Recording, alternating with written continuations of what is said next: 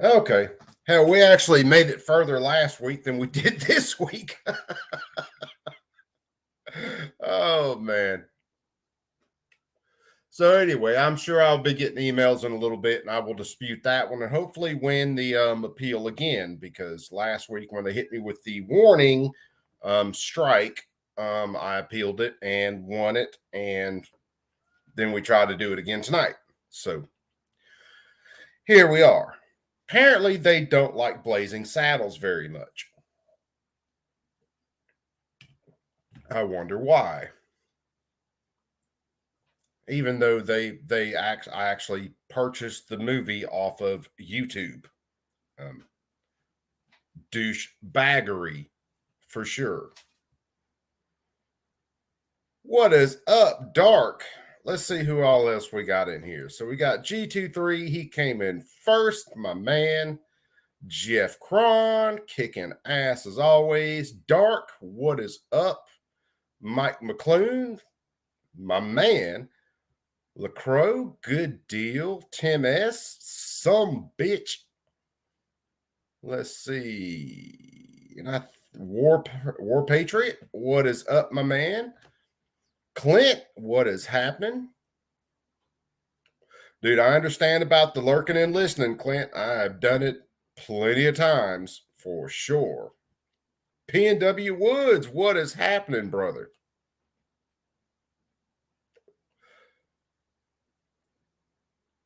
So, they shut down the Blazing Saddle stream again. And this is where we have to torture you guys some more because, hell, if they won't do that, then we got to talk about serious shit. So here we go. Let's see. We want to share a video file. Which one is it? I just put this thing in here, so I know it's here.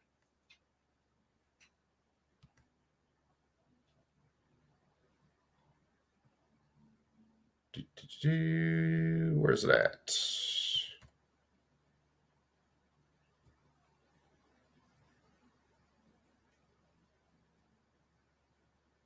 No, that wasn't. Where is it at? I know I just put the string or the video in here.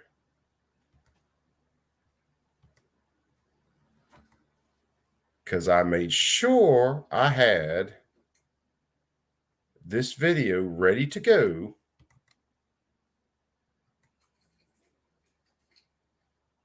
just in case we got shut down.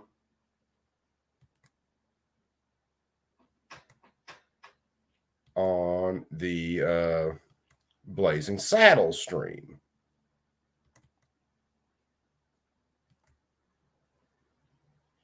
My computer's wanting to act slow as hell right now.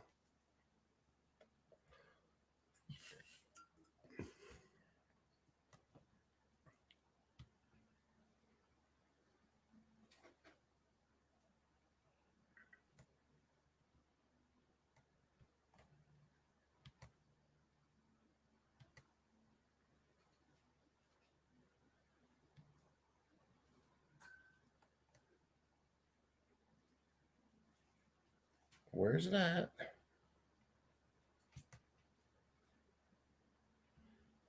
Oh, this is going to piss me off if this did not freaking go right. You guys give me just a second.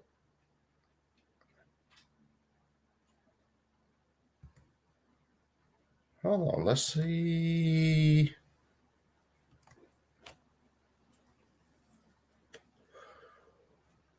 Dude, Clint, did you see? You didn't see, or you weren't in here when I showed the frames off earlier, were you? I'll have to show them off a couple more times. 1776 gave me a call on Instagram the other day and helped me out with a lot of stuff. And it was freaking outstanding. I mean, it was freaking crazy.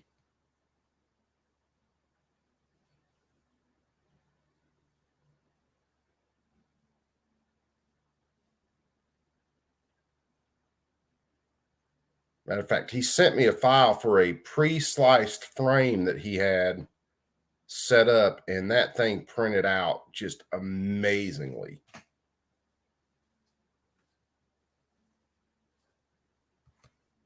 Where is this fucking file at?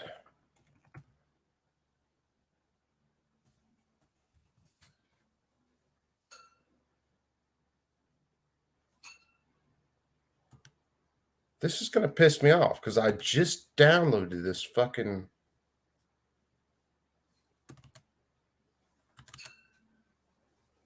file and had this thing set up.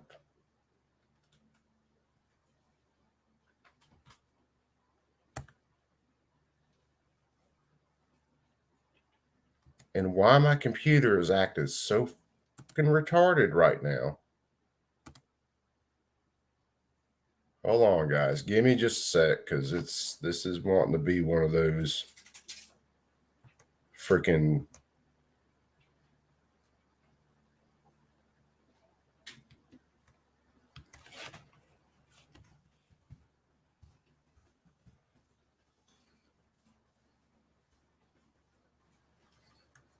Am I going to have to fucking download this thing all over again? Oh, you guys forgive me. Give me a second. We're having technical difficulties.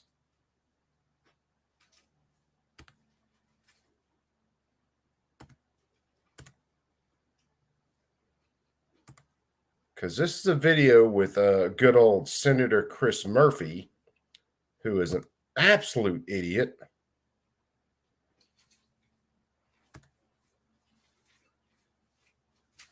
And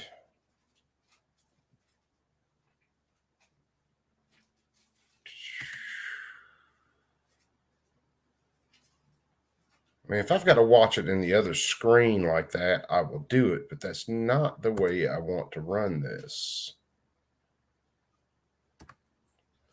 Because it's amazing how many lies that can get told in the first just little bit of this. And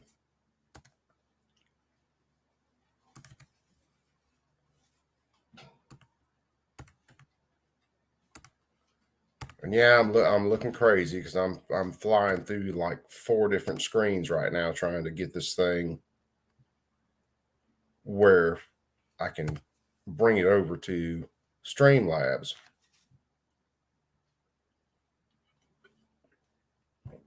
And why in the hell it was going so crazy in the first place, I have no idea, because it should have been, I mean, just brought it right over.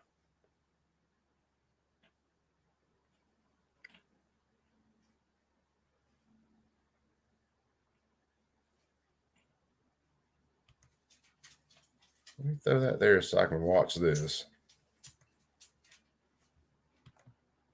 Because again, I have no idea why in the hell this thing did not come over like it should have. Where's it? Okay, there's my file. Open it up there. Throw it down here. Let's do that. All right, let's see. Share video file. Okay. For a conversation on America's gun crisis, please welcome Senator Chris Murphy, a Democrat from Connecticut. Okay, so here we go. This is when the pain starts, kids. We could have been watching Blazing Saddles. We could have been chilling out. We could have been having a good time. But instead, I got to torture you guys with the kind of shit that I run into every day. So, Chris Murphy is an absolute anti-gun, anti-freedom Democrat senator. Ryan, whatever his name is, I think he used to work for Kimber. He's an absolute FUD that believes that, you know, we should only be allowed to have, say, I don't know, 1911s, and he's completely against ARs, AKs, anything semi-automatic that can hold, 30 rounds or whatever. So, and Ryan has testified in front of Congress as a member of the gun industry that has actually talked about his beliefs on what firearms we should own. Let me do something here. So we're going to watch this because, I mean, like I said, they wouldn't let us watch Blazing Saddles. So we're going to watch this.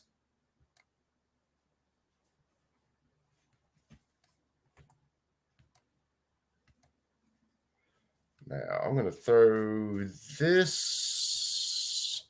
Where in the what the hell did my computer do? What did it do?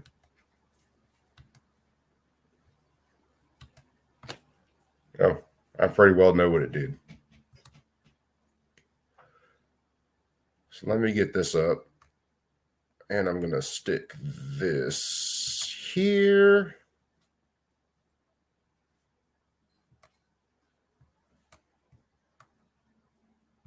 Let me mute that. And I'm going to pin this.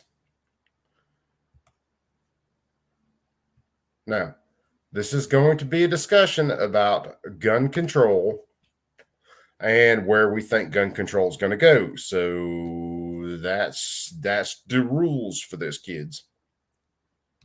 And Ryan Busse, author of Gunfight, My Battle Against the Industry That Radicalized America, and a senior advisor at Giffords. Here to lead the conversation is... Now, that should tell you everything you need to know about Ryan. If he is a senior advisor at the Giffords Institute, that should let you know everything you need to know. Atlantic staff writer Mark Leibovich.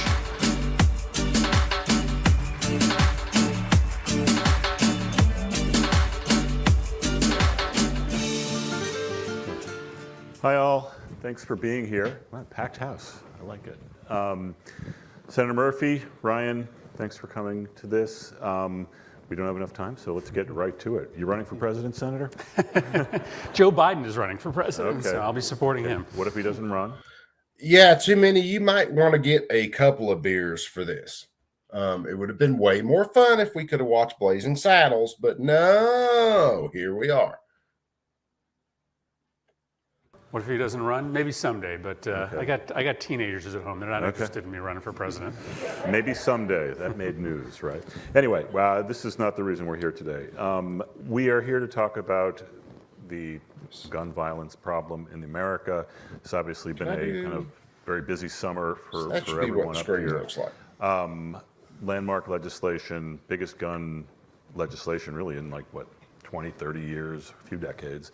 A lot of people dissatisfied, a lot of people celebrating it. Net Plus didn't go far enough, and here we are. Yeah, this gun control that they passed, and I've got to go back in and read this because I mean a lot of it got passed in these omnibus bills and stuff. But I've got to go back in and read it. I know that there's a lot of money that's going out in this stuff, and I'm afraid it's going to get a lot worse than what people think. I will start with the senator. Ron Wayne, what is up, brother man? If there was anything you could have gotten in this bill that was realistic that you didn't get, what would you have got? What would you have wished for? Start with what wasn't in there. Yeah. Okay, so I mean, listen. Still to this day, the most popular policy and the most impactful is expanding the background check system. We did that in this bill, right? We, knocked out a whole bunch of domestic violence offenders that won't be able to get guns. We sort of tweaked the language around who has to register as a licensed dealer, so we'll do more background checks through that change. But really, we should have universal background checks at the minimum. We should. Now, understand, some of the stuff he's talking about is if you are a person who would say find a good deal on a gun, buy a gun, and then flip that gun, they want you to have to register as a dealer, get an FFL, even though that's not your main source of income, you're just making a little extra money off of it. They want to call you either a straw purchaser or say that you are operating without an FFL. That's where some of this stuff is going. And at Miss Misty Wayne, how are you, sister? I'm so sorry for having to do this to you. Go ahead and take some Tylenol, maybe some Motrin. Have a drink. Have universal commercial background checks in this nation. It's super popular. I wish we had gotten that done. Ryan, you live in Montana. You're steeped in the gun culture. A very different world than the one we're accustomed to here. What was your general takeaway from this legislation when you saw it was in it, what you saw when it wasn't in it, and also being part of it as it's in its inception? Well, first, Hey, Jeff, trust me, my doll works great for hangovers too. It is not just for women. I'm just letting you know, fair warning, it is not just for women. off, we should thank Senator Murphy. Without his dedication and dogged determination, we would have had no bill. I don't think there's any debate about that. As far as, yes, thank you. Yep, it has caffeine in it, and it helps. I think what's important is perhaps not what's in this bill, but how it helps reestablish social norms in and around gun ownership and gun safety that were once very ubiquitous in our country and in the firearms industry. I spent 25 years in the firearms industry, and it wasn't that long ago that the industry itself would not allow tactical gear like that worn and researched by the Buffalo. Now, why would the industry start producing, I don't know, tactical gear? Companies don't produce products until there is a market for those products, meaning that the average citizen wanted these products, so these companies started to produce them. It's not that the companies were pushing them and then all of a sudden we said, oh no, we want these things. It was because we wanted them, and the industry said, well, we can produce them and make money off of them, so they started producing them. He's got this wrapped around backwards, and it's a bunch of lies that this sumbitch is going to tell during this that are the same way. Buffalo shooter and worn by the Uvalde shooter, and the guns that they use would not allow those to be displayed at its own trade shows. Only about 15, 17 years ago, the industry itself, and that was a voluntary prohibition. And you think about how those norms have been broken to where we are today, where we have people marching into the Michigan Capitol with loaded ARs on their chest. My book opens with my own son being threatened by one of these Second Amendment patriots, air quotes around that. And I think, yeah, the Blazing Saddle stream got nuked 10 minutes into the stream. They jumped on it way faster than they did last week. So I'm going to have to put in another freaking appeal to a strike. Think about how important it is for Senator Murphy's legislation. Imperfect, perhaps, but it helps reestablish those norms that we once lived in under the nation. Was there anything, Senator, in the process of writing this bill that you thought you could build on for next time, or if this conversation, if negotiations continue, 18 to 21 is the minimum age? I mean, does that seem like a realistic jump that you could get in the future, Bill? Yeah, listen, I think we were very close to having 60 votes in the Senate to just simply raise the age to 21. We were a few votes short, and so we decided instead to set up this new process by which you'd run an enhanced background check on an 18 to 21-year-old buyer that institutes an effective waiting period, which I would argue could have been dispositive in a situation like Uvalde. But yeah, that's clearly the conversation that's happening right now. I think there's a growing tempest in this country, especially amongst parents and kids, to do something about assault weapons. I think No, there's not this growing tempest to do anything about assault weapons unless you are people who are absolutely uninformed about what assault weapons means, which is semi-automatic rifles and semi-automatic shotguns. And if they get those, then they will go after semi-automatic pistols, and then they'll just go down the line. Until, no offense, Ron, until everything you shoot in your videos is fucking illegal. Because it's incremental steps for them. What you have to realize is they don't care whether they win this week, next year, 2 years from now, 3 years from now. It's always going to be step after step after step. There's an acknowledgement that the profile seems to be the same time and time again, young males, often under the age of 21. I don't think it'll be long before we have the votes to just raise the age, but I also think that some broader restrictions on that weapon are in our future as well. I just see this issue moving pretty quickly. Mm-hmm. Do you, Ryan?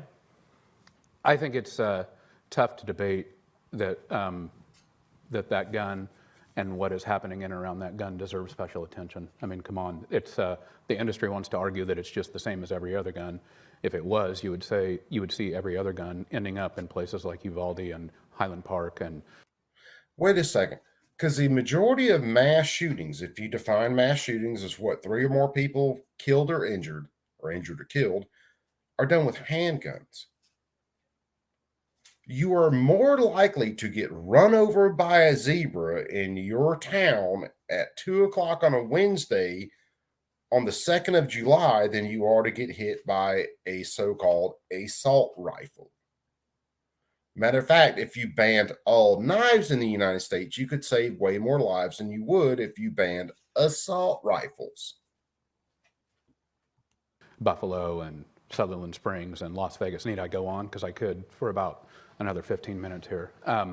It's not the same as every other gun, and the way it's marketed and the sort of fear and intimidation that it exudes is not the same as every other gun. So I think it's very clear that we need some sort of extra attention on it.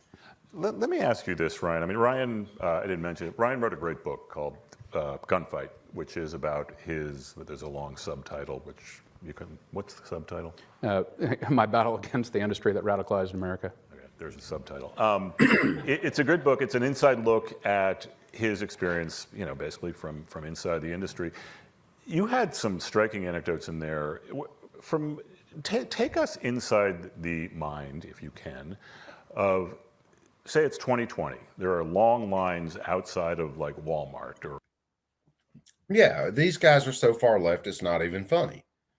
But one of the reasons I do this, and one of the reasons I listen to stuff like this, is to see what arguments the left is using. And because this was just a couple of days ago, they did this, and to see what arguments they're going to push next. So that's why I listen to them.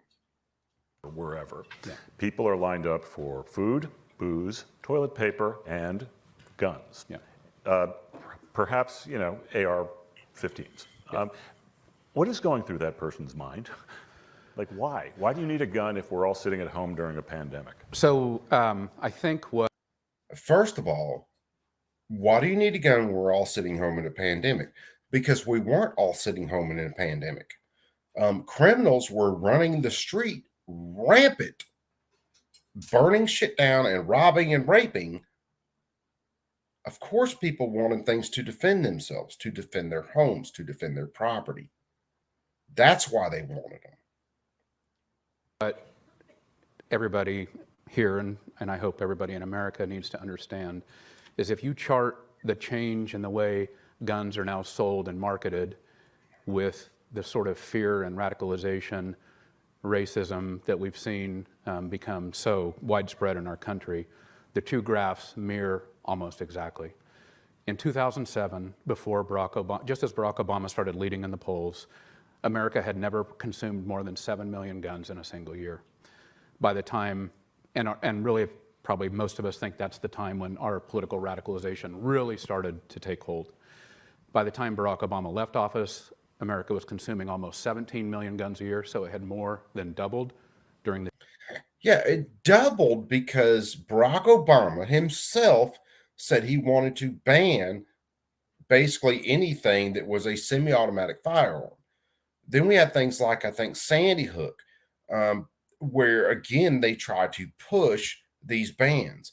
And the only reason they didn't get them through is because a bunch of Democrats said, if we actually vote for these bans, we will be voted out of office, which meant, you dumbasses, that the vast majority of the American people did not believe in these bans. When you look at the number of people that bought firearms in the last 2 years, there were a large portion of them that were minority, Black, Hispanic, gay, lesbian. They were buying the firearms.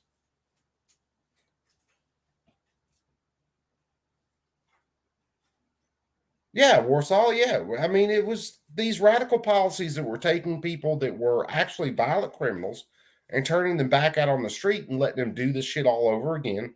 Yeah, people bought firearms because they want to defend themselves. They make this out to be some mystery, but when you let people commit crimes without the punishment, you keep them out on the street. Of course, your average citizen is going to want something to defend themselves.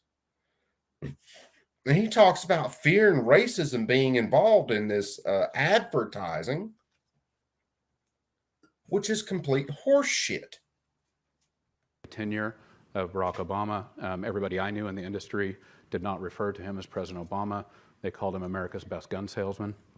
Then fast forward to 2020, probably the most tumultuous, fearful, conspiratorial sort of year any of us have ever lived through. That's the high water mark of gun sales in the United States. Americans consumed almost 23 million guns that year. So there is this very dangerous intertwining of guns and fear and conspiracy. And anybody who is fearful enough, for whatever reasons, will eventually go buy a gun or do something to address that fear. And so to your question, Mark, I think there's a lot of fear rolled up in a large majority of these guns. Yeah, you got to figure. Okay, we had Supreme Court cases recently that said the police have no constitutional mandate to protect you. They are there to solve crimes. They are there to put violent people in jail, but they are not there to protect you. So when you have roving gangs running around that are burning cities to the ground, and you have people watching this that are near there, what do you think they're going to do? They're going to arm themselves. And I got news for this moron. There were plenty of towns that armed themselves when all of this unrest was going on. And guess what? There was not unrest in their towns. This goes all the way back to in the 90s when you had the LA riots. And this is where we came up with the whole saying, the rooftop Koreans. I remember that time. I remember watching Reginald Denny catch a fucking brick to the side of his head on TV. I remember the guy who tried to shoot him with a sawed-off shotgun. Pulled out of a dump truck and beat down when the guy was just trying to go about his business. The Koreans in that town armed themselves to protect their businesses.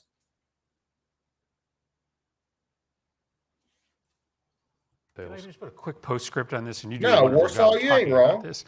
It is also still true that there are less households today that have guns than did 20 years ago. And it is also true that the majority of those weapons are being bought. Now, wait a second. And this is where he gets into something. There are less households now that had guns 20 years ago. Most of the guns he's talking about at that point are hunting guns. Things like double barrels, things like bolt actions. Guns that I grew up with, because I grew up with hunting firearms. I didn't have an AR in the house when I was growing up. I didn't have an AK in the house. I didn't have, the only semi-automatics I had in the house were 22s when I grew up. But there are less people hunting these days. Now, in the last 2 years, what you see is more people buying guns that don't fit into the categories that he wants to put people in. Because he wants all gun owners to look like me, the fat old white guy. I'm sorry, that's not what gun owners look like. And there are more and more gun owners that look like, I don't know, gay, lesbian, very much leftist, young. And they're not buying guns for hunting. They're buying guns for self-defense.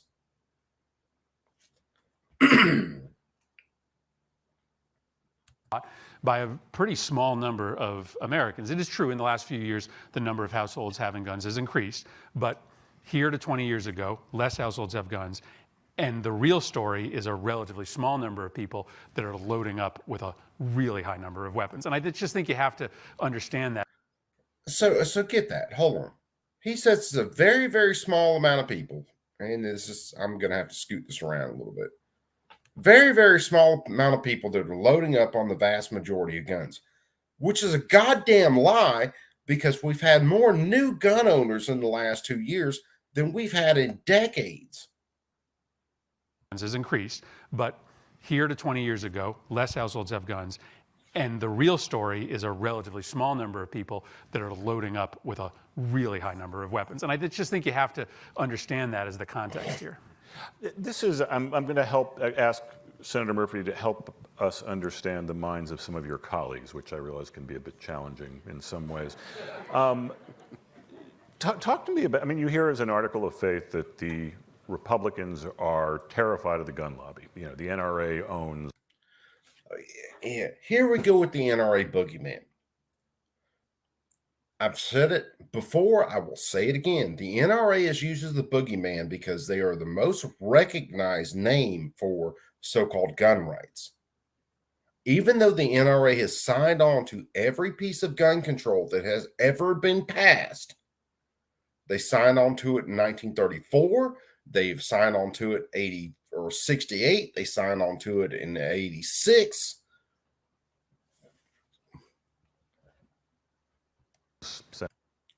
What's going on, Burnaby? What's happening, brother? Senator XYZ.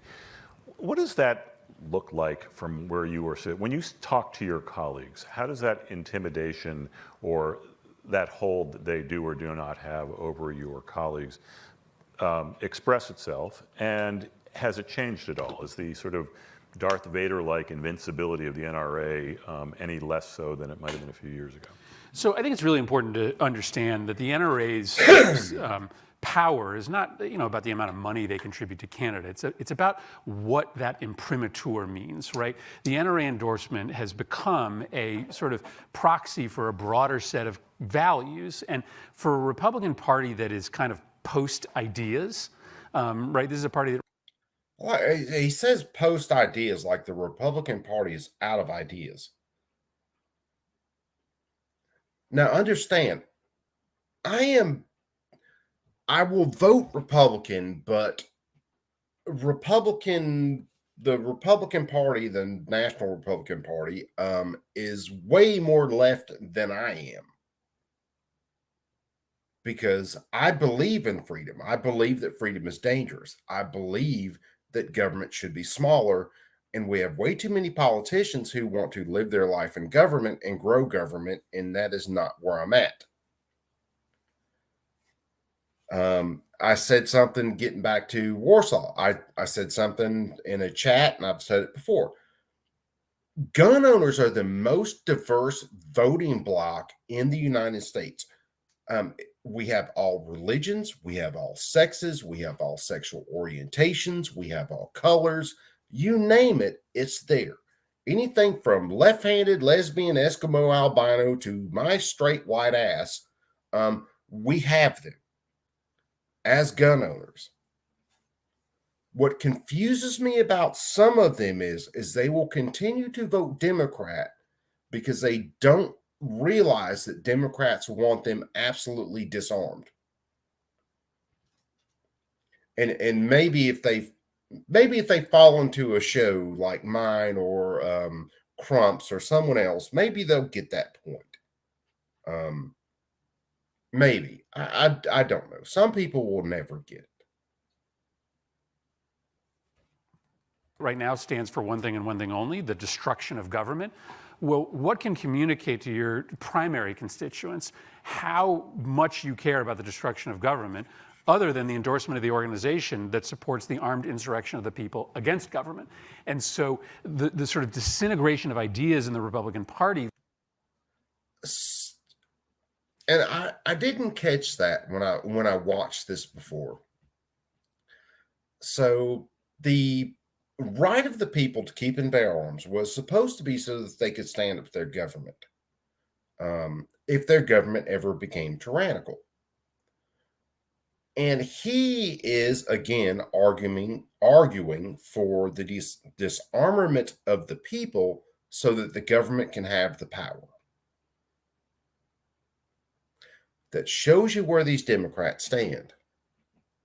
leads to the primacy of the gun lobby because their endorsement sort of signals how much you hate government.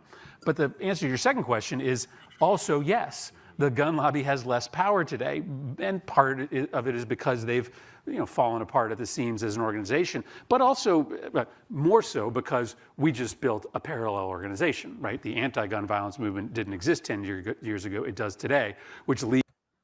Now, I'm going to let this play for a minute because I'm going to run for just a second. But notice he says basically the anti-gun group or whatever didn't exist 10 years ago. Yeah, they did. There's always been anti-gun groups in the United States. When you look at the passing of the Brady Bill, the Brady organization wanted to ban all handguns, period. They wanted to ban anything that was considered a handgun. They couldn't get that done. So we ended up with the Brady Bill. Then we ended up with the background checks. Those didn't exist before that bill. There's always been anti-gun people in the United States. Needs, a Republican senator to stand up in the middle of one of the caucuses that they're having considering the Bipartisan Safer Communities Act, and he stands up and he says to Cornyn and Tillis, why are you making us vote on this? I lose either way. I either have to vote against the gun lobby or I have to vote against my constituents. And that is a sentence that would have never been uttered 5 years ago in the Republican conference. They only feared one entity, and it was the gun lobby. Now they see there's equities on both sides. Cornyn and Tillis. I was a little surprised by that. They both won 2 years ago, so they're safe for a while. But are there other gettables in sort of that category that you have talked to and think could have some potential? Every year, there's more Republicans that are open to taking a look at these pieces of legislation, and it's simply a function of the politics on this changing. All of a sudden, it's anti-gun violence advocates that are clogging up their phone lines and showing up at town halls, and you just naturally react to the voices you're hearing the most from. And even in places like Texas and North Carolina, all of a sudden we have equity with the other side.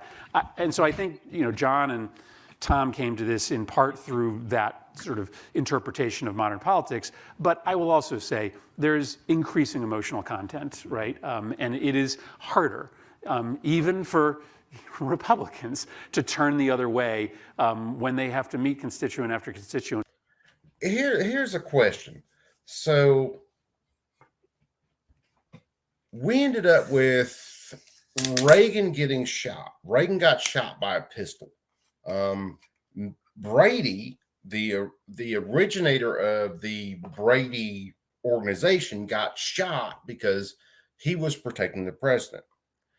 How did we work our way from an organization that wanted to ban handguns to an organization that is now getting along to banning basically all semi-automatic long guns? They were the ones who led the charge for the original assault weapons ban. So how did we work our way from YouTube? This is a frame. This is not a gun. This is a frame, grip module. So how did we work our way from this to so-called assault weapons?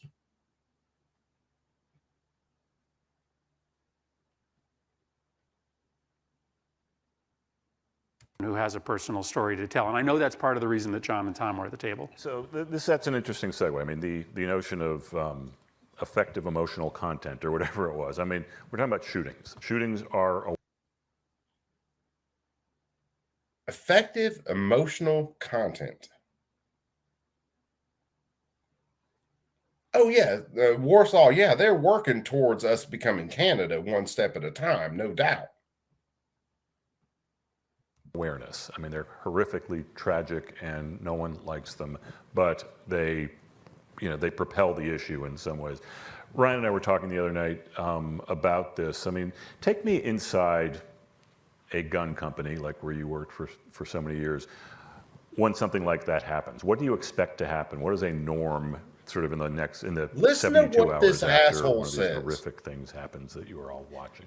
Well, the first thing that happens is any moderately human person hopes like hell it's not their gun that was in that shooting. And that usually goes rifles through every gun company. What did he use? What did he? And you're hoping You mean the brand? the brand of gun, right? You're hoping it wasn't. You're hoping you didn't play a direct role.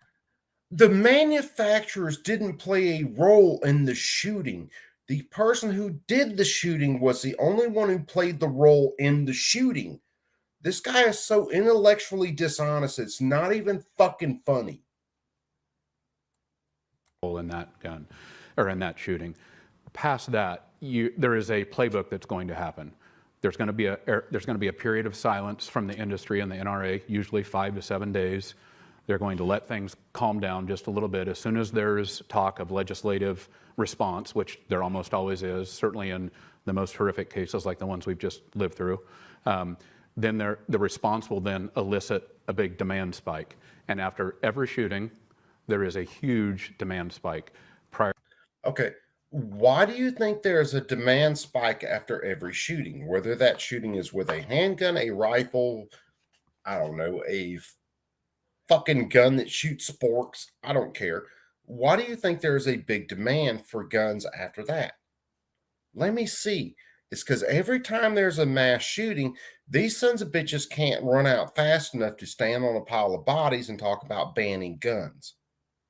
So the automatic reaction to the gun bans is a demand for said guns. Yeah, the stream last night was great, Dark. I passed out early. I had things to do, put it that way. Prior to this, something very sadly that Senator Murphy knows all too well about, the high point was after Sandy Hook. Sales shot through the roof. Literally, there are lines out of every single gun store in the country. Why? Because the NRA and the industry have so primed these consumers with so much fear and conspiracy that they believe that, you know, the big bad black helicopter boogeyman is coming to steal every gun in every gun store within 5 days. And so they rush to purchase these things, and it creates an ongoing spike, sometime for months. And if you look at gun sales through the last 15 to 18 years, a week or so after every shooting, you see a big spike. That's because a week or so after every shooting, you see Democrats calling for banning all of these firearms. You don't see them calling to ban gun-free zones. You don't see them calling for actually arming people so that they can defend themselves. You see them going for bans. That's why you see the run on firearms and ammunition, because they have talked about banning different types of ammunition.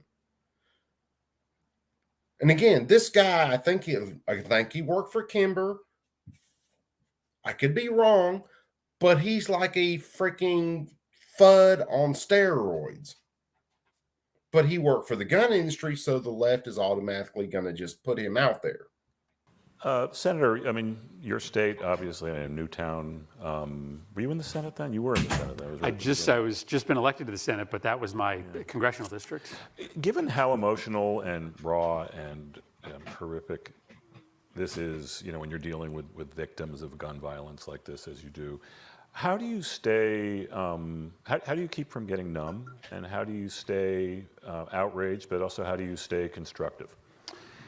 Listen, I mean, obviously I'm an interloper to all of this. I haven't experienced this in my personal life, and I just find these advocates absolutely heroic. I mean, I can't imagine how these parents from Sandy Hook or New Haven or Hartford have the emotional strength to deal with the grief and come to Washington to protest.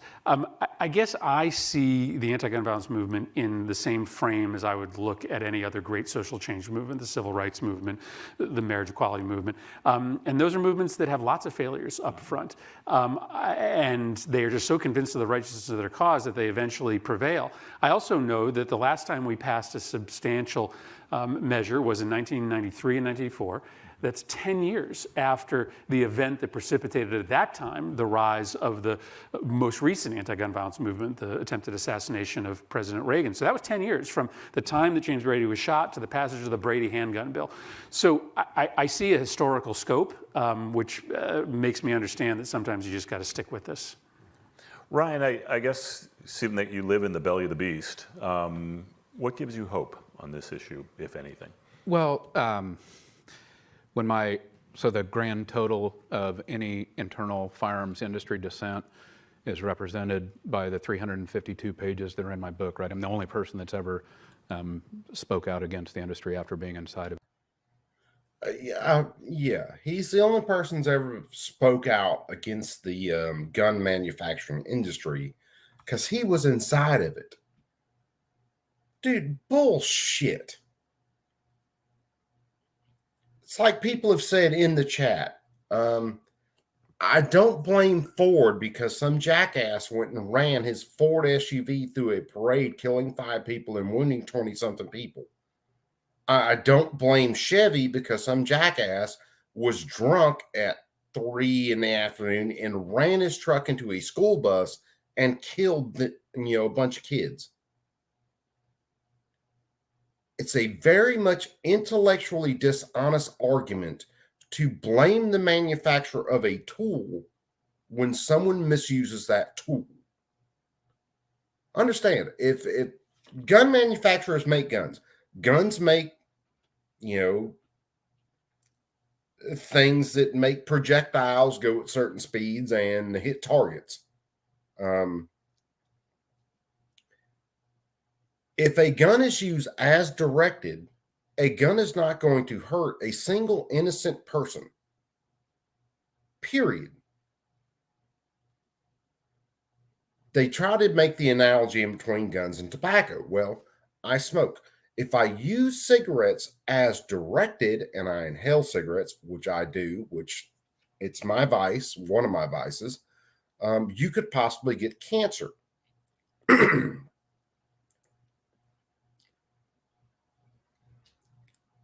There is no freaking really parallel in between the two. I could buy 4,000 guns and I won't hurt a single person.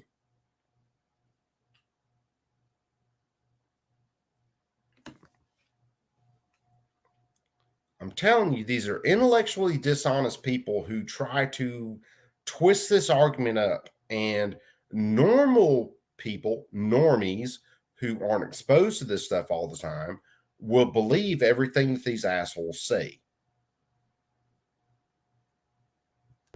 And we were quite worried about the sort of blowback that might elicit on myself, my family, my 2 boys, who are both in public schools in Kalispell, Montana, where we live. We prepared all sorts of safety. We had safety talks and digital safety and everything else. We anticipated just a wave of trolling and attacks, but the opposite happened.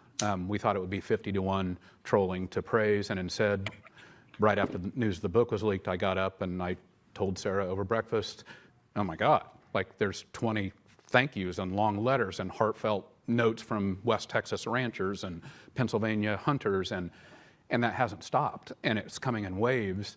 And I do get the occasional, super thoughtful, a couple 4-letter words, and like those are. Dude, I mean, we can Google that in a little bit. Yeah, how many people were killed by knives in 2020 or 2021? It's way more than assault rifles, or so-called assault rifles, as they're stating this shit. Matter of fact, more innocent children drowned in common household items like toilets, buckets, and tubs than they do are harmed by firearms in an average year. The reason they try to say that, the firearms are the leading cause for children in the United States right now is they add in people from like 16 to 22 or 25 who are people out there fucking gangbanging, toting guns and selling drugs. And of course, they're involved in some pretty hairy shit. I do get those and occasionally some threatening stuff, but I'm getting waves of this support, and it tells me that there really is this vast frustrated majority out there. I mean, I think what Senator Murphy did, look, he got 65 senators to vote yes on something. I mean, as I say, you couldn't get 65 senators to vote yes that ice cream's good, but he got them to do it on this. Like there's something bubbling up in society that is allowing a senator like this to do good work. And it's tough, and we live in a democracy where things happen in the gray area, and it's not going to be. We don't live in a democracy, and there shouldn't be any gray areas at all. Perfect, and there's not a great solution, but he's making it better, and I feel that frustration in society is helping that. Senator, do you ever feel intimidated? By the issue or by the industry? Both, or just by the threat level that we deal with today and the prevalence of guns. Oh, sure I do. Welcome to my world, right? So, yeah, listen, this job is scarier than it used to be, right? The level of hate and viciousness, frankly, the number of weapons that are out there is just different. So, certainly in the days after this bill passed, I and my family, similarly, I've got young kids, we had to take precautions that nobody should have to take in this business. But I'm sorry, when you are a national politician and you trample on someone's rights, when they get pissed off, I don't feel bad for you. Especially not considering you can get 24-hour, 7 days a week security just by picking up the fucking phone. My family can't get that. We're just a bunch of peons. Organically, I feel the same thing that Ryan does. There's 10 times as many people egging me on and telling me to do more as there are trying to come after me. But this is a volatile time, and there's no issue that's more volatile than this. So I certainly live wondering whether there's somebody out there whose screws are coming loose who thinks that I'm trying to take their guns. We all have to be careful. You are trying to take their guns, you jackass. I can pull up legislation right now that you sign on to that would confiscate people's firearms, or at the very least, you agree with making people felons for owning legal firearms. Misty Wayne, take it easy, chick. Get some rest. Take care of yourself.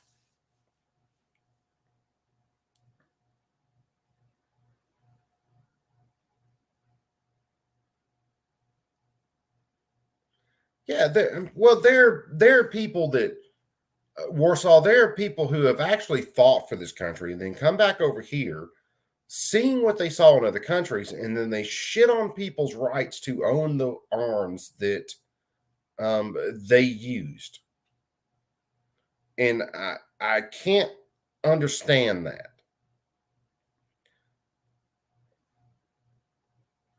I'll leave that thought there for just a little bit. Guess we have time. No one's telling us to leave yet. Tell me, Senator, what is? I'll ask you the hope question. I mean, what gives you hope on this issue? Yeah, I think this summer gives me hope, right? I mean, it is heartbreaking that we could only pass as much as we could this summer, but that's 10 times as much as we could have gotten done just 5 years ago. I really see this issue moving very, very quickly. The fact that Senator Cynthia Lummis from Wyoming said the week after Uvalde that she was considering voting for the bill because calls were running 10-1 from Wyoming in favor of the bill tells you that America has made a decision. And people like Thom Tillis and John Cornyn give me hope. This is where, when he's talking about the calls that these senators are getting, this is where I disagree with some folks, and I say you need to call your senators. You need to write your senators. Matter of fact, I need to right now. I need to put some more letters together, even when they blow me off and send me stupid ass form letters. They need to know that I'm out there, and they need to know that I don't agree with these bans and all the other BS going on. You have the organizations like Moms Demand Action and others who, I mean, they absolutely get their people fired up through emotion, and emotion is very motivating. Excuse me. And they have their people calling these senators and congressmen 24 hours, 7 days a week. They are the squeaky wheel. We need to be even squeakier in a lot of cases. Right? You do need, on an issue like this, some heroes. You need some people who are willing to sort of step out and do something difficult first. And we now have those. We have handfuls of Republicans that are willing to take some chances. And I think the last thing that gives me hope is that I don't think any of the Republicans who voted for this feel like they're sustaining any significant backlash for it back home. In fact, from what I understand, most of them are finding out what Ryan found out, that they actually have some new friends that they didn't suspect, and their enemies just don't seem to be that well organized. Yeah, too many choices. That's why these guys want a democracy, because they want the 51% to be able to take from the 49%. You have to watch the language that these people use. And this all comes from, and I'll say it for the 49,000th time, this comes from us letting the left have the educational system, because you have more and more radicals being put out and more radicals teaching other radicals, until we get to where you have this democracy deal being mentioned in Congress all the time, even though they're supposedly recite the Pledge of Allegiance every single day and to the republic for which it stands, and then they turn right back around and call democracy. Democracy is mob rule. We have some democratic systems written into our form of governance, but we have checks on those democratic systems. That's what makes a Republican or a republic different from a straight democracy. We have supposedly have checks and balances. That way that the 64% can't run over there and say, we don't like this gun that you have and we're going to take it away. Oh, wait a second, fuck nuts. We actually have a constitution that says this is our right to own, to stand up to a tyrannical government. So you can't do that, even though you might have a majority. That's the difference in between a democracy and a republic. Right now, these people are turning this country into a banana republic. Stealth, what's happening, brother? At least as well organized as they thought they would be. So what also gives me hope is that the folks who did step out on a limb this summer are feeling pretty good about it right now. And that gives me confidence that there's a next chance, a next bite at this apple pretty soon. Ryan, what piece of advice would you or have you given to people like Senator Murphy on how strategically to approach this issue based on what you've seen in the last few years in Washington, but also how you see what's been effective from your industry position? And I was honored to brief Senator Murphy and many other senators on this, and I gave them a couple pieces of advice. One, I am hopeful. I see the same hopeful signs and experience the same things that I just noted and Senator did. At the same time, I'm deadly worried about the extent to which armed political radicals may want to and may use guns to upend our democracy. I'm very worried about that. And I think what we have to do is stop thinking that we can solve this in one fell swoop. That's why I'm, such a big fan of what the senator did. We got into this through 30 years of bad decisions that made things Yeah, well, here's a couple things, and too many choices. You're 100% right on a lot of what you're saying. We used to, and it's been a very long time, even before the 1934 NFA. It has been a very long time since we had senators and Congress people who understood the Constitution and they understood their constitutional powers. And when we did the stuff on the 1934 NFA, you had Republican senators or Republican Congress people, not senators, that were agreeing with the left's ideas on how they can control guns. And if they had understood the constitutionality of a bunch of this, the 1934 NFA never would have happened.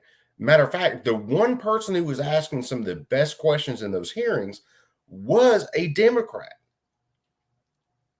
He was actually asking the best questions out of all of those hearings, and he called people for the things that they were saying.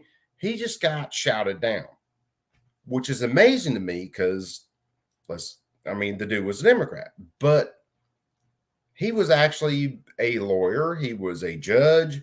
He went on to be on the Supreme Court. He was actually asking the best questions out of anybody during that hearing. Now we're to the point where we have so-called elected representatives and Congress people who absolutely don't give a flying rat's ass about the Constitution. It's where we're at. Thing marginally worse each time we made those decisions. We're not going to fix it with one, or in fact, we may never fix it. This is, again, a democracy that will live in gray space. What we can do is start making decisions that make things marginally better. And we did that. Senator Murphy did that. There's lots more decisions that we can make, and we have to reestablish these norms of responsibility in and around gun ownership. It's an immense, unbelievably powerful freedom. It cannot exist in a democracy like ours if it's not balanced with commensurate responsibility. So we either have to do that through norms or legislation has to do. We don't have a democracy, you jackass. And you can't legislate morality no matter what you do. Murder is illegal. One of the arguments they always use is you have to have, you're limited to 3 shells to hunt ducks or to hunt these animals. I'm sorry, there is no license I can get as an average citizen to go hunt humans. If I could get that license, there would be a few people that would no longer be on this planet. And if you limited me to 3 shells or rounds for that hunt, I would be perfectly fine with that. But there is no license that an average citizen can get to hunt humans. You can get a license to hunt ducks or deer or alligators.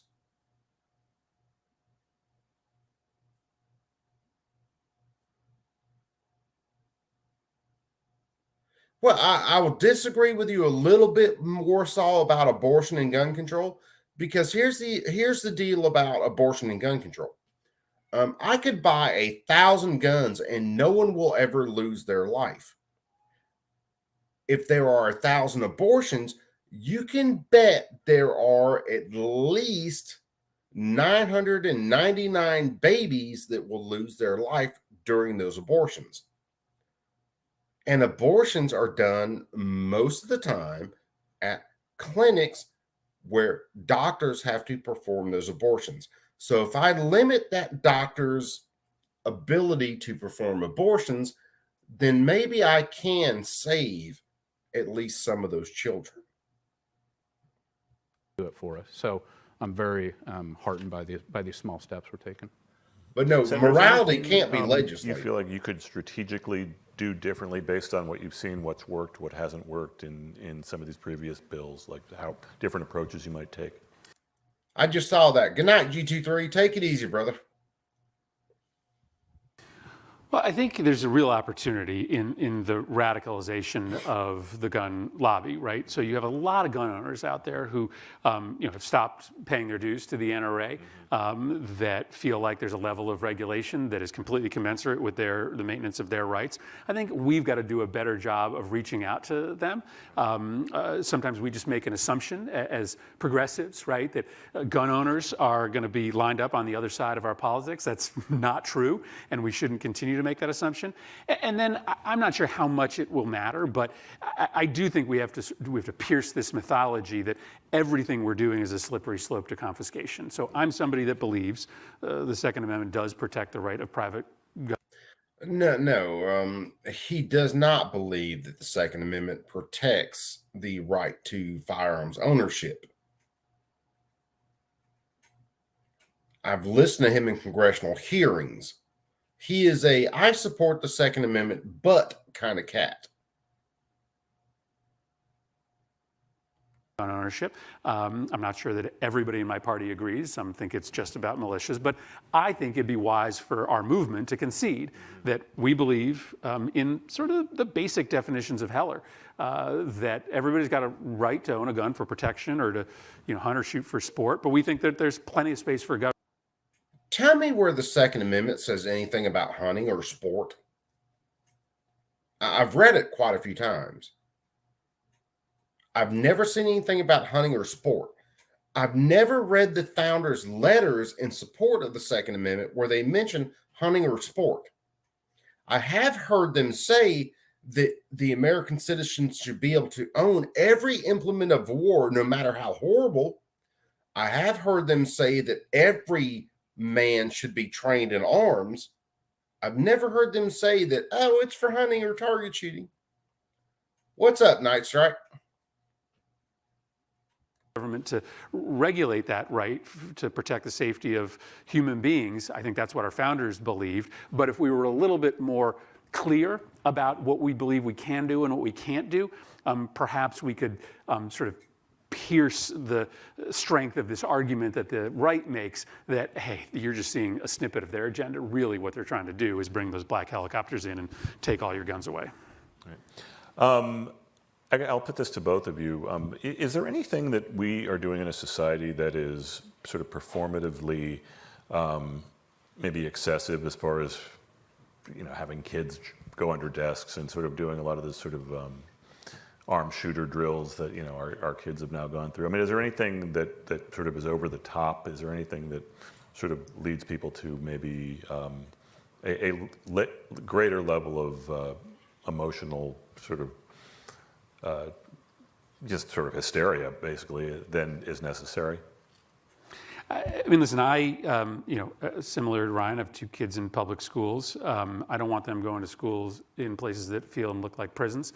I actually think that's bad for their educational health. I also think it's important to be honest with families that while you're watching a lot of mass shootings in schools, you are still much more likely to die from a falling object. That's because you're not watching a lot of mass shootings in schools. The last mass shooting in the school they talked about was a gang-related shooting where there were a couple of shooters that went in and shot some people they disagreed with for whatever reason. But they hold these mass shootings in schools out as, oh, hey, we need to ban these guns, because they can't wait to jump on that pile of bodies and stand up there and hold their ban guns flag.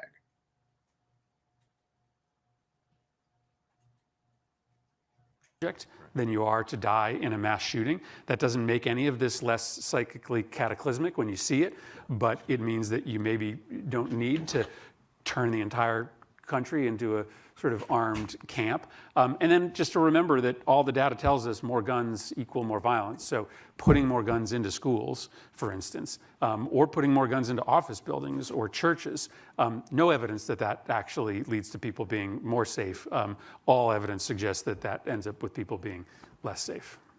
We can go show you videos right now. I think in some ways I agree with Senator Murphy and the other. And we can go show you videos right now where a church shooter was stopped after he had a chance to kill more people because there were armed people in that church. We can go look at a food court right now where in a Democrat-controlled city, someone was carrying a gun and they stopped a mass shooter. The only reason these people can say this shit is because most of the time, law-abiding gun owners will obey those gun-free zone signs and leave their guns, and then they become targets. It's literally like saying, we're going to put you in a boxing match, but here's the deal. We're going to tie your hands behind your back. You won't be able to fight back, and the other dude's going to beat the shit out of you, and then we're going to blame you for losing the fight. I'm sorry, what?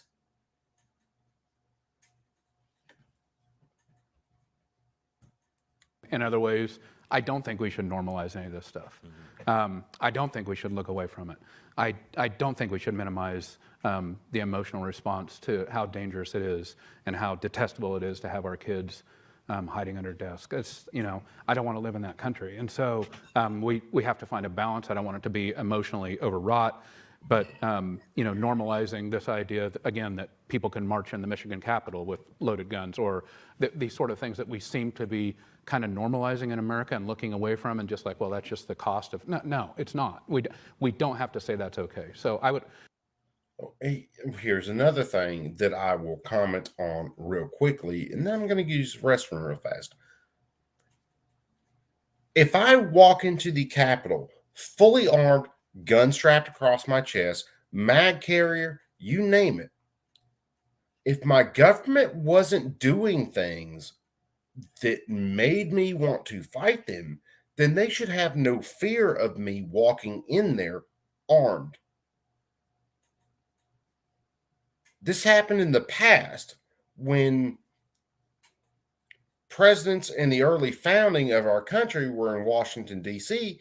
You could walk into the president's office and go talk to them without them having all this private security and guns pointed in your face. They were just another executive. That's why they call it the executive branch.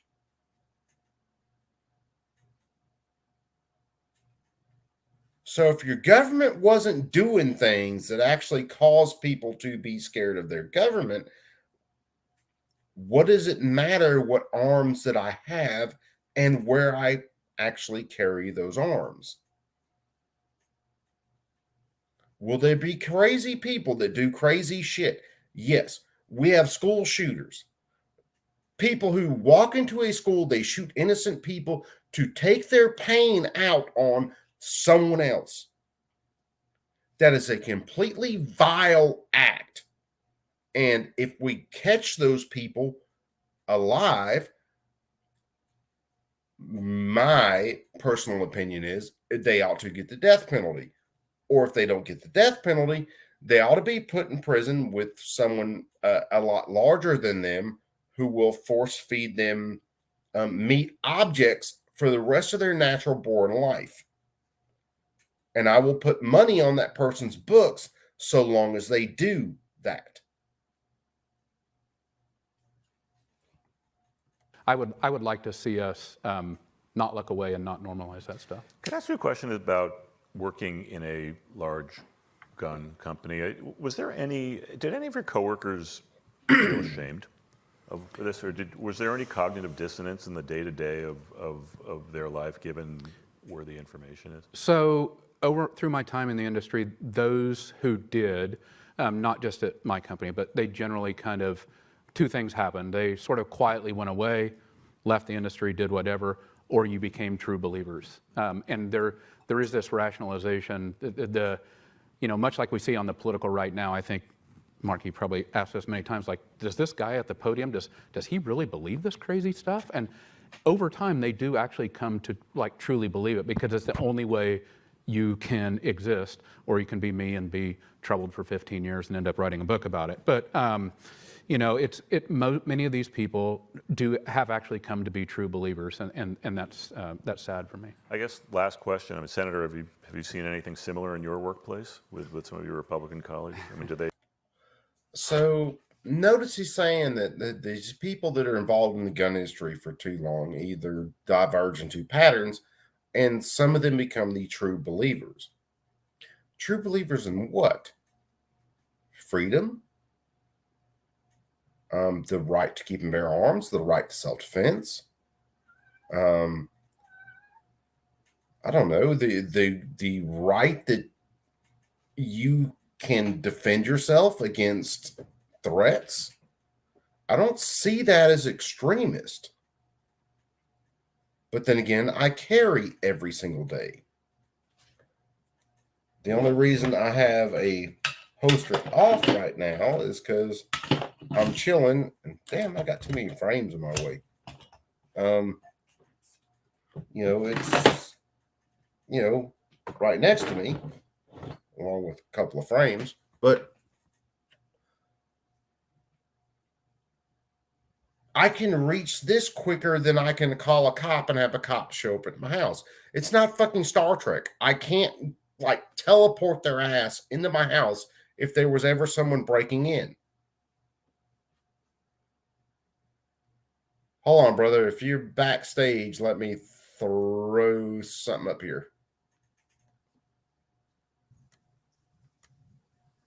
There we go.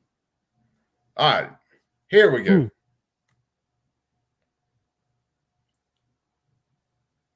You guys in here? Can you hear me now? Yeah, we can hear you. Okay, good. Yeah, Yeah, I'm trying to download some other stuff, but yeah, we can hear you. We're good. I said in the side chat here, in here, and I've said this before several times. You see these assholes who are commenting. Do you see them giving up their armed security? Fuck no. Oh, hell no. They're not giving up their armed security. Do you see them telling their armed security to give up their guns? Oh, hell no. No, they're not going to. You see, the problem is it's this whole rich versus poor situation. Unfortunately, because they're rich, they don't feel the need to actually have firearms because they're already surrounded by their own security details for the rest of their fucking lives. Yeah, they're living in ivory towers, whereas everybody else, well, I can't afford a 24/7 security detail. Can you? Well, no, but I can afford to. That's carry why I a carry a gun. gun. I carry a gun because I can't afford a security fucking detail. I am the security detail. Well, yeah, that's good for you. Good for you. You are your own first responder. Like I said Exactly. just a second ago, Yeah. it is much easier for me to go, I got this right here, than it is for me to go 911. I'm sorry, ring, ring, ring. We'll be here in 20 to 30 minutes. Yeah, especially where I'm at. If Hell, you're we'll lucky. be there in 30 minutes. We may have a sheriff somewhere around you. Actually, here's the funny thing. I live like right across the street from the new sheriff's department. And guess what? It still takes them 20 minutes to come over here. I don't doubt that at all. Yeah, that's because, well, the thing is, that's because They're right across the fucking street. But the patrols are out there. It's usually only like 3 or 4 patrol officers out there. Yeah. Send the guy who's on the other side of fucking town instead of just sending one person from the actual building itself. Or Well, they might you be know- they might be committed to a call already in progress too. So Well, I know, but I'm just saying, how ridiculous is that? oh yeah, it's real ridiculous. I mean, But they don't have well- they cannot staff that many people though. No, No, they can't. A lot of the times he's over there sitting in a speed trap somewhere, pulling over people for speeding Mhm. or Yeah. having a headlight out, instead of being able to respond to your ass getting a break in. They don't really do that in my area because it's that's what the city police does here. But but the county police, the county sheriff is across the street, and they deal with the whole county. And you got to realize though, your county sheriff is an elected official too. Oh yeah, So that's what kills me about the sheriffs in Alabama. Like when we the whole debate about constitutional carry, where we had so many mute your mic. sheriffs, where we had so many sheriffs that were against constitutional carry. But wait a second. But it takes them guys half an hour are- to an hour to come out to deal with the situation. You don't have You that guys- time in a situation where somebody has a Yeah. gun or has a knife on your ass.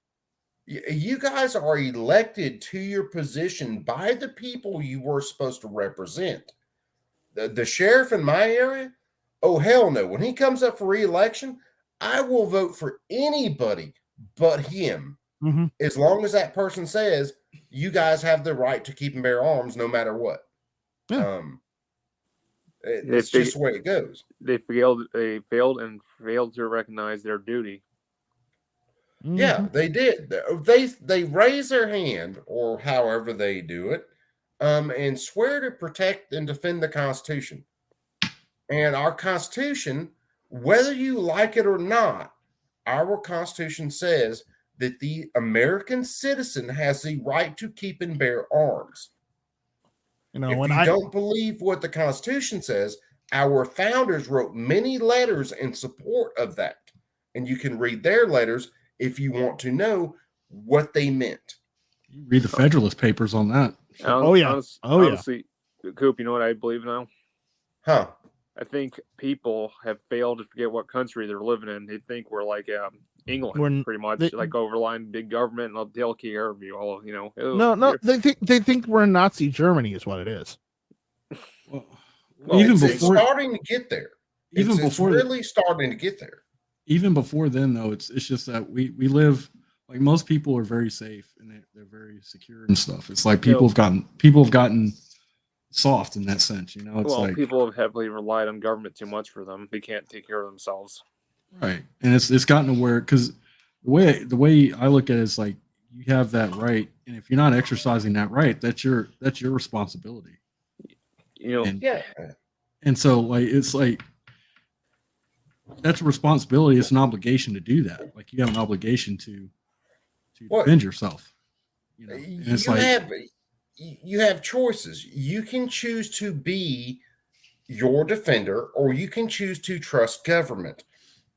I choose to be my own defender. But it is your choice if you don't want to do that. I will not force you to carry a gun. I will not force you to defend yourself. Yeah. You can be whoever you want to be.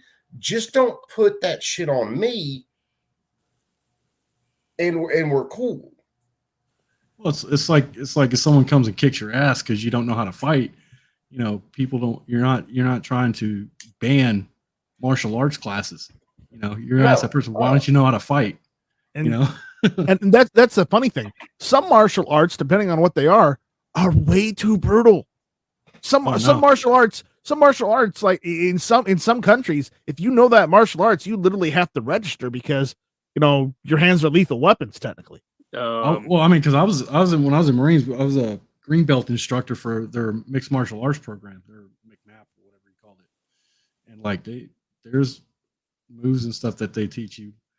I mean, it's not like a classical MMA sport, because like Right. they teach you how to like the shit that they teach you. It's not allowed in like traditional MMA matches and shit because you're trying to kill somebody, like you're trying to neutralize them. When you're in a fight for your own life, there aren't any rules there. No, there's not, dude. There's really not. To be absolutely brutal here, if you got to like bite one of their testicles off to get them off you, fucking do it. Gouging someone's eyes. Coop, okay. that was a mouthful right there. Well, Coop's Well, used depends to on doing the a mouthful. Yeah, I wouldn't depends want to on bite. the testicle. I just find it odd that his first thought goes to biting some other dude's testicle. Well, Hey, I'll be honest with you. That I'm never would fighting hurt. Coop, by the way. That would fucking hurt. I'm never fighting Coop either. if you have hung around my sense of humor very long, you will realize it goes to some very dark places very quick. It does it fast too. That's the thing. Obviously, Coop, you aim straight for the groin every time. Hey, all of us guys in this panel, if there's one thing that will shut you down, it is damage to your nuts. I'm just saying, Yeah. all of us Yep. know it. That or One of kidney the shot. one of the Kidneys, worst things yeah. one of the worst things is that grazing shot that Ooh. catches up with you Yeah. slowly. All of us know that feeling Ooh, yeah. because Yeah. it hits you slow. It's like your nut finally realizes, oh shit, something hit me. Oh, it hurts bad. Oh, it hurts even worse. And then your stomach cramps, and then you're on your knees. Yeah. I mean, come on. Let's be honest about this shit. Yeah, my dog a couple days ago, he walked underneath my legs and he headbutted me in the nutsack. Man, that just dropped me. It dropped Yeah, me. wait, when your kids are a certain height and they run and they're like, Daddy. Oh, and my daughter's done fucking that already. whack. Yeah, she did that. Yeah, Yeah. several times. And you're like, yeah, I love you, buddy, but I'm gonna punch you right in the face in a second when I get up because When the kid comes from the side and she tries to bear hug your leg and she hits you in the balls. oh yeah, That's fun times. Fuck that shit. dude, this when you want to. This is the only time I want to take my like 5-year-old and just like freaking elbow or just. You can't do that. Can't do it. No, you can't do it, but you Can't want do it. to. You're like, Yeah. oh. All right, let's watch the rest of this shit real quick. They really believe this stuff. Well, so it's funny. I give that same answer all the time because when I'm back home or traveling the country, everybody's sort of first question, especially in the last 6 years, has been, well, what do Republicans tell you when the lights and the cameras are off? And I give the same answer. I say, listen, there are a handful of them that think this is all bonkers and nuts and will tell you so. But most of them leave. The folks that are there now who have stuck it out since 2016, they are by and large bought in to. Now listen to what this Joker's telling you about Republicans, and you best fucking believe it. The Trump agenda to much of the gun lobby's agenda, and so you don't get a lot of folks who tell you one thing privately and then show up on the cable news shows and tell you something else. Yeah, what you got? Every time he mentions the gun lobby, he's failing to forget something. We the people. It's we the people. It's not about lobby. It's we the people getting fed up with your shit. That's it. But that's why they use the NRA as the boogeyman, because they can take on the NRA. Well, did you hear what he said? They're saying one thing, here, and then they're saying another thing there. Doesn't that sound like every Democrat? We don't want to try and take away your guns. We just want common sense reform, which ends up taking away all your fucking guns. Common sense by your definition. Yeah, by their definition, not mine. Common sense ain't common no more. On guns, I think it'll be much more likely that people do the right thing simply because they know that they're putting their reelection at risk if they do the wrong thing. I don't know that you'll see a lot of moral conversions on this issue. It's just that the politics are changing, and when the politics change on an issue, all of a sudden, as democracy is supposed to happen in a democracy, legislators start to change their behavior. Senator Murphy, Ryan, thank you for being with us. It's a great conversation. Thank you, Mark. Bye, Ryan Brooks. Thanks for being here, guys.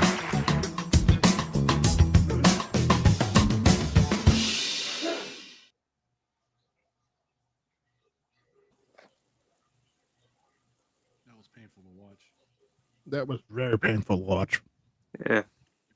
Fuck the Atlantic Festival. Those people don't seem to live like in reality.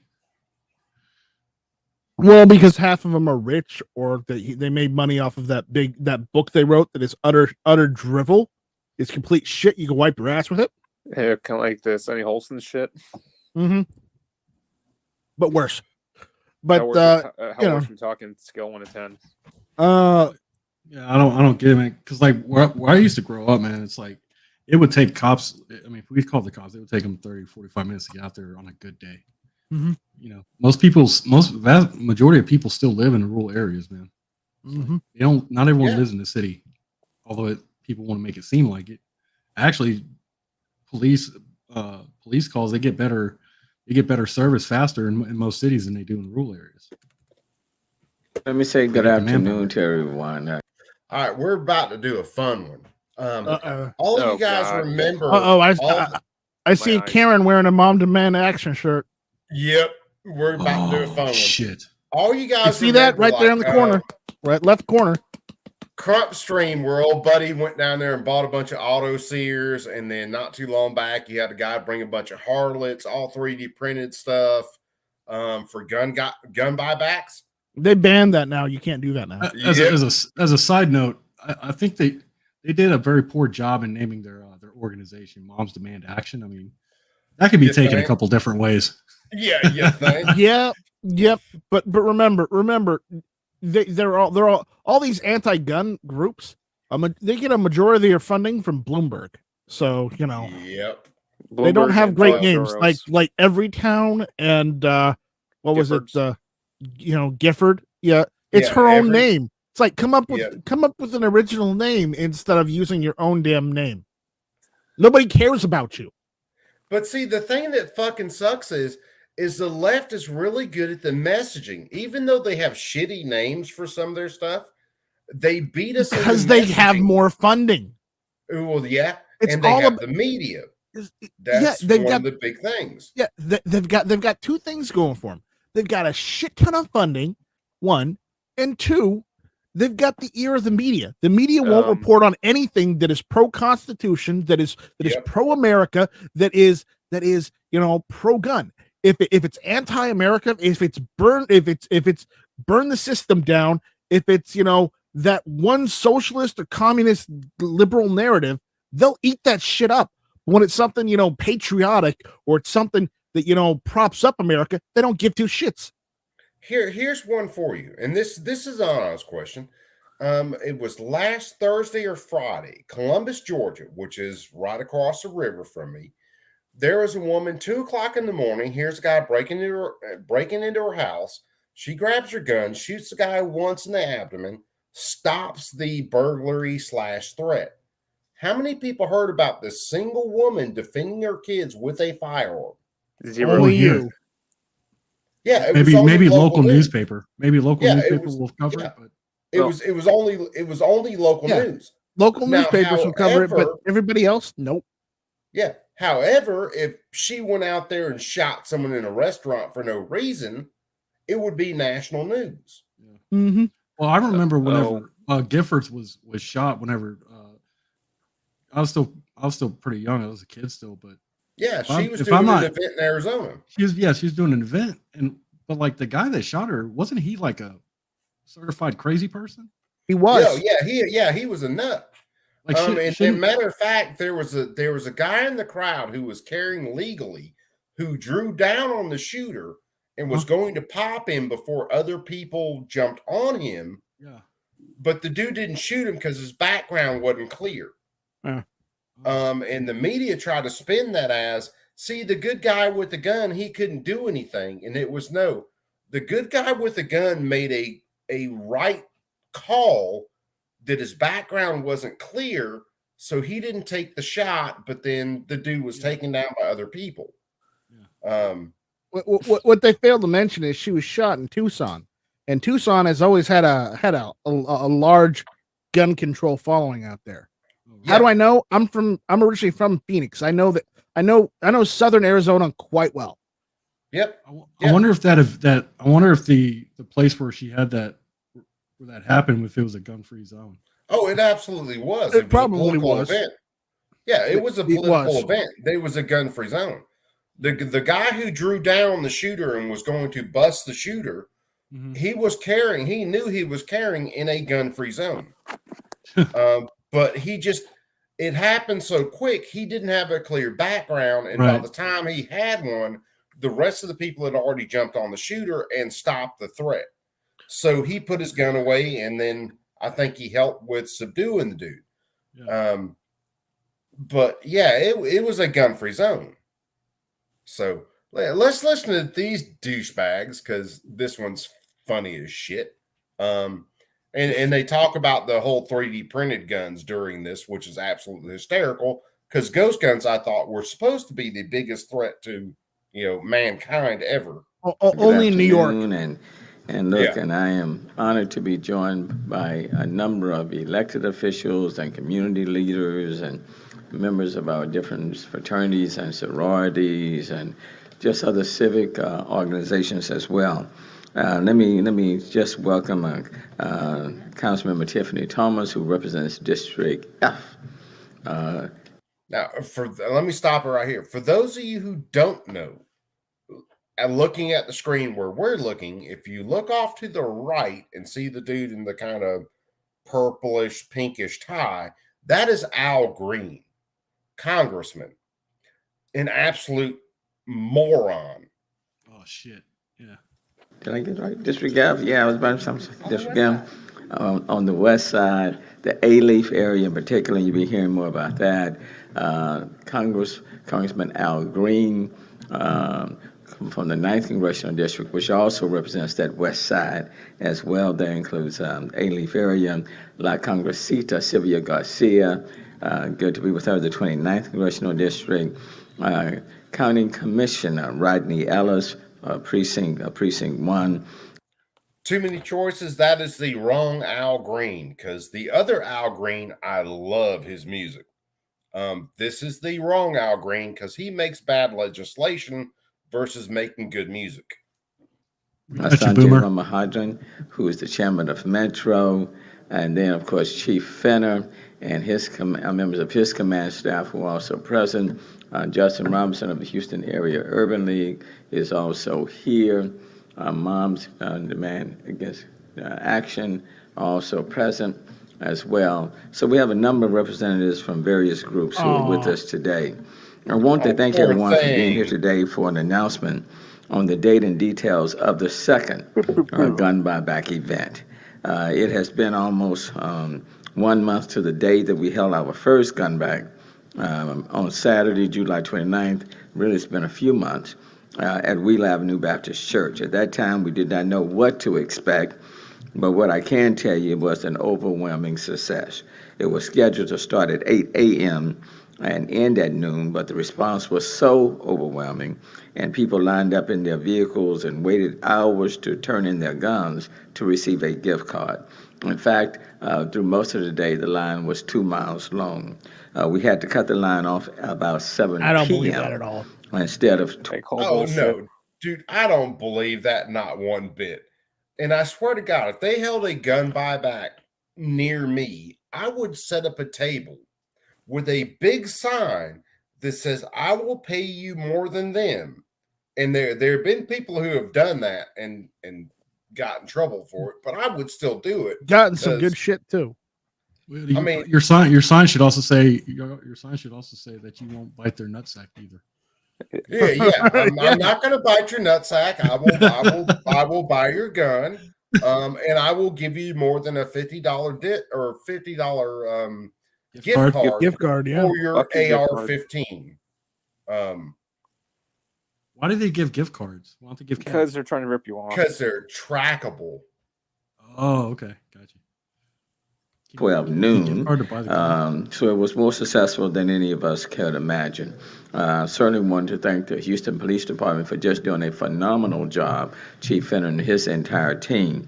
And a number of guns, as you all know, and it's been reported, were collected. They were guns, there were pistols, there were some manufactured weapons. I mean, you name it, they were all collected. The guns turned in will never be stolen or used in the commission of a crime, suicide, or an accidental shooting by a child. You know, real appreciate that. Whoa. You can commission crimes now? I did not know that. Well, you can if you like pay a hitman to go do something dirty for you, Well, I guess. I didn't know you could commission crimes. I thought they just happened.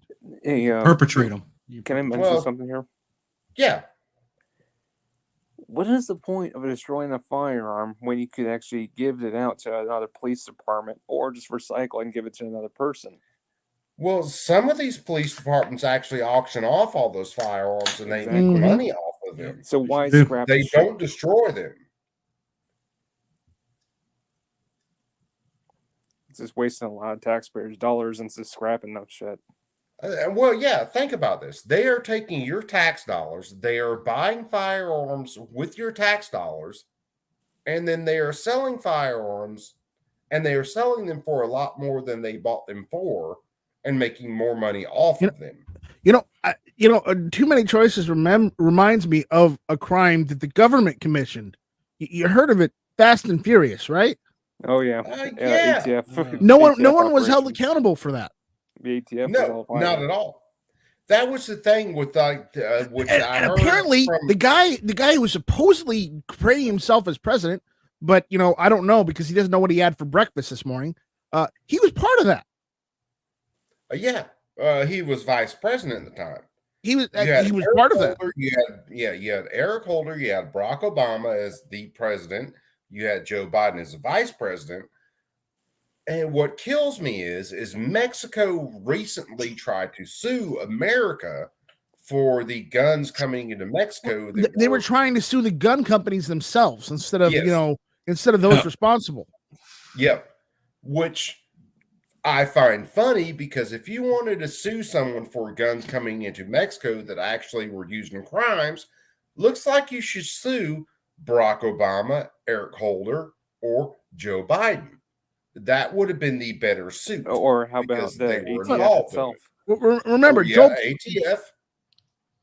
Joe Biden told Mexico to just buy a double-barrel shotgun and you'll be fine. Just fire off 2 shots and you're good. Oh, Well, he told- I've never- yeah, he told everybody that. I don't understand the federal government trying to support lawsuits against gun manufacturers, because if you destroy the gun manufacturing industry, like who's going to supply the military? The military, yeah.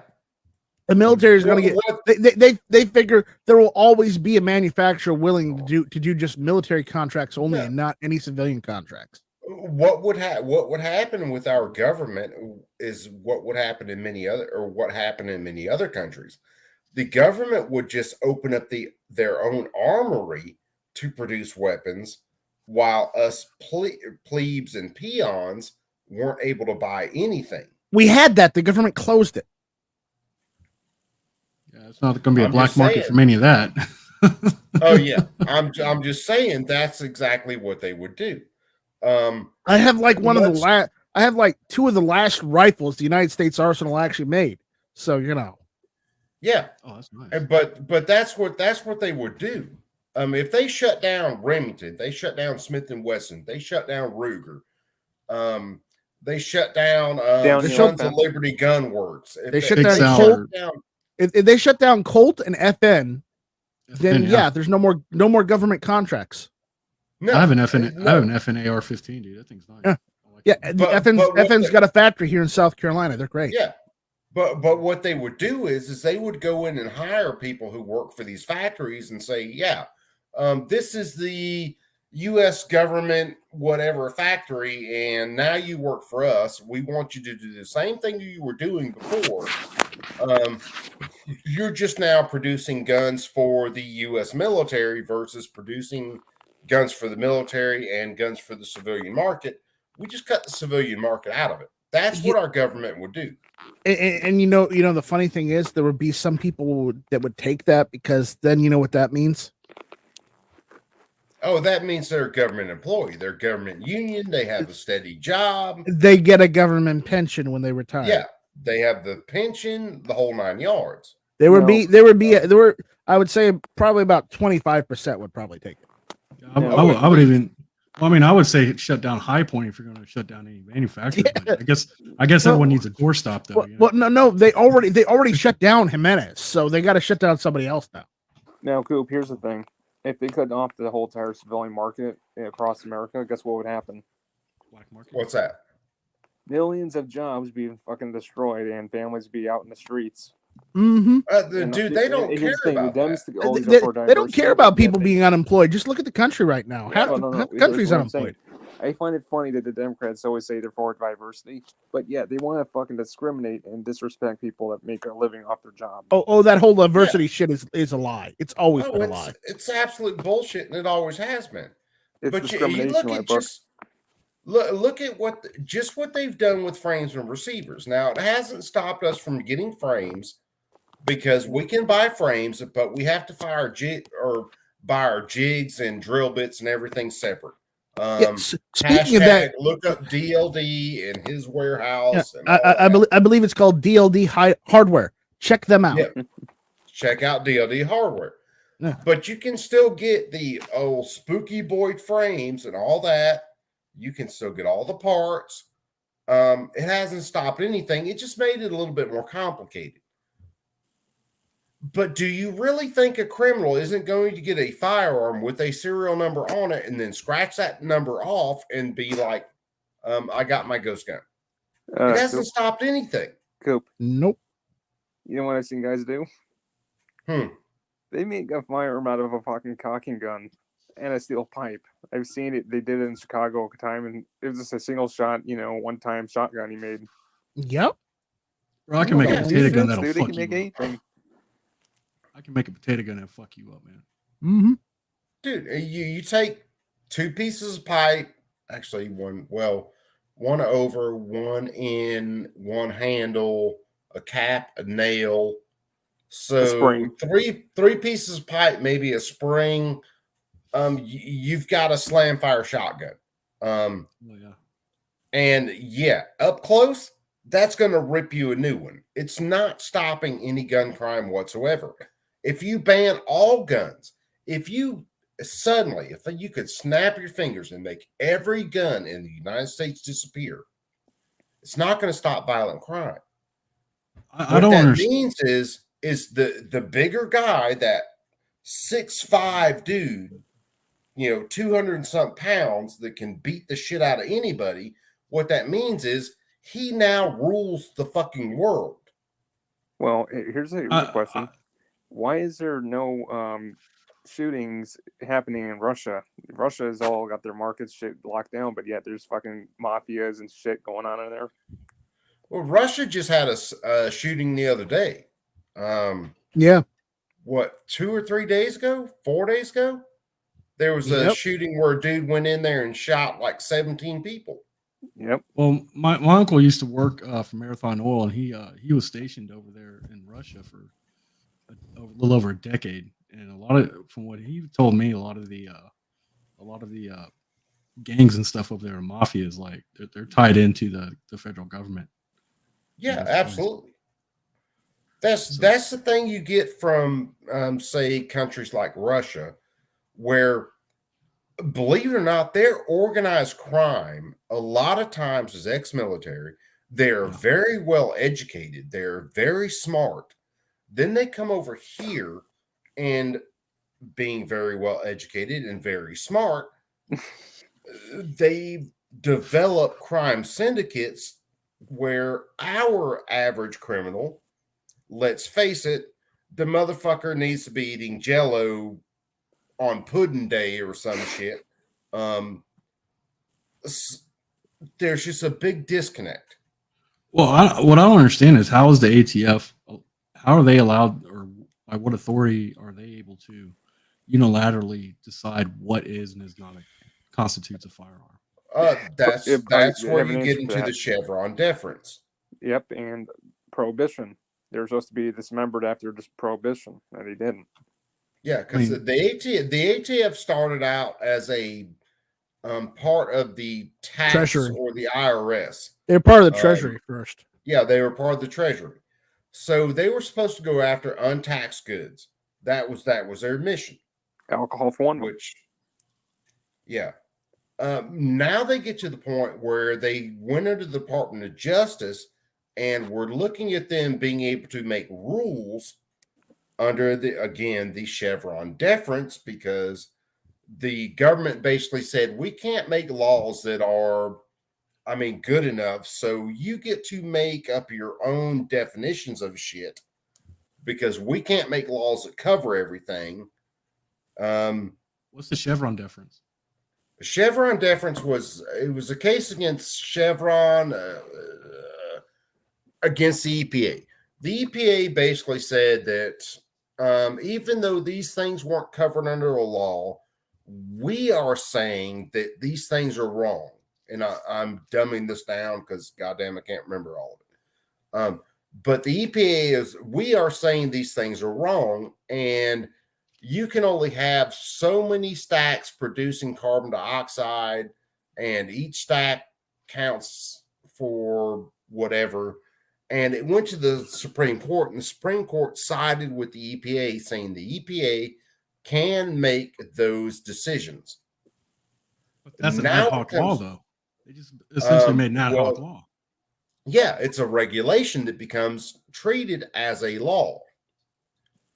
And the Supreme Court sided with the EPA.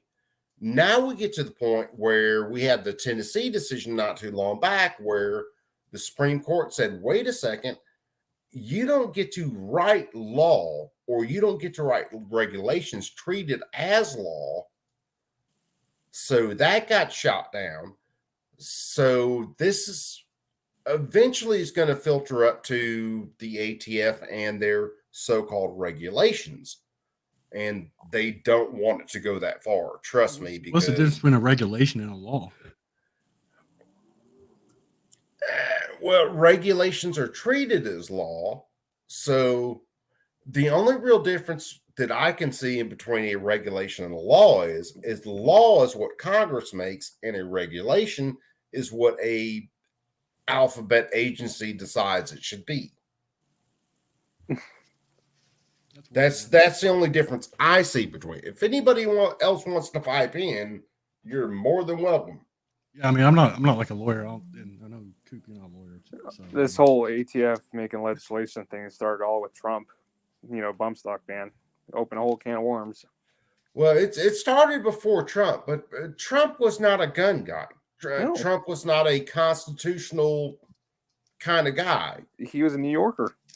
Yeah, he was a New Yorker, and he's a businessman. So he believes that what I say goes. And he just delegated that authority down to the ATF, which we all know the ATF wanted to do that before. Because, let's face it, the ATF has become a very political agency who wants to ban anything that can shoot fast. So they might as well go ahead and cut Jerry Michalak's fingers off because, I mean, let's face it, eventually that those dude's not fingers human. those fingers are machine guns.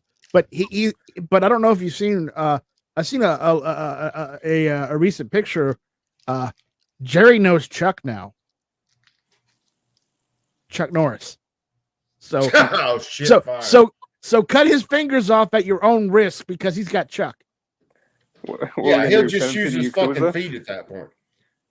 Matter of fact, freaking Tony Simon did a post not too long back of Jerry Michalak's daughter shooting a 50 cal.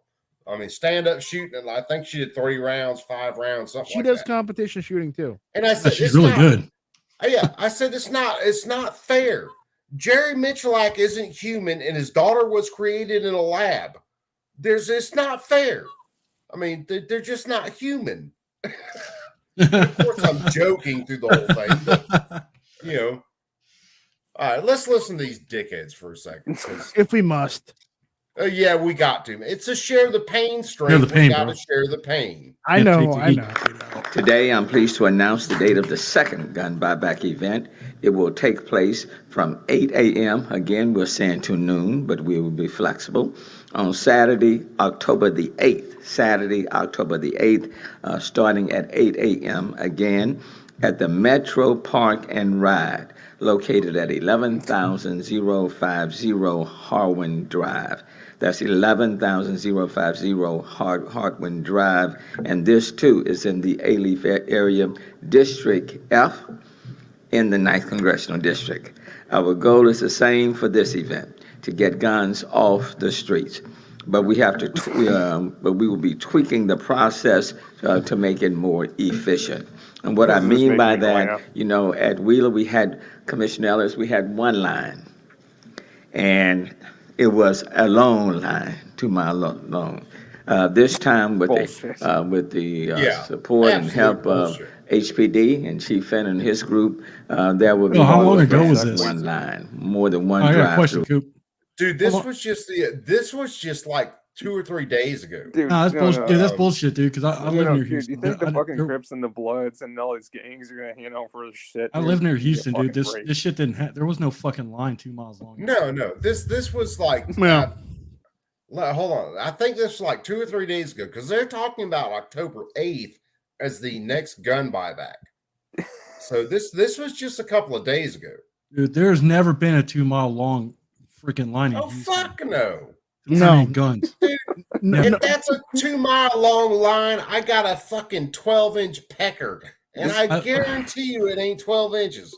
Well, I live like 40 minutes away from Houston. You had one until somebody bit it off, right? It's all horseshit political manipulation so the people can keep doing what they want. Yeah, well, it's all political middle. It's all games and wordplay and just absolute BS. But the normal people who watch the news buy this shit. And a 2 mile long line anywhere in Houston would shut down Houston with traffic and shit. Oh yeah, They'd be dude. pissed It off people. fucking I've been in 2 mile long lines around Atlanta when they had the fucking 285 lockdown because assholes had wrecks on the east side and the west side.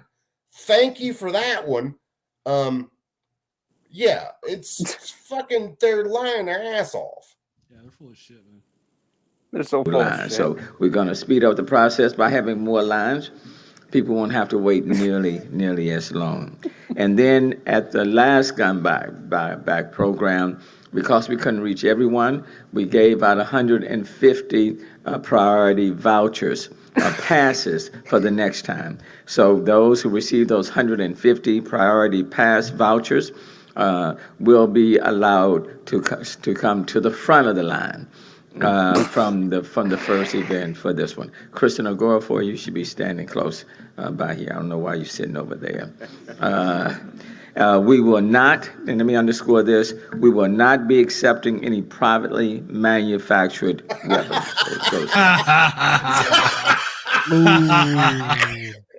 Oh, yeah. If you privately manufactured that shit, they're not accepting it. Although ghost guns are supposed to be the evil scourge of, crime these days. Well, I noticed that they didn't hold this goddamn buyback program in Acres Homes. That would be the better. Oh, place. no.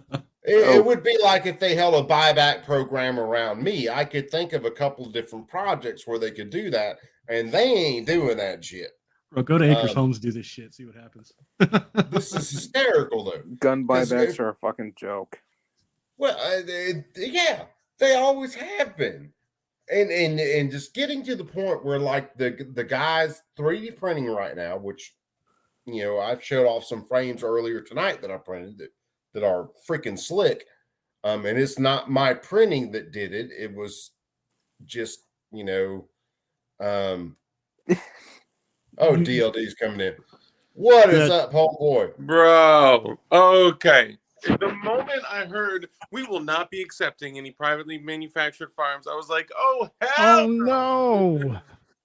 Yeah, but those are supposed to be the most dangerous firearms on the planet right now. I know, right? Privately owned or privately manufactured. That is the biggest threat to humanity, bro. Yeah. I thought the biggest threat to humanity was Coop biting off dudes' nuts. No, that too. I only bite off nuts occasionally. Oh, okay. And it's only when the dude tries to do the mount and he's in the wrong position, and I can get I can get a hold of him. So it's in context. It's in context. Yeah, it's a context thing. They wouldn't accept any of these. No, they won't accept privately manufactured firearms. They won't accept any of those. So no Yankee Boogles, nothing like that. Yankee Boogle. Hey, JL, this is in Houston, Texas. I wish I had a Yankee Boogle. I'll tell you that right now. Oh yeah, I wouldn't mind a few of them, but or one of Dark's favorites, a Buenos Dias. I want Dark I want Dark to adopt me as his son. One of these? I can clean his weapons. I'll clean and shoot them, make sure they're okay. I was saying that homie that came in talking about shit like this, the gun industry.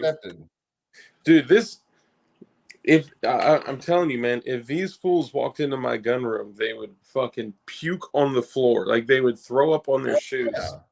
They'd be like, there is no reason. I shouldn't flip my camera. Fuck it. There's no reason if somebody needs 500 jigs. This is why you need to adopt me. Are those all the jigs you have to send out that you haven't sent out yet? No, they're. This is why you need to adopt me as your son. I can be your safe gremlin. You can. I made it a very, and I promise I'm not trying to flex. I'm showing them that normal people, right? Like I'm a husband and a father and a business owner and a normal dude that is nice to my neighbors, that contributes to people, that just happens to build guns. You know what I mean? Like just common average American. That want to buy people Slurpees on Free Slurpee Day. That's right. I buy homeless people food and I buy bitches Slurpees. I mean, women Slurpees. On Free Slurpee Day. No, I gotta ask you this. He gets free mustache rides to girls, man. All right. You guys shut up for a second. Let's listen to some more of these anti-gun idiots for a second. If we must. That will not be a part of this effort. Okay, so they will. Let me just repeat that: we will not be accepting any privately manufactured weapons as we did the first round. So not allowed. Don't expect any gift cards for those privately manufactured weapons. And again, we're not asking any questions. You remain in your vehicles. You do not have to get out your vehicles. You can go to the multiple lines, and then we will take it from there. I know people question whether gun buybacks are worth it. Again, let me say what we've said before. The answer is yes. If we take only one gun off the street that could have been stolen or used to injure or kill someone, then the initiative has been worth it. Every gun we can get off the street today can help us create a safer tomorrow for everyone in our community. The gun buyback is one tool in the One Safe Houston initiative, a comprehensive, holistic approach to reduce gun violence. And today, violent crime is down 10+%, and the murder rate is down by 3%, as I looked at the numbers this morning. Load of shit. It's down because people love their guns in Texas. You know, given the Shit. given the state of the infrastructure and especially downtown Houston and the surrounding area, they shouldn't be spending money on this shit at all. They should be fixing the fucking roads and the potholes. Yeah, you think? They're not going to. They're spending money on this shit. As is most of the South, there's a pothole, either do nothing or throw a fucking metal plate over it. That's all they do. Yeah. Hey, we plant trees in them sometimes.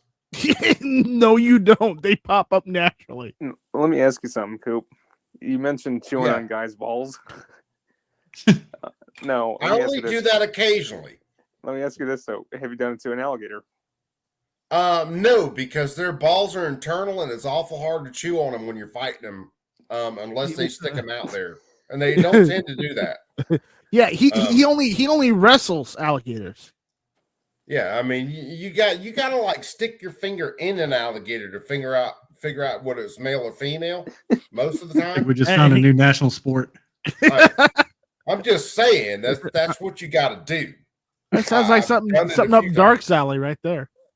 Well, I'm not speaking for Dark. I'm only speaking for myself. That's what you have to do. This kind of shit you find in Alabama. Unless they're dead and you winch them up straight up, and then their shit'll fall out. But most of the time, their shit is inside. So they got it tucked away for later. Yeah, snakes are the same way. It's all internal. Reptiles. Yeah, I mean reptiles in general. Yeah. I'm talking about the two-legged ones. It's not like a squirrel where when you're squirrel hunting and you zoom in on a squirrel with your scope and you're like, I'm about to shoot that joker in the head, and then you go, damn, look at the fucking nuts on that. Look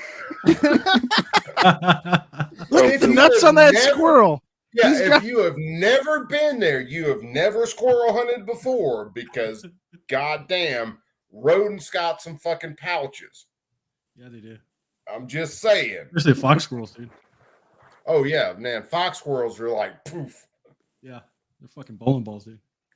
That's why you zoom in on them, you're about to shoot them, and you're like, oh man, homeboy, you're man, I almost don't want it. Oh, but you never mind. Pow.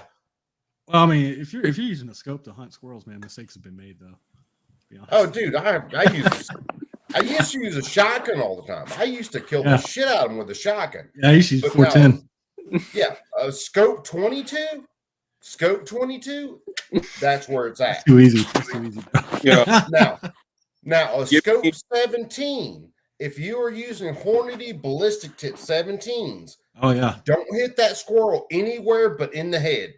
Yeah. If you hit him anywhere but in the head, that squirrel is useless.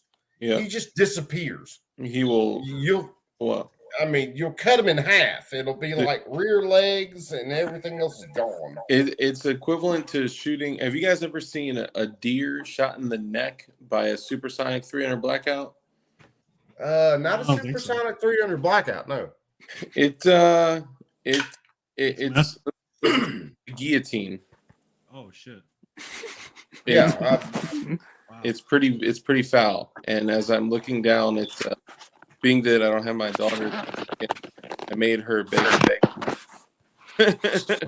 That's about what it looks like. Hold on, we gotta make Dart big. Hold on. How do I do this? There you go. There you go. Yeah. What is that? Motherfucker, you eat goddamn bagel bites. Coop. Bagel bites. Oh, hell yeah, dude. Hey, my daughter's not going to be here till next weekend, so I'm like, hey, you know what? I'm going to eat her food. Be careful, Coop might shoot you because it's bigger than his balls. I can't even blame you. Hey, I got some nuts. I'm just saying. Bro, well, let's look at what you said, okay? So, over the last few years, privately manufactured firearms have been such a focus of not only the federal government, but the What the hell is that, Warsaw? You'll see. You watch the Transformers. There. Oh, cool. Balls on a Transformer. How do I do this? That's hilarious. How do I do this? I'm trying. Hold on. The boomer hour. I don't fuck up removing from the stream. Yeah. Balls on the Transformers. There you go. Yeah, I remember that one. Oh, he's got some balls on him. He's definitely got some dangly. But here's one of the biggest issues that I have, right? If they were truly being authentic, and for everybody out there that just saw me eating bagel bites, please forget that and take me seriously for one moment. Don't take him seriously. I am an adult, I promise. So they're out here for years saying that private firearm manufacturing is one of the biggest issues in the United States, that these ghost guns are showing up everywhere. Mind you, that the data they're using for ghost guns is clouded by them taking, firearms that have serial numbers defaced or, whatever, like other shit that isn't actually privately manufactured firearms. They're just firearms that have serial numbers defaced. Absolutely. So they're saying that they are the biggest issue, one of the biggest threats. They're saying that terrorists are getting these. I haven't seen anything like that, but hey, I'm just a little plebe, right? Imagine it like this, and now they're saying they're not accepting them at gun buybacks. They're not, blah blah blah, whatever, because now they actually have some skin in the game. They have actual investment, right? They have to spend actual fucking tax dollars and give to people to accept these things that they're saying are extremely dangerous. I would say that it's equivalent to this. If back during the crack epidemic, when which of course our own government crack is what Mayor Marion Barry. Yeah, with our own government, bringing in crack, whatever. That's a whole nother thing. But similar to our own government, giving fire to the cartel. But it's the same thing as if at that time they said, you know what? Crack actually isn't that bad, y'all. So we're not going to accept any crack at the drug buybacks. Like, what? What are you talking about? You said this is poisoning our streets and killing our people, and we have to do something right away. But the moment that you have to make a time, energy, and financial investment, all of that is proving that it's all about their bullshit narrative, and that what they want is for us not to be able to make modern firearms by ourselves. Yep. Fucking assholes, man. 100%, brother. How do they have skin in the game then? They have skin in the game by them needing to assemble, take time, energy, and financial investment. Us, right? Oh, yeah. And they're literally handing over money for what they're saying is dangerous. Thousands of dollars. Oh, yeah, you mentioned that. Why is it that every football game, or even every what's it called, Super Bowl that's played, why is there anti-gun ads just left and right being made? Well, that's because the media controls that shit. There are plenty of people who wanted to do pro-gun ads during the Super Bowl, and they got shot down, even though they wanted to spend tens of millions of dollars for these ads. The committee for the Super Bowl basically said, oh, wait a second, we don't want these pro-gun ads during the Super Bowl. They might reach too many people. So we're going to cut those out. We're going to deny those. And we want the anti-gun ads. And I can't remember who there was last year. Last year's Super Bowl. I can't remember the company offhand. They wanted to pay millions and millions of dollars for a 20-second spot for an ad during the Super Bowl for a pro-gun ad, and they got shot down, no pun intended, because they were pro-gun and they still let the anti-gun side run during the Super Bowl. It's all about the marketing. It's all about what people are exposed to, and if you're exposed to something enough, you will tend to believe it. Even though it's bullshit. Yeah. Even though it's bullshit. If I tell you a lie every single day 10 times a day, it eventually becomes truth. Yeah, it eventually becomes true. All right, let's watch some more of this horse shit. Okay, here's one joke I will make at the start of this. How would you like to be Joe Biden's fucking sign language interpreter? Haven't you seen him before? What you know? He's like, what the fuck? He's like, I have no idea. At some point, one of he said, the guy is literally shrugged his arms like, I have no idea what the hell he said. Oh, nice trick. Do you have that thing? On women, you know the thing. Oh yeah. Hold on. All men and women created by go. You know the thing. Yeah. How would you like to be the sign language interpreter right there? Because you're like, no. Listen to this one. I think it's this one. I'll lead an effective strategy to mobilize true international effort to pressure. The guy who was doing the sign language on that one, when he said true international to pressure, the guy the sign language guy literally shrugged and said, I had no idea. Yeah. He was trying to say true international pressure. And he just And sign language dude had no idea. He's like, I don't know what the fuck he's talking about. The worst two jobs in America right now have to be the press secretary for the Democrats and Joe Biden's sign language interpreter. Oh yeah. I mean, just that dude has got to be like on meth every time he goes in front of the crowd to try to say, I am going to interpret what this dumb bastard's saying. Yeah. With this fucking But we're not satisfied until no one has been killed in our city and violent crimes are at their lowest point. So we will continue to work collectively to make that happen.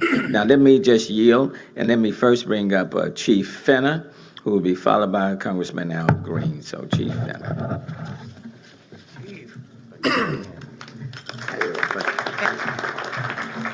Really quickly, I just want to thank everybody for coming out. I want to thank our congressional members for the support. Mayor One Safe Houston, our council members, and most important, the citizens of Houston. Whenever you see an outpouring like we did, the participation, it's successful. And we expect the same thing. A few lessons learned from HPD. We have stepped up and we will have more lines. We'll be sending out more information as days come. Bring your patience.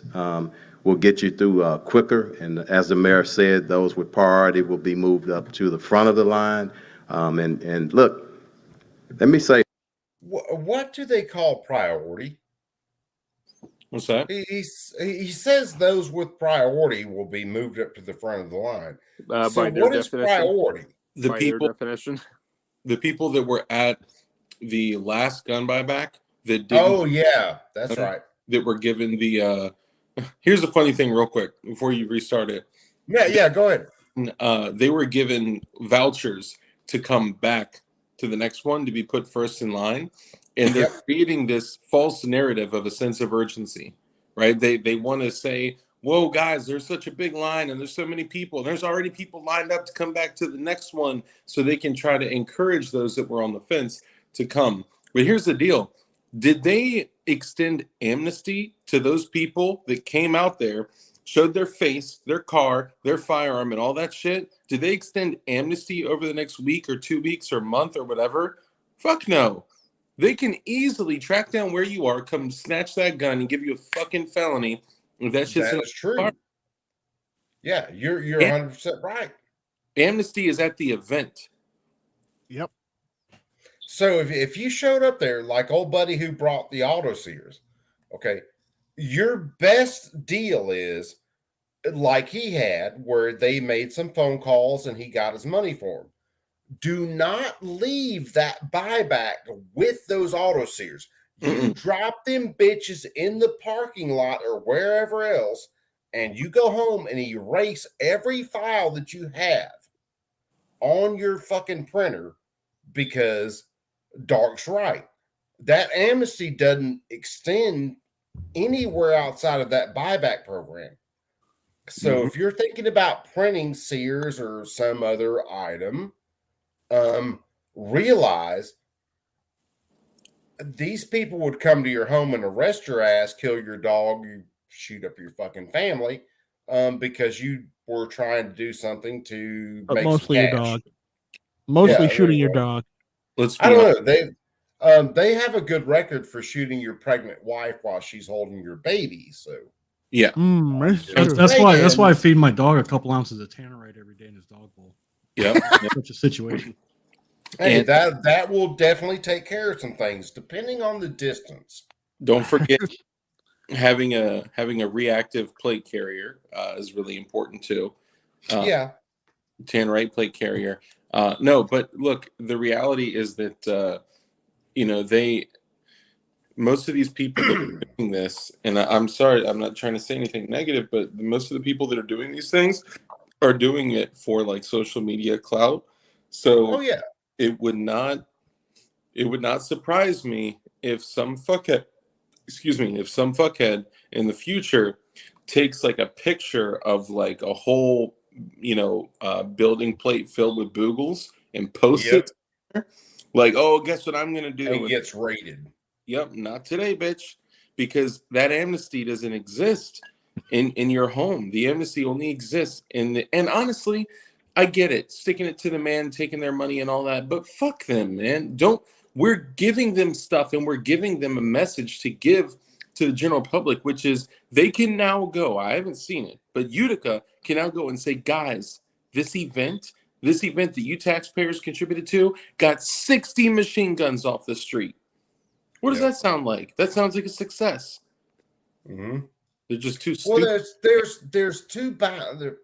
It's like there's a balance to it. The guys that are sticking it to them, which I love you guys that are sticking it to them. God, I love you guys. But in the same respect, like Dark says, well, they get to say, well, we got 60 machine guns off the street. No, you didn't. You got 60 fucking pieces of plastic that you just paid fucking 20 grand for, which weren't worth fucking, I don't know, $6, $8 or some shit. Probably 40. Probably 2 spools, I think you said it was. Yeah, maybe. Yeah. But that's not even their money, though. That's not even their money, though. That's it's the taxpayer money. Let me see. 1, 2, 3. I've got 3 frames sitting next to me, which those are just out of PLA. I'm just playing with settings right now. Wait. PLA or PLA plus? These are just PLA. I'm new, so I didn't know the difference. Come on, man. Come on. Hey, like I said, I'm new. So these are just PLA, but let me save a little bit of heartache. Duramic PLA plus. Oh, dude. Let me show you something. Let me make myself. Let me see. Can I make myself freaking hold on, because I got like 3 frames sitting next to me, and it's dark in this room. Well, that's Dark's favorite. This one. Okay. This one was printed where Sabar said it needed to be printed, so it was a lot hotter. I mean, you can see it's rough. The kind of defects in it. That's this one off because it's PLA versus. This one's the one that 1776 sent me the file on, and I mean these are the 2 same files, but you'll notice the lack of the defects in this one. This one is freaking clean. Oh yeah, that one's clean. So it's all about your settings. It's really about your settings. Though Dark, I've been experimenting with the Inland Tough PLA, which is supposed to be tougher than PLA Plus. Yeah, and it's only like I think it's like $22 off of Amazon. It's really good. Nice. I'm just a little disappointed that Coop's not making lowers for CZ. Inland is basically Micro Center's off-brand PLA Plus. Is that what they were trying to use to kind of compete with the HTPLA? Yeah. It's basically Inland is Micro Center's PLA brand. You know what? Here's what I'll say. To any of the homies in the chat, like you got to be a glowy, you got to be a builder. As long as you can send me an email saying that you truly live in the United States, I will send you that same Rook file, the Freedom Frame, the file Coop just showed. I'll send that to you for free. I'll just ship it to you. It's not even public right now.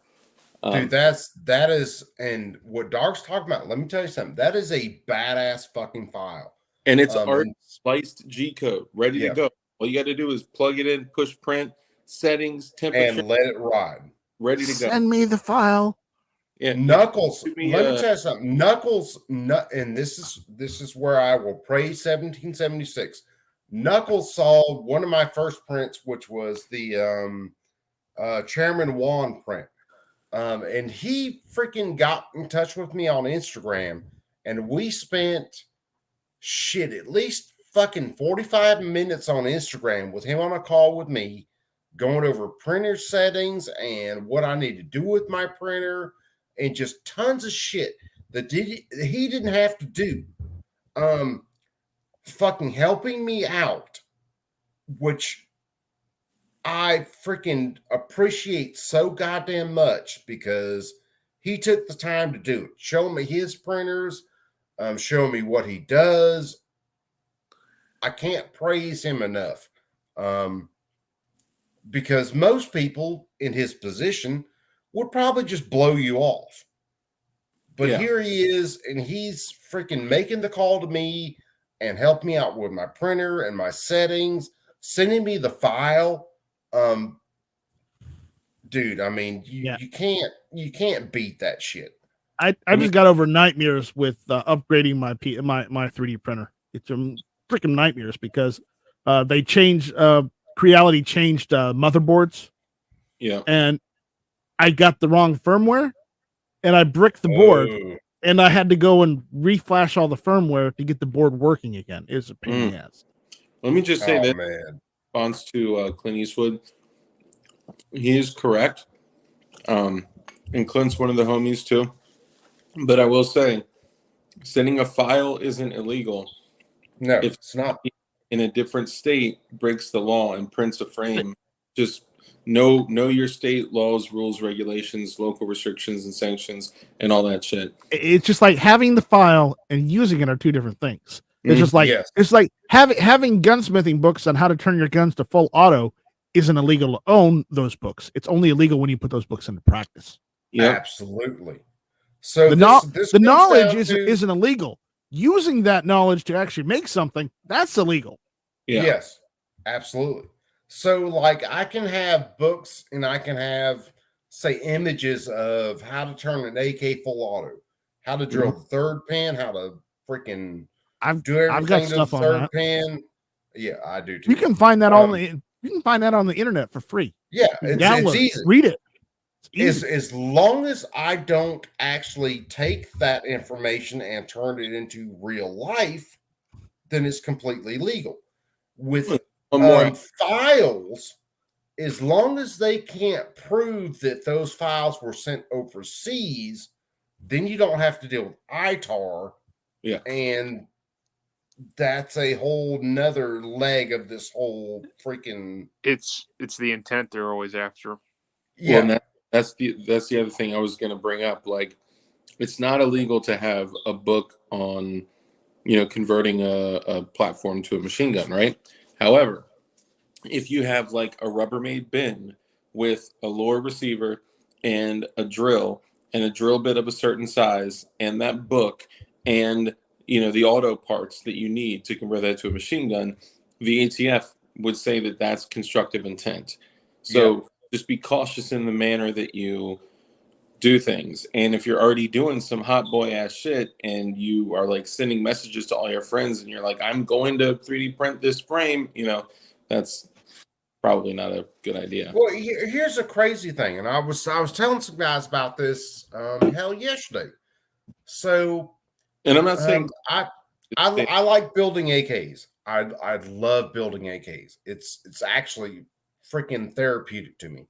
So, but you order a Romanian kit for an AK, They cut the receiver, they cut the barrel, but they will send you the auto sear and the rate reducer with the trigger and hammer and all that.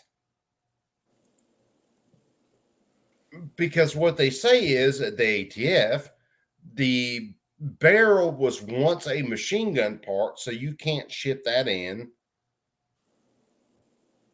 But they'll send you the rate reducer and the shepherd's hook, the fucking auto sear. They'll send you all that. It makes no sense whatsoever. Nope. It's a fucking trap.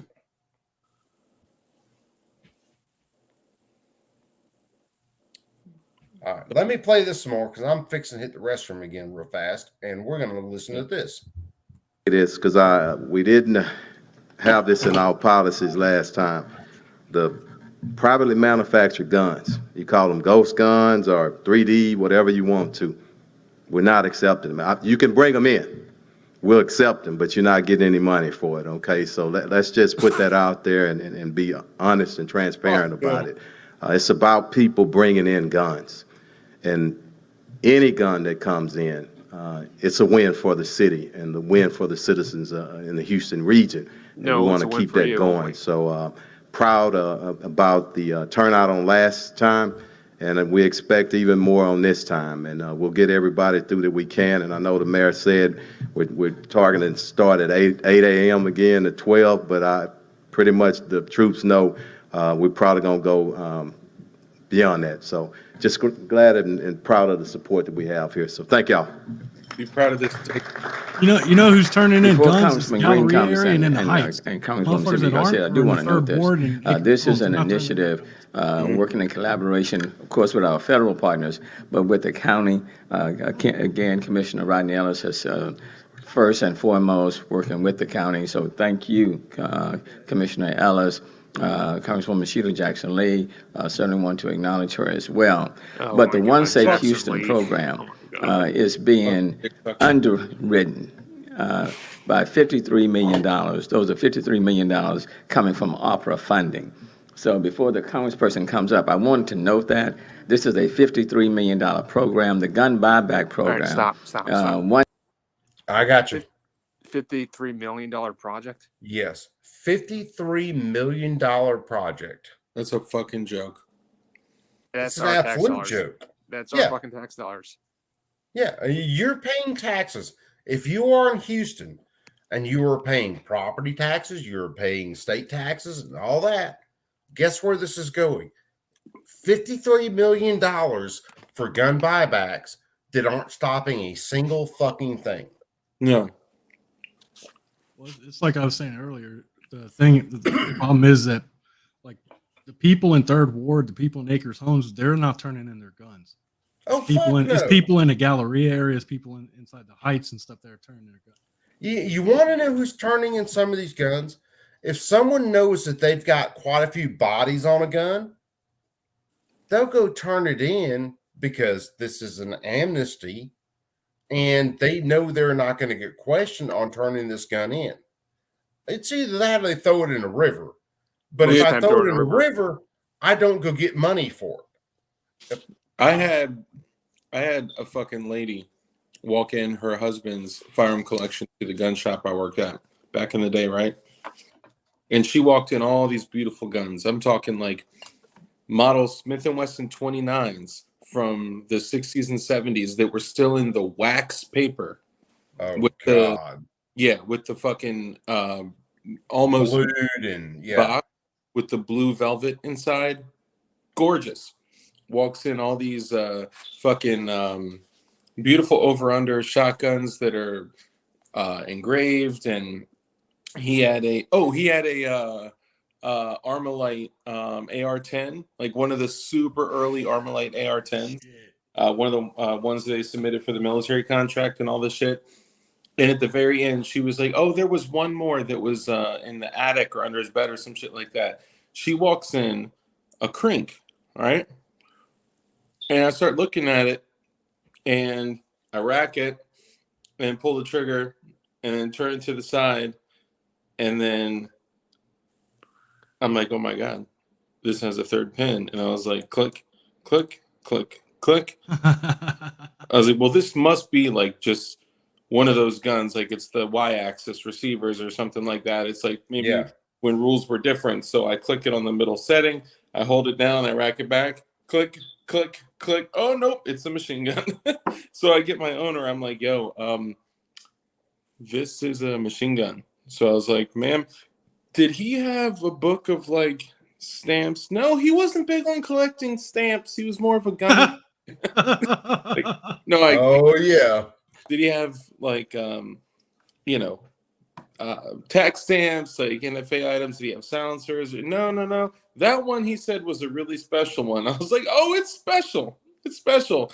We turned her around, and my owner called the state police. I was like, bro, don't call the police on her, man.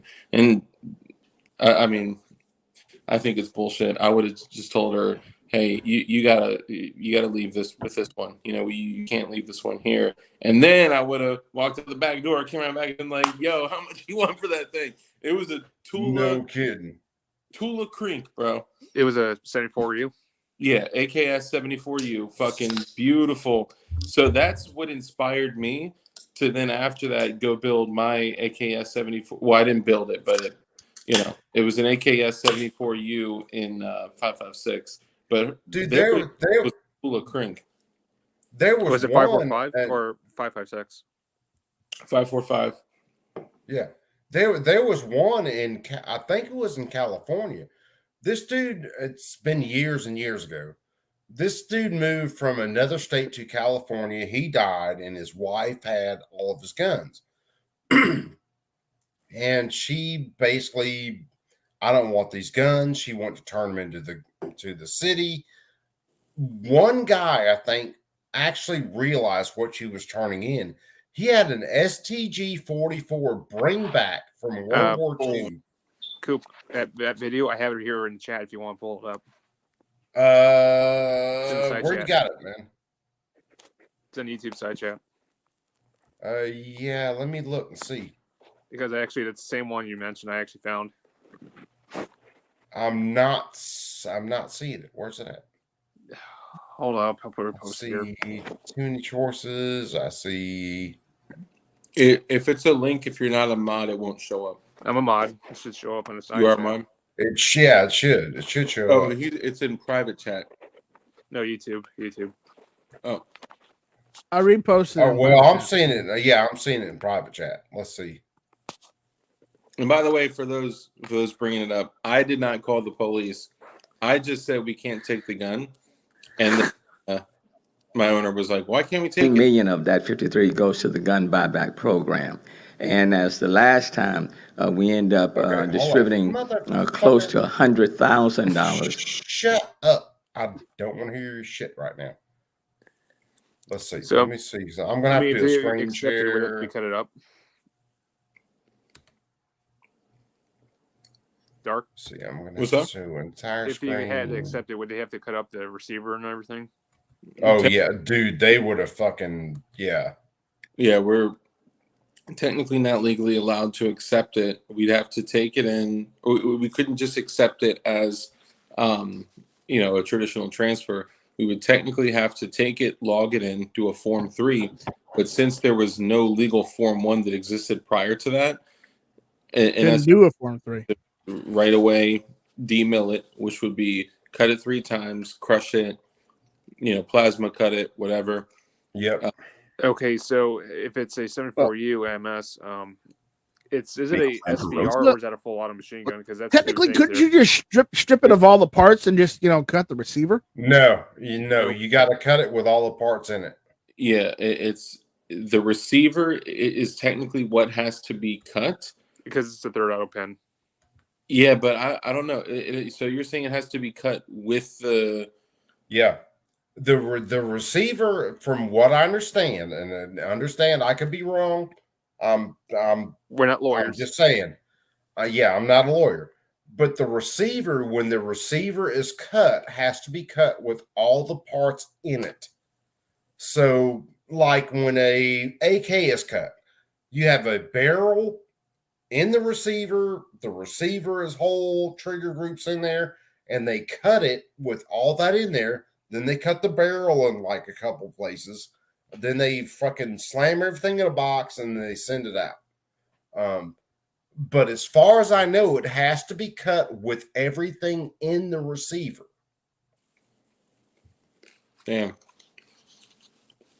Yeah, because some parts kits get like dust covers with matching numbers and.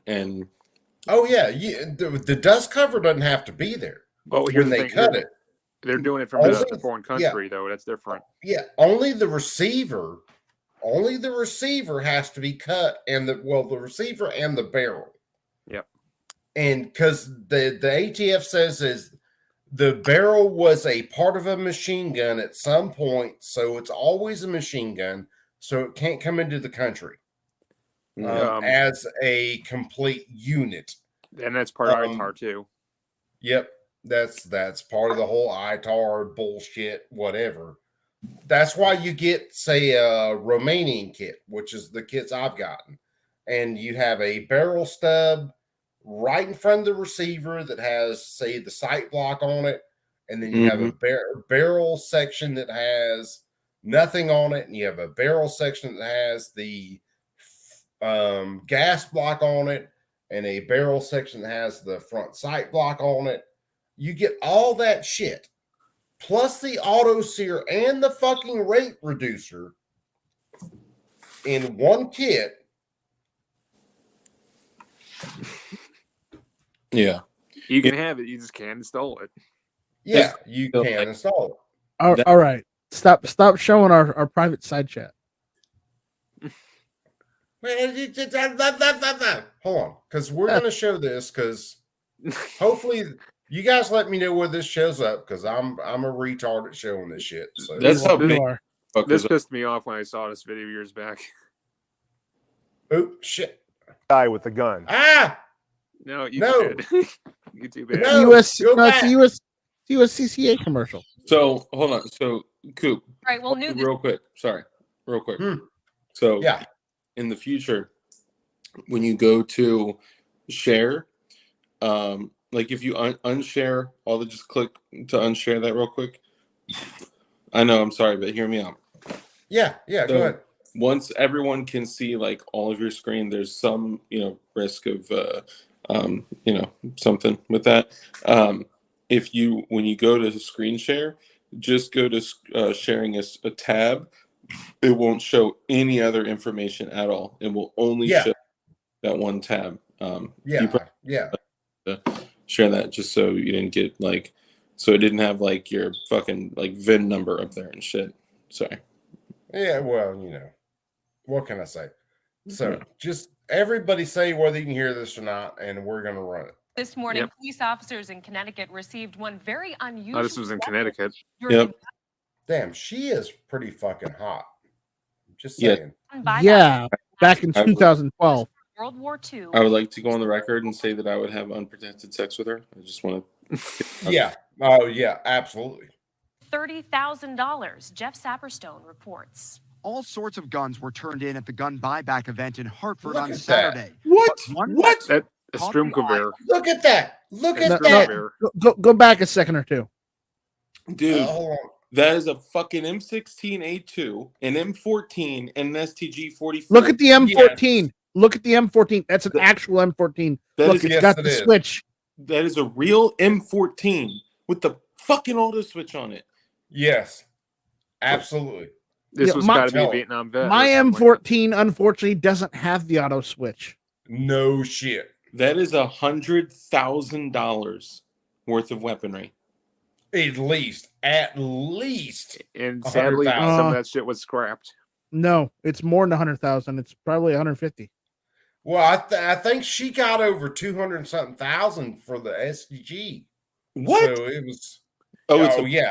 They were going to scrap it actually. Buyback event in Hartford on Saturday, but one weapon caught the eye of officers. The chance to see a piece of history this epic, and you're gonna fucking destroy it, is unbelievable. That's because the weapon it's missing the front hood. Is a World War II era assault rifle. used by the Germans. Usually, the first assault rifle, the Yeah. very first assault rifle. Known That as the is- Sturmgewehr. Yeah. Yeah. And do you know why that's an assault rifle? Well, it's a medium Because it's an caliber. intermediate cartridge. Yeah, That's it's why. an intermediate cartridge. And it's a machine gun. Yes. So by their own logic, only machine guns can be assault rifles. So that then we should all be allowed to have machine guns, right? Right. This is true. This is Yeah. true. would be issued to SS troops. Officer John Cavana is a gun historian.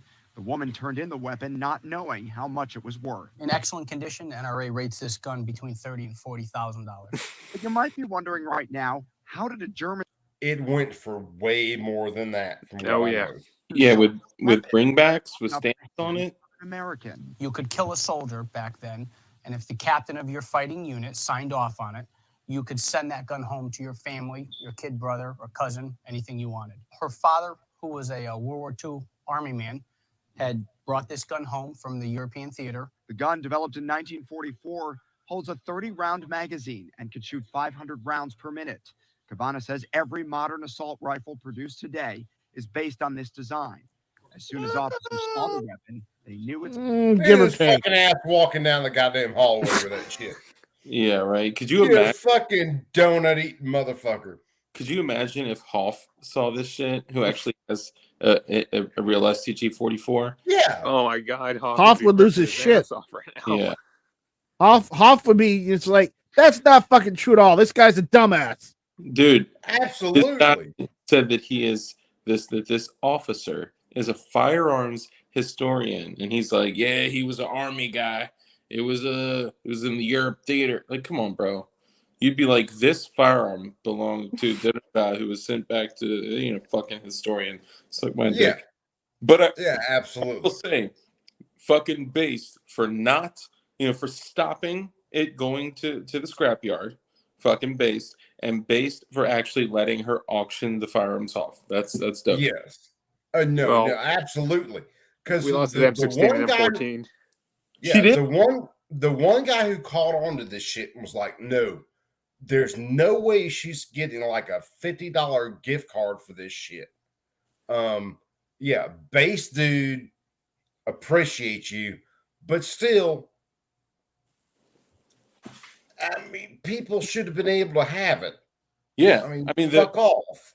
I'm surprised that a fucking Cleo or whoever the fuck he was in Connecticut, of all fucking places, a highly state, was like, man, I had to stop this. Look from when it's from. It's from 2012, not 22. Oh, Well, 20 dude, have been thrown in the Jim, I think I first heard this story from Jim Fuller. Rifle Dynamics, all that. If you don't know who Jim Fuller is, look him up. I think she got over like $200,000 for that gun when she auctioned it. I believe it. Fucking life changing. Absolutely.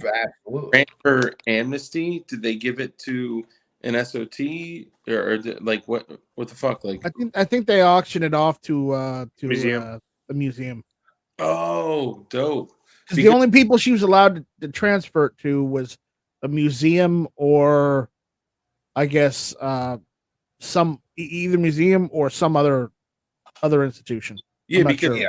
museums don't have to follow firearm restrictions, right? So you're telling me what I need to do? Fuck getting my SOT.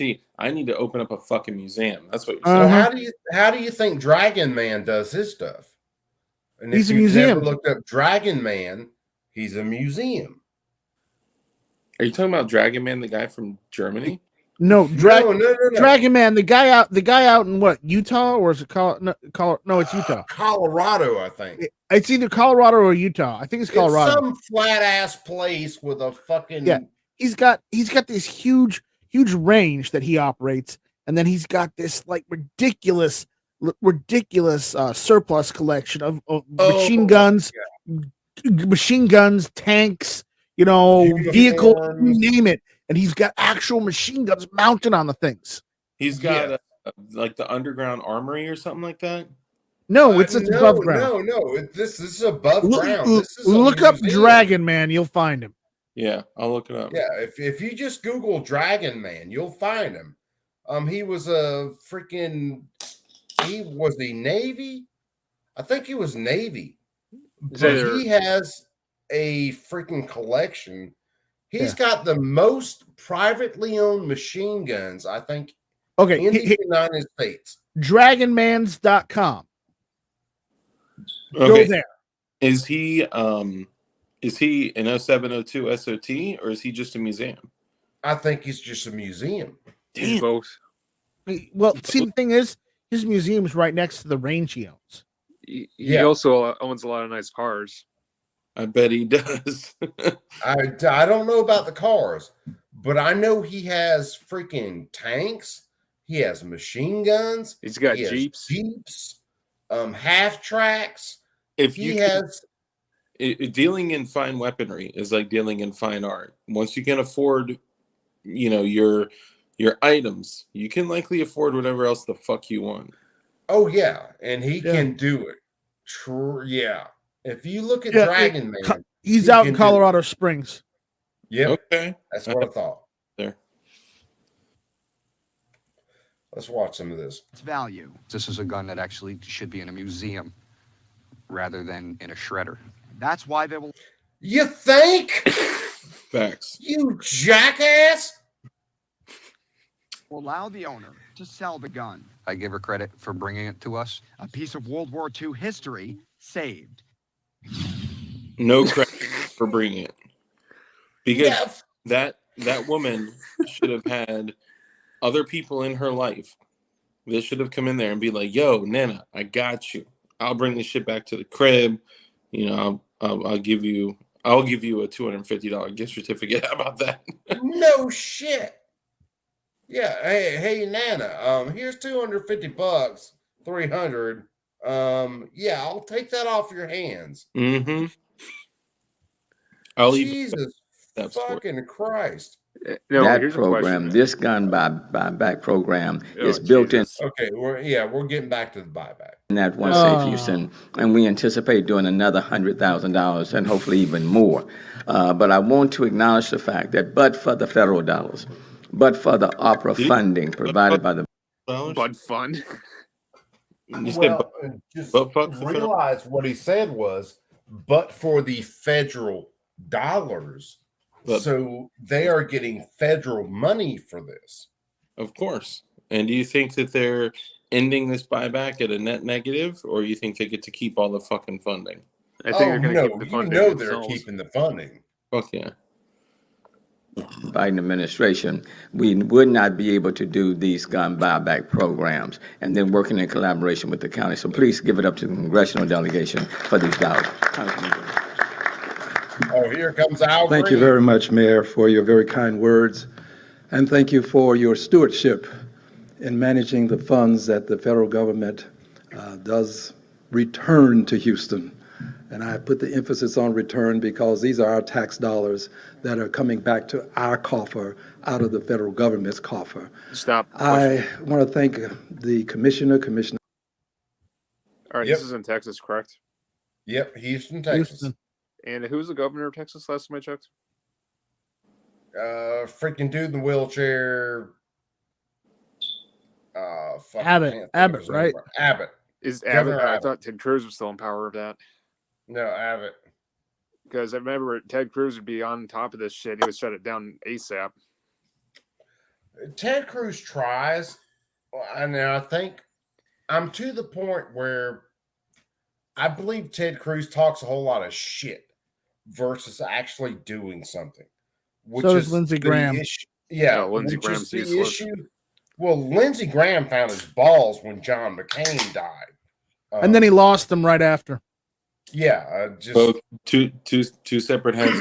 Thank y'all. No, if Ted Cruz was in office now, he would probably shut down this shit right now. I mean, well, Ted Cruz is still in Congress right now. But you have to realize there are separations in between federal and state. This is state, but they are sucking off the federal tit. Yep. So there was actually one of the biggest federal funding operations that's ever taken place, probably short of Fast and Furious, was when I forgot. I'll have to look it up. I don't have any information in front of me right now, but it was essentially the militarization of police. And they went through every single agency in the United States and they said, look, if you play ball and you suck us off, you get to basically have, it's kind of like a point system. And basically, if you follow the fucking rules of what the federal government tells you to do, what not to do, standards to follow, X, Y, and Z, blah, blah, blah, overstepping on certain things, right? You guys ever heard of like Culpeper, Virginia, where they're like, fuck you, feds. We're not doing that shit. Yep. We're not doing X, Y, and Z. You can vote on that shit, but it's not going to be in my county and all that. So that's the sheriff of Culpeper. They don't receive any federal funding. You know why? Because they don't fucking bow down to their, expectations and their standards. Every other police agency after like the year 2000 started becoming way over militarized, and they started, rocking fucking full kit, long guns and fucking level 4. Well, it happened after 9/11 in the Patriot. Yeah. Act. But I forgot the name of the federal program, but it's basically suck off the feds and you get all the printed money that you fucking want. And like the couple counties that I live around are some of the richest counties in the United States. And if y'all saw like the police officer, like where Crump lives, bro, the police officers look like they are just fucking GWAT dudes in full kit. It's fucking crazy. Yeah. Yeah, it's the Lesso 1033 program. Yeah, and the cops, the cops in Crump's areas aren't going through the threat that, say, someone in inner city, freaking Atlanta, are going through. Yeah, inner city Atlanta, they will ambush your ass in a fucking hurry. Yeah. And they've done it plenty of times in the last couple of years.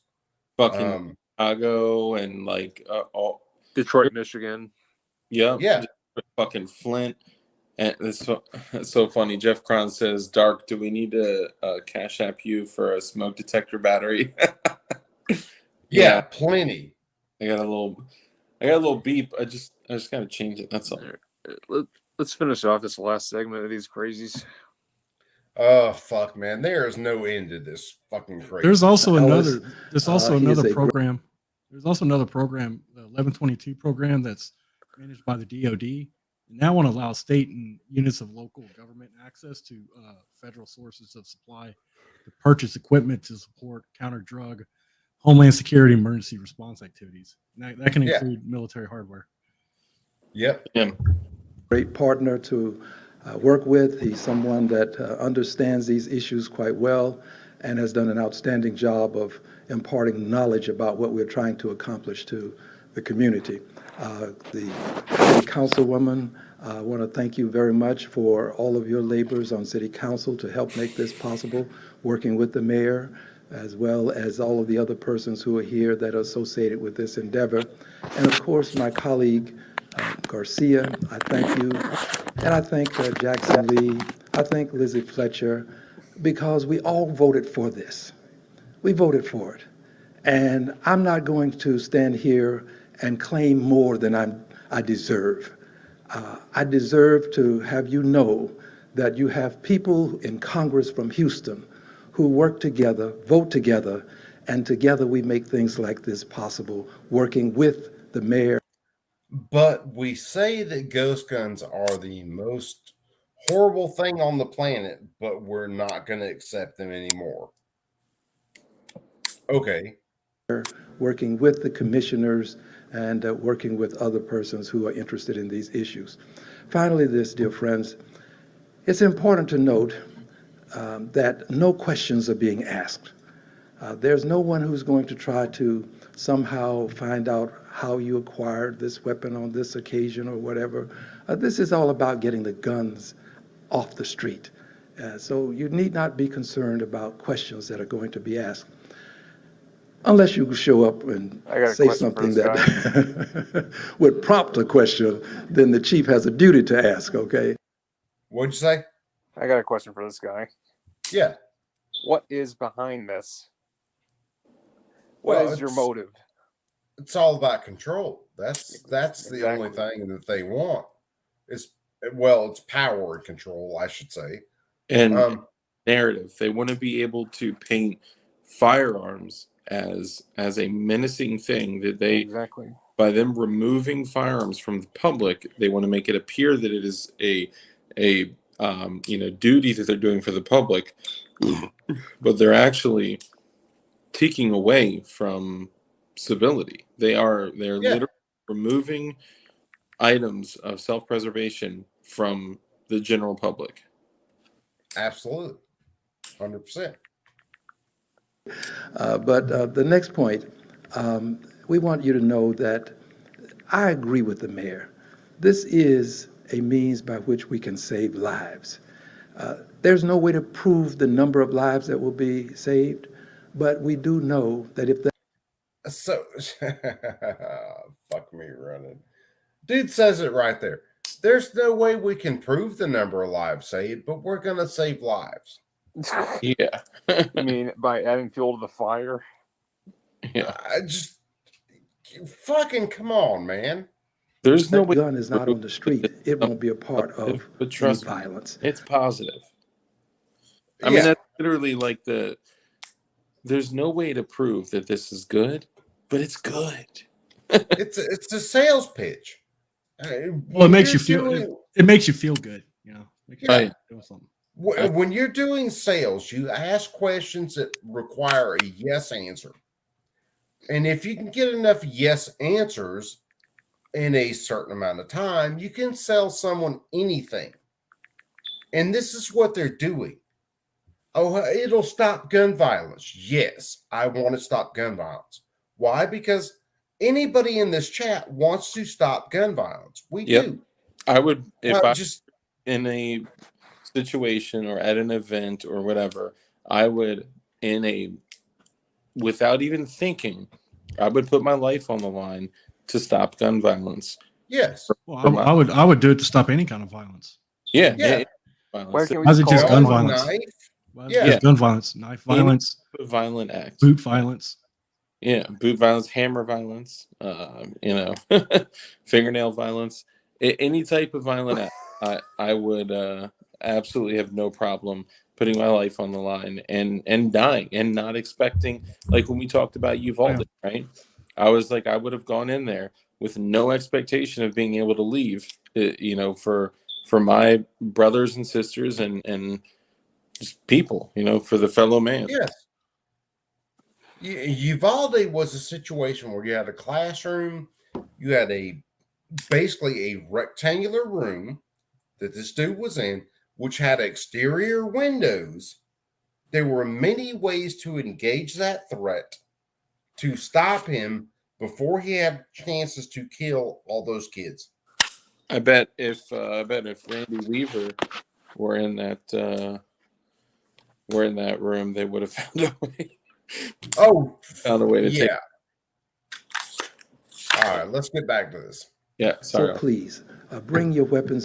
Dark, you're good. You can get up to $200 depending on the type of weapon, and you can help. Up to $200 for a rifle that might cost, I don't know, $200, $1,500, $2,000. This brace alone is $250. Yeah, like dude, the SB TAC braces I have are over $200. Yeah. Just the brace. My trigger is $500. Oh well, yeah. I'm not that bougie, so my trigger is mil spec all the way. My two-stage trigger on my rifle cost almost $300. So This silencer, the suppressor, is fucking 1080. 500, 1080. God damn. 1080. It's the AAC STN6. Yeah. The old ones actually had engraved on it "front toward enemy" on the front. Yeah, and they're offering you max $250. a safer community for all of our people. And I want to say especially our children, because I cannot help but mention the 19 that lost their lives in a school here in Texas, babies. Let's see what we can do to save some of these babies and prevent this from ever happening again. Thank you again, Mayor. Thank you all persons who are associated with this. And again, my colleagues and I all voted for it. It wasn't just a vote from Al Green. Thank you.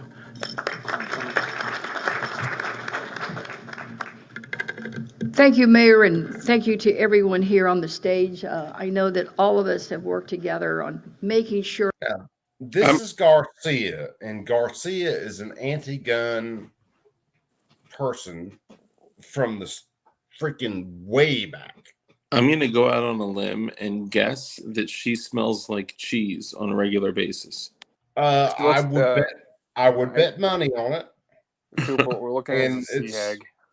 It's more like smells like cheese and Tiger Balm.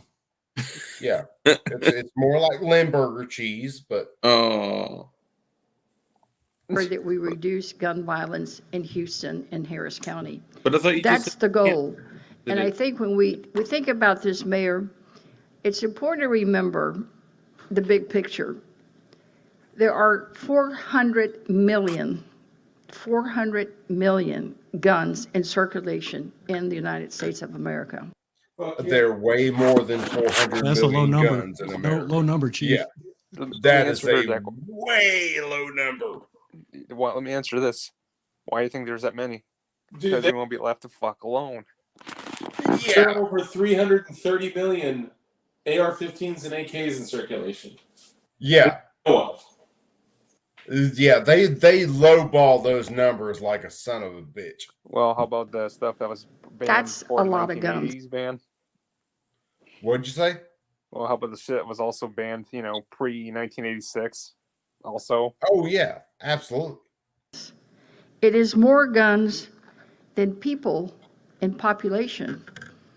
For those smarty pants, you know that we are a population of about 330 million people in the United States. That's more guns than people. Why? That's why gun buyback programs work.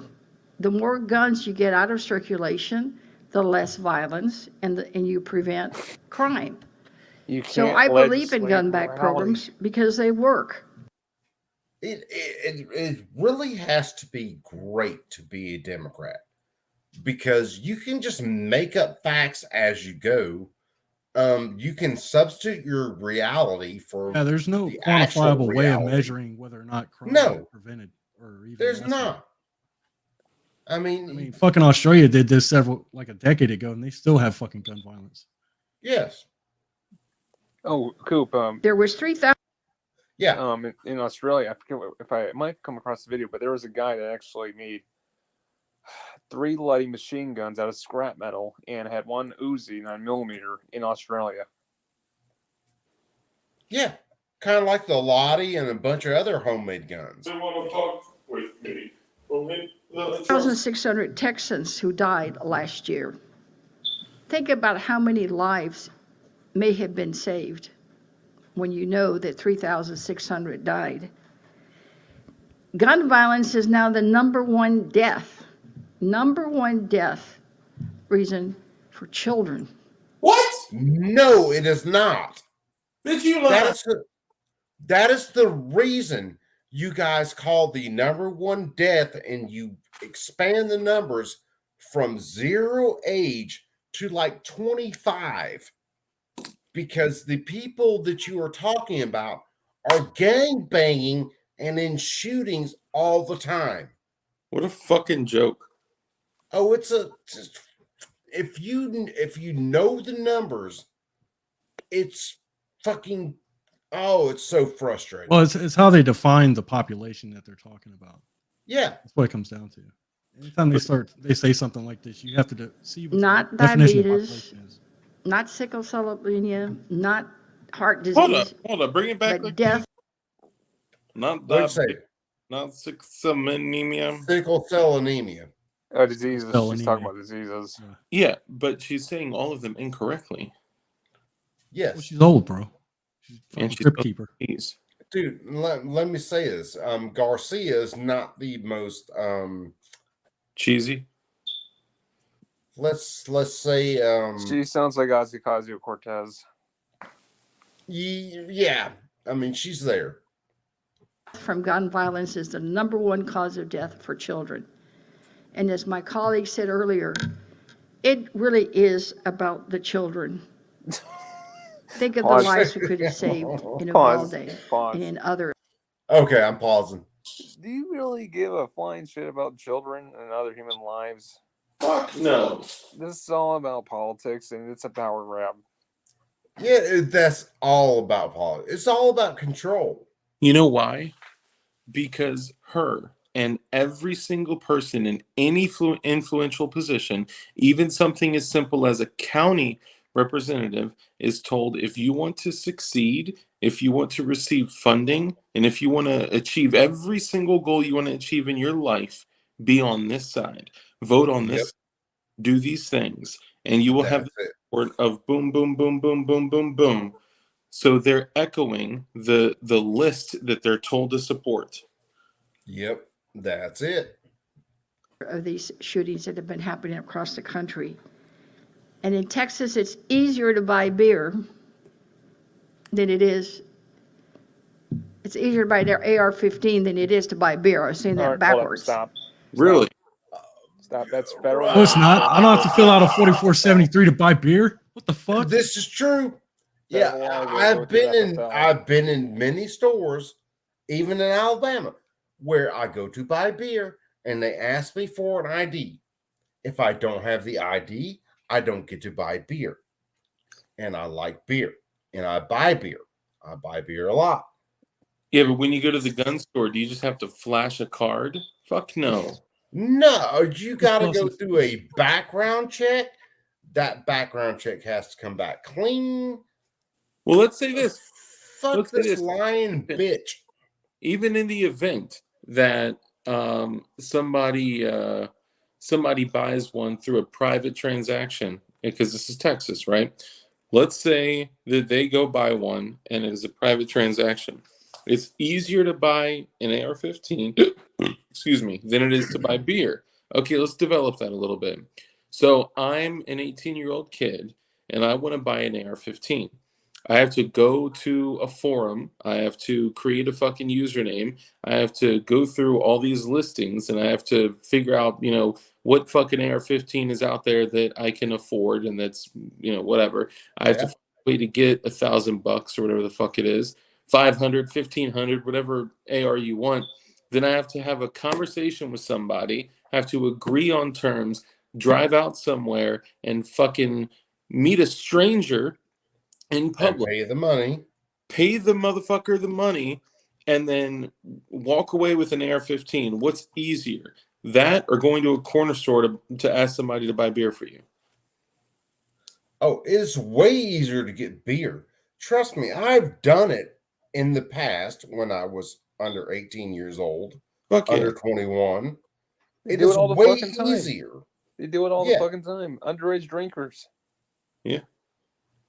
It's just, it's maddening. People can't get the logic behind this stuff. But nobody's sitting Friday night like, man, you know what? Since we can't get beer, let's go buy an AR-15. Oh, let me tell you something. Do not ever buy Milwaukee's Best and go watch a boxing match and think you're going to get jacked up and watch a boxing match. Because Milwaukee's Best is a headache in a can, and you will end up with more of a headache than you will a buzz. I'm just saying, I've been there.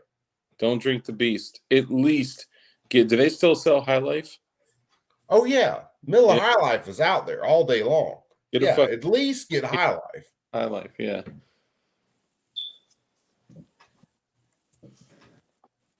Because at least at the liquor store, you get carded.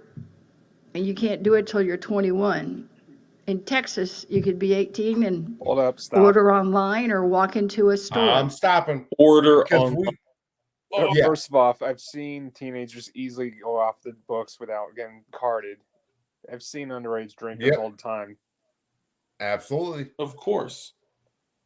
I think that we're trying It to is logic. it is it is amazing to me that all of us who actually know something about anything can't go fucking 2 seconds through her lies without calling her out.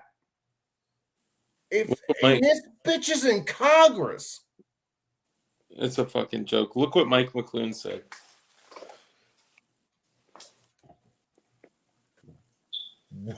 Which one? Because Mike is fucking on top of it. He's saying it's funny how people that are sitting there saying it's for the children also support abortion. Oh yeah. Well, and I've said this many times. I could buy fucking 4,000 AR-15s and not a single person will die. Yeah. If you did the same amount of abortions, then 99.999% would die. Oh, you know what I think the biggest killer is right now? Democrats? Two things. Opioids and fentanyl.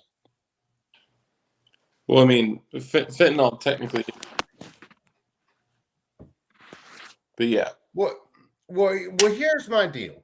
And here I'm coming from someone who's been on long-term pain management for a long time. On and off. I've had my cases where I've been off of it, and I have my cases where I've been on it. Lately, I've been on it.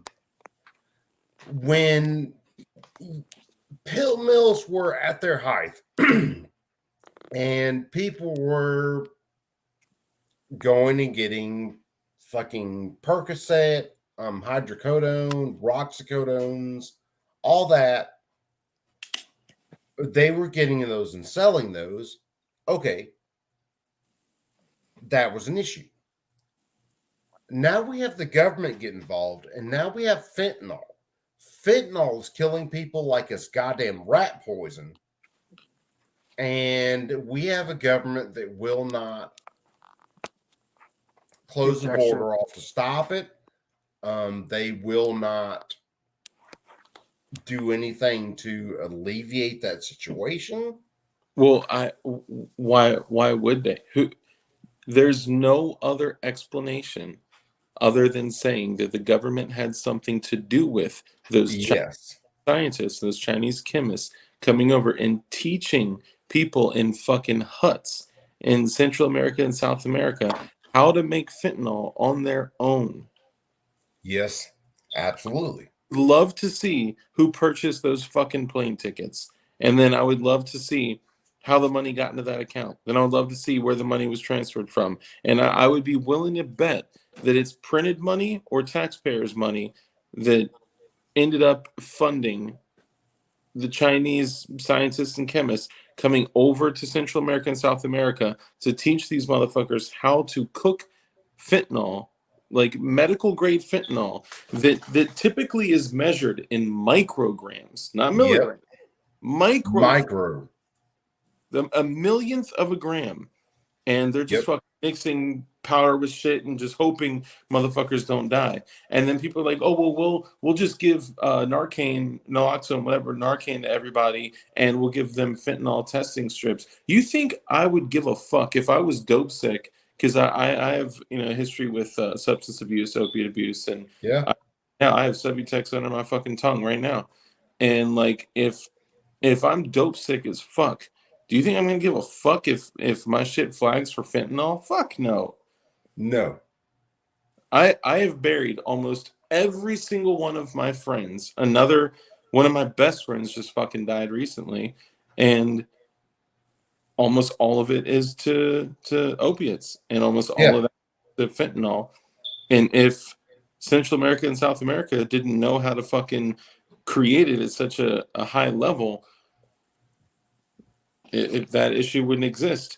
But get this. Here's a very, very true situation.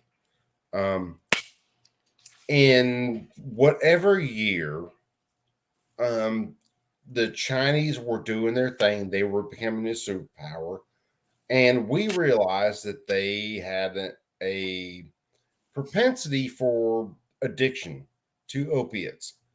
And the United States, you can look this up, we basically flooded them with opiates and stopped that progress. The situation right now is they realize we have the same propensity, and now they're flooding us with opiates, and they're stopping that progress.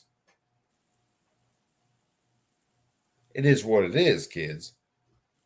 I'll say this. Here's a very personal story.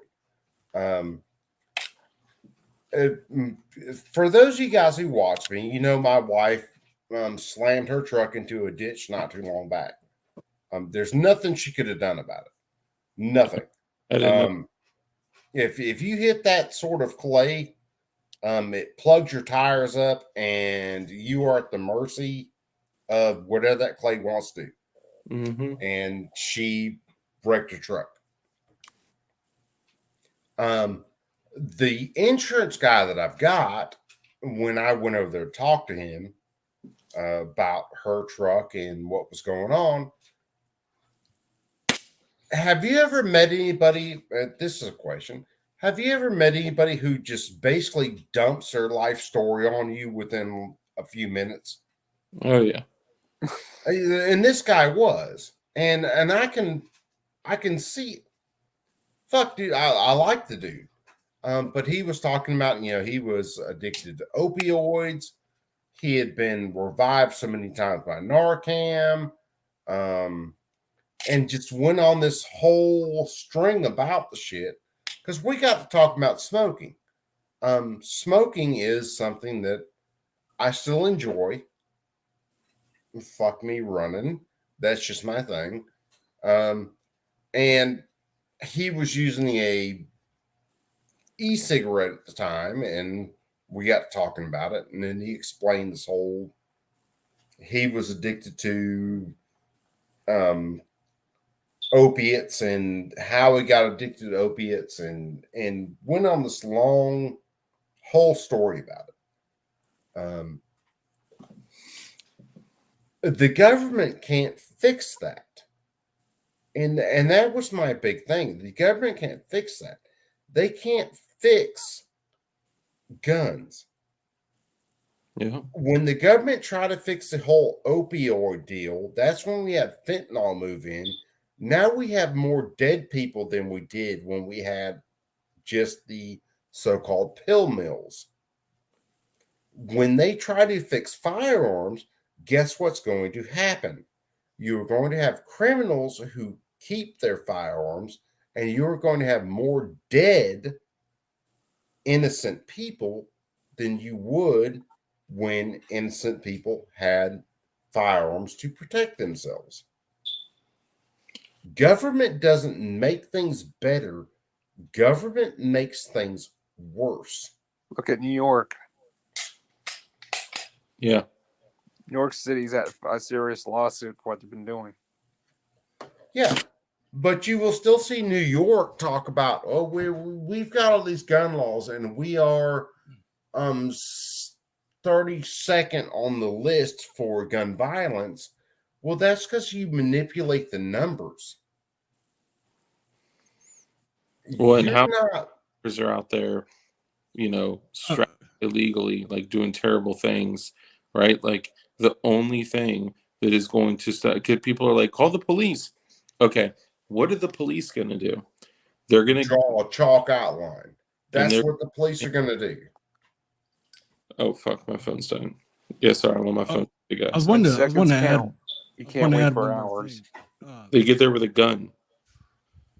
I was going to add something regarding fentanyl. So there's another painkiller that's been out there for a long time. They've been using it for as like to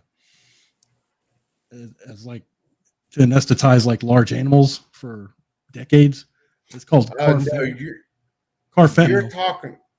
Yeah, it's carfentanil. It's about, so fentanyl is like 25 to 50 times stronger, or like 50 to 100 times stronger than morphine.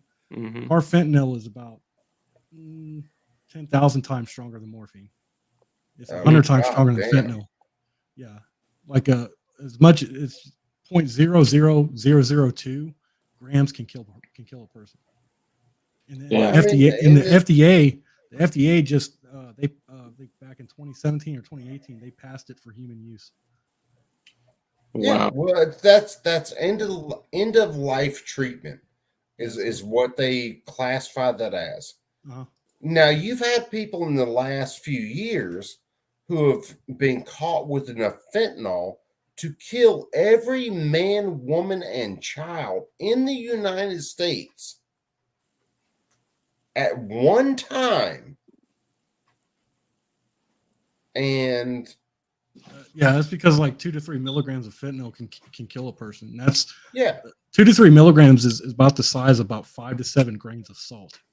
Salt, not rice, but salt. 5 to 7 grains. And yeah, and these dudes are carrying like 45-pound packs of fentanyl. Yeah, because they're cutting fucking dope with it, and they're increasing the potency of their dope, and they're decreasing the amount that they need to put in there.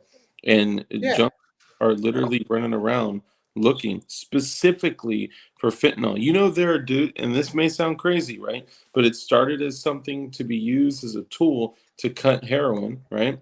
Now, there are people specifically selling bags of fentanyl. Yeah, I had a buddy of mine, a real good buddy of mine, his cousin's a 24-year-old guy. He died in his house, man, because he was snorting a line of cocaine that had fentanyl in it. Yep. Dead. Yeah. Yeah. Fentanyl's and everything. My boss told me he showed me a story not too long back. It's probably been 2-3 years ago. This chick had never even smoked weed before, but she was down in Panama City and smoked some weed. Well, it had fentanyl in it, and the fentanyl that she was ingesting, I mean, basically ruined her heart. So you end up with a 22, 23-year-old chick who her heart shot out, and there's nothing she can do about it because she gave into peer pressure, whatever you want, and she smoked some weed one night. And everything. That's how Sabar's son died. Yeah. He took fucking Xanax. Oh, it's such a tragic fucking story. So he was. Well, he took Xanax. Well, he took what he thought was Xanax. Yeah, so Xanax, and he was actually prescribed Xanax. His doctor trying to force him to taper down and come off of it, so he to the streets to get it, because he was prescribed it and was actually taking real Xanax, right? But then when they knocked him down a dosage, he said, "Fuck that." He went out to the streets to get it. And he took a bunch of pressed pills that were actually just fucking like B and fentanyl. Yeah. And you can buy, any of y'all can look this up right now. You can go online and buy those fucking kits where you can press pills yourself in your fucking house with whatever you want. You could take your child's fucking chalk and fucking some wax and press them. It's fucking crazy. Well, I mean, you don't do that. You can just get you can just go online to like Amazon and get like little plastic capsules that you can just put together. Yeah, well, it depends on which pills you're doing. Because some pills, and I got some sitting next to me. Some pills are capsules, and some pills are actually pressed hard material that are. Well, hell, hold on. Because I got it, like I said, I got something right here. Yeah, because typically, because the thing is, like, you'll never find fentanyl in a tablet form. It's too strong. Most of the time, fentanyl is administered through a patch. It's administered through a patch you put on your arm or some shit. Keep dropping it. Gabapentin can come in 2 different forms that I know of. Okay, it can come in a gel caplet, or it can come in a hard form pill. It can come in 2 different ways. That's gabapentin, which is Ultram. Neurontin. Neurontin. There's a bunch of different names for it.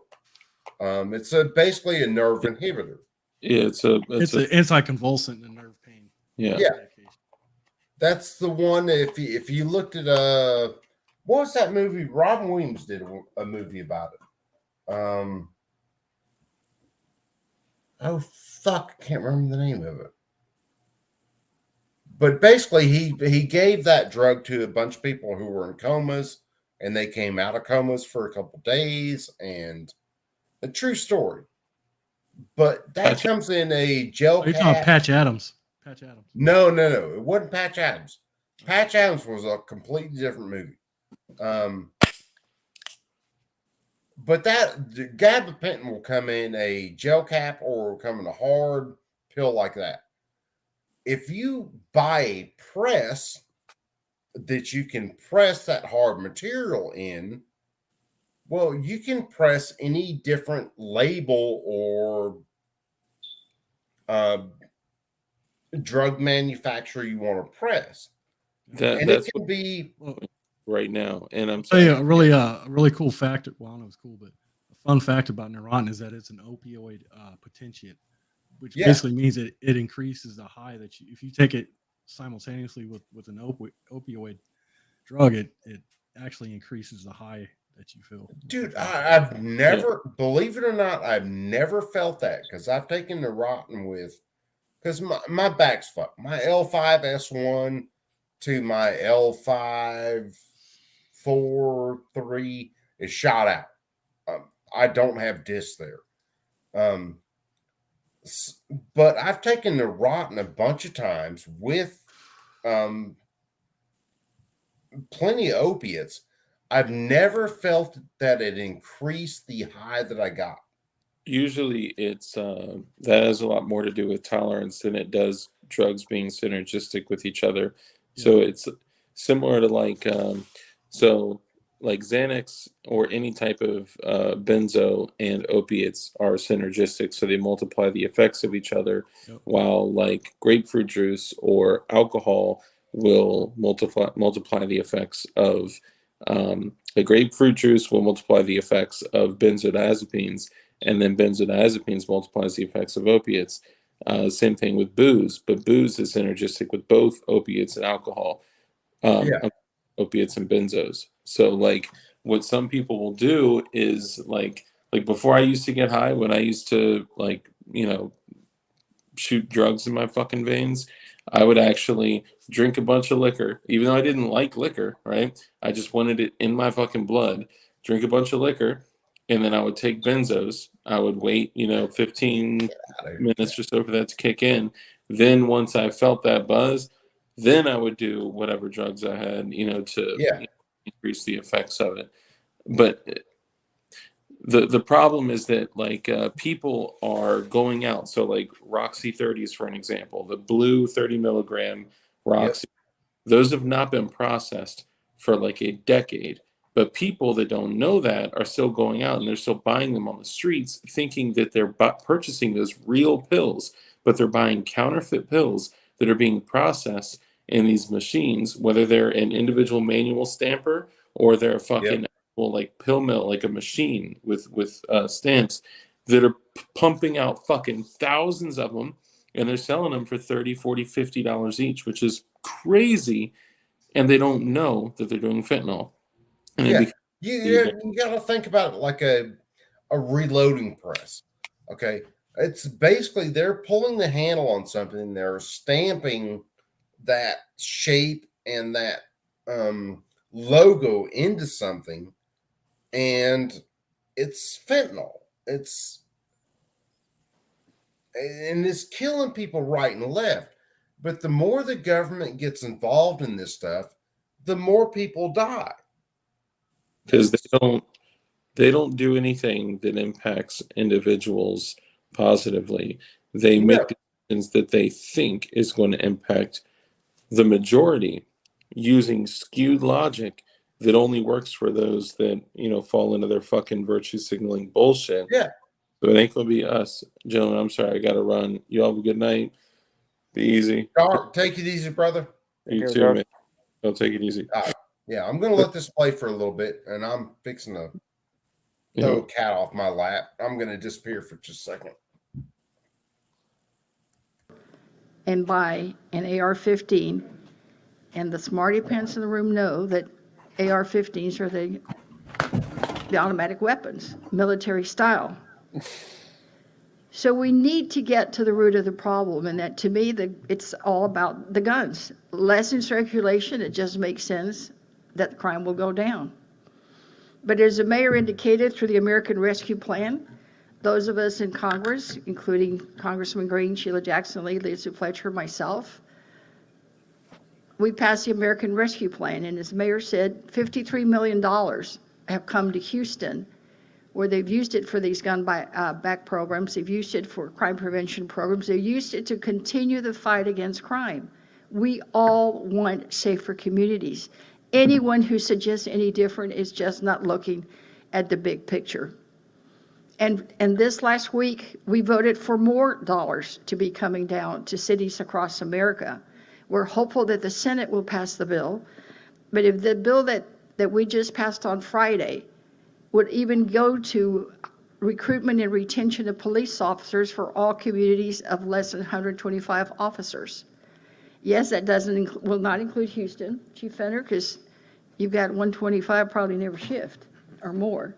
But it'll help communities like Jacinto City, Galena Park, probably Alief, a number of communities around the area, because when you talk about crime, it's not just Houston, it's the entire area of the Houston area.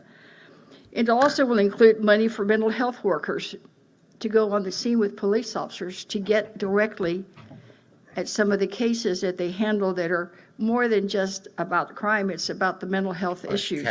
It'll include funding programs that are evidence-based that will go about gun prevention. So, Chief, that you can apply for. And it'll also include programs funding for improvement of the clearance rates in homicides. So we've been working hard with our local partners on all these initiatives, and we're trying to do more and more. I've never seen a mayor and a county judge more focused on getting to reducing crime violence in our region. And we'll continue to do that, and we'll continue to help fund it as much as we can from the federal level.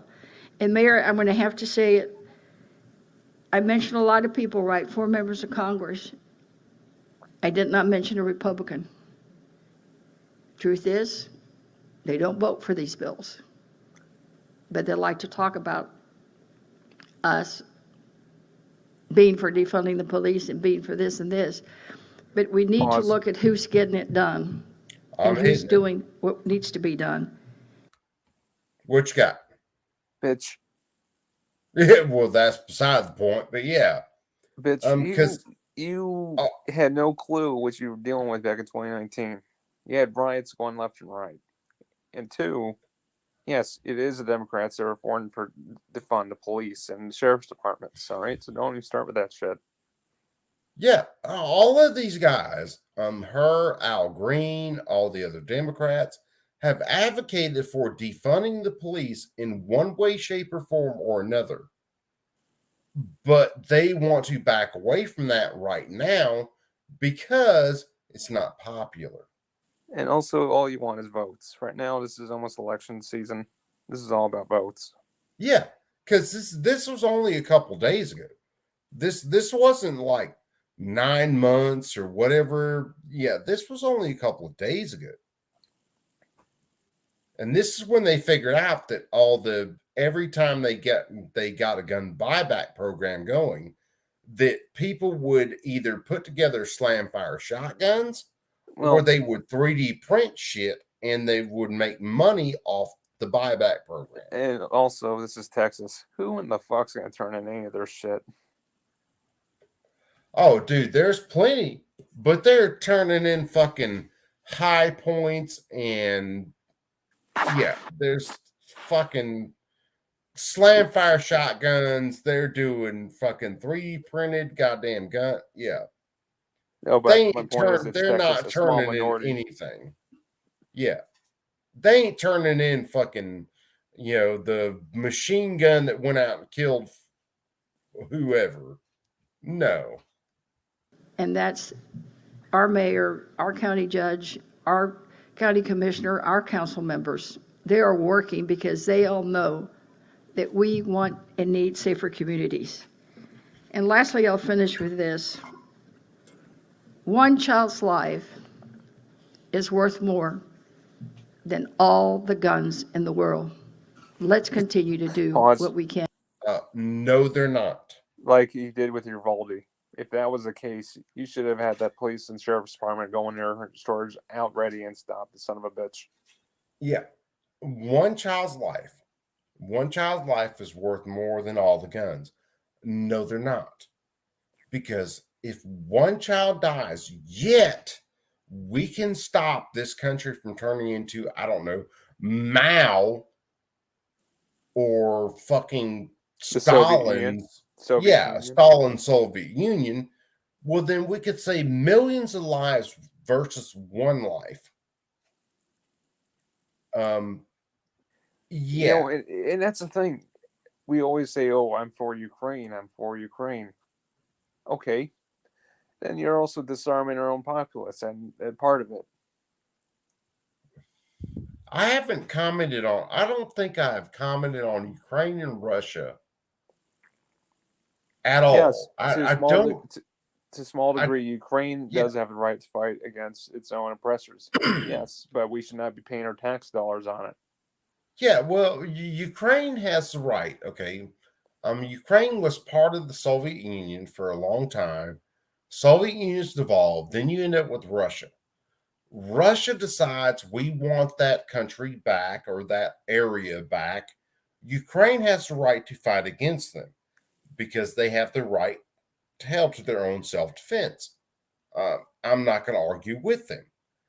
Do I believe that America and other countries should be sending them billions of dollars in aid every month? No. Oh, fuck no. Right You guys figure that shit out. How about after we just pulled out of Afghanistan this past year? We all have a whole bunch of shit.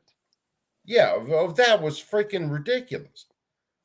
And people can talk about Trump however they want. I don't give a shit. Trump was not a guy that I voted for because I just wanted Trump. I voted for Trump because my other choices were shit. And Hillary was one of them. Yeah, and Hillary was one of them. And I knew Hillary. Hillary is a pile of fucking shit.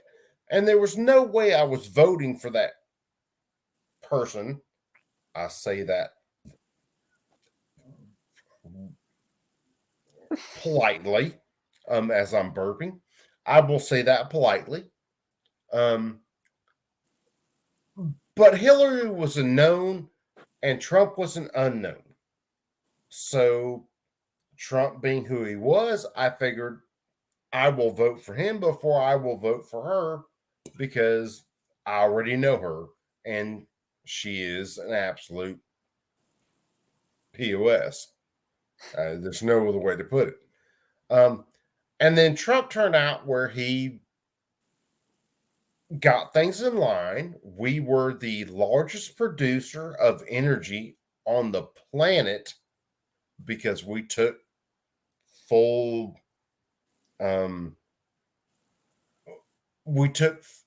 we took all of our resources and we used them, and we were supplying energy to all the other countries. I mean, we were doing good. Now we get Joe Biden in office, who slit our fucking throats. Not a big fan, to say the least.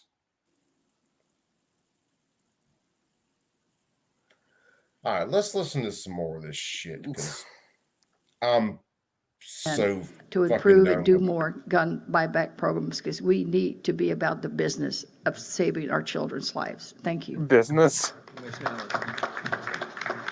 The business. Biznet. Wait, hold on. She said business. Yeah, it's the business of saving our children's lives. Even though we could, I mean, we in other could words, you're ban. profiting off the dead. Yeah, I mean, we could ban cars and knives and save more lives. And I'm sorry I haven't said it yet, and I gotta say it. This bitch is wearing the loudest shirt I have seen since the fucking 90s, standing in back of this goddamn press conference. And if you guys don't know who I'm talking about, look to the left of this press conference. That's her. Thank you, Mayor Turner. I'd be remiss if I didn't thank your team as well. When we had the first gun buyback, to be honest with you, we were a little worried a week before the event on how many people would show up. We were shocked that so many people did show up. So I want to thank you, Mayor, and your team. Because of lax gun laws in Texas, our community is drowning in a sea of guns. Congresswoman, you're right. That figure of 400 million guns comes from the Pew, a very reputable source of how many guns are in America. That's more than enough guns for every man, woman, and child in the country. I'm excluding all of the guns that the military has, and Chief Fenner, all of the guns that you and the sheriff and all law enforcement have. We're very appreciative to our federal partners, Congressman Al Green, Congresswoman Sheila Jackson Lee, Congressman Sylvia Garcia, and Lizzie Fletcher in particular for giving us this money. So I want to give you another round. So let me get this straight. This is the mindset of better or worse people. Yeah, in America, we actually have enough firearms to arm every man, woman, and child in America. But our gun violence, understand there are 340 something million people in America. Our gun violence comes down to 12,000 to 14,000 a year. Actual gun violence. That is actual homicides, which is 0.0 something of the population that we have. And you want to ban these guns because of what? Applause for doing that. While we don't control guns in this state, we're not powerless to take guns off the street. Our first gun back program was an incredible success, as you pointed out, based on the research we've done. But we won't take ghost guns anymore. 900 guns. It was the second most significant gun buyback program in the history of America. How many gun buyback programs has America actually had since its inception? Since we signed the Declaration of Independence, how many gun buyback programs have there been besides the ones in recent years? I can't imagine, I don't know, fucking Benjamin Franklin be like, turn your shit in, we're giving you a shilling per rifle.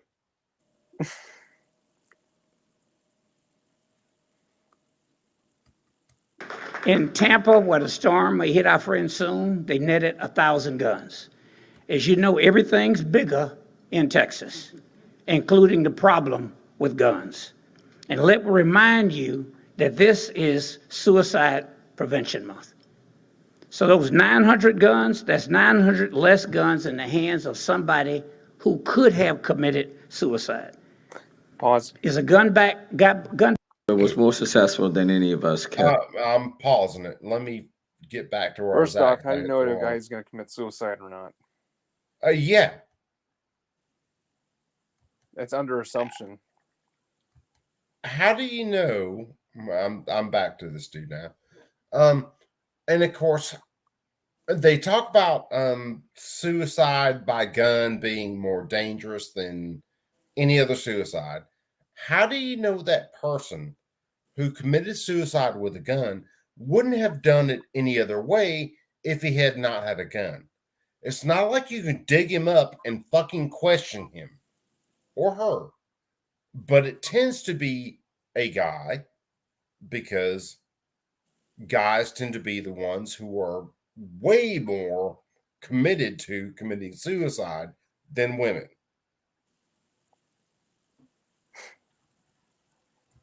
Florida. And this is just one piece of a broader commitment to deal with violence prevention. Harris County and the City of Houston have mobilized resources with absolute emergency in a full court press to reduce violence in our communities. On the county side, we've dedicated $1.4 billion. What'd you say? I gotta head off. I gotta get ready for work, dude. Yeah, man. I ain't too far from going to sleep, so. But yeah, get some rest, dude. Go to work. Take it easy. Be cool. And we will get to you at some other time, I guess. Yep, yeah, be cool, brother. Yeah, man, no problem. Of our annual budget to justice and public safety. That's the largest amount ever allocated in the history of Harris County on Judge Hidalgo's watch as the face of our court. We're rolling up our sleeves and getting to work on smart and meaningful programs, and we are benefiting from mistakes that other gun buyback programs around the nation have had. We're nimble. Other mistakes that gun buyback programs have had were buying back ghost guns and 3D printed guns, which is what these douchebags don't want to do. But ghost guns are supposed to be the scourge of America, so I don't know. As the mayor said, we learned a few things from the first one, and we're implementing those things in future ones. We're going to do as much as we can to get the word out from the county side. Judge Hidalgo, Commissioner Garcia, our state reps, some have called, the city council people. The real key is to get the word out. It's a safe, secure way to get some of those guns off the street. So on behalf of the county, we're glad to participate. And it won't be the last one. Thank you.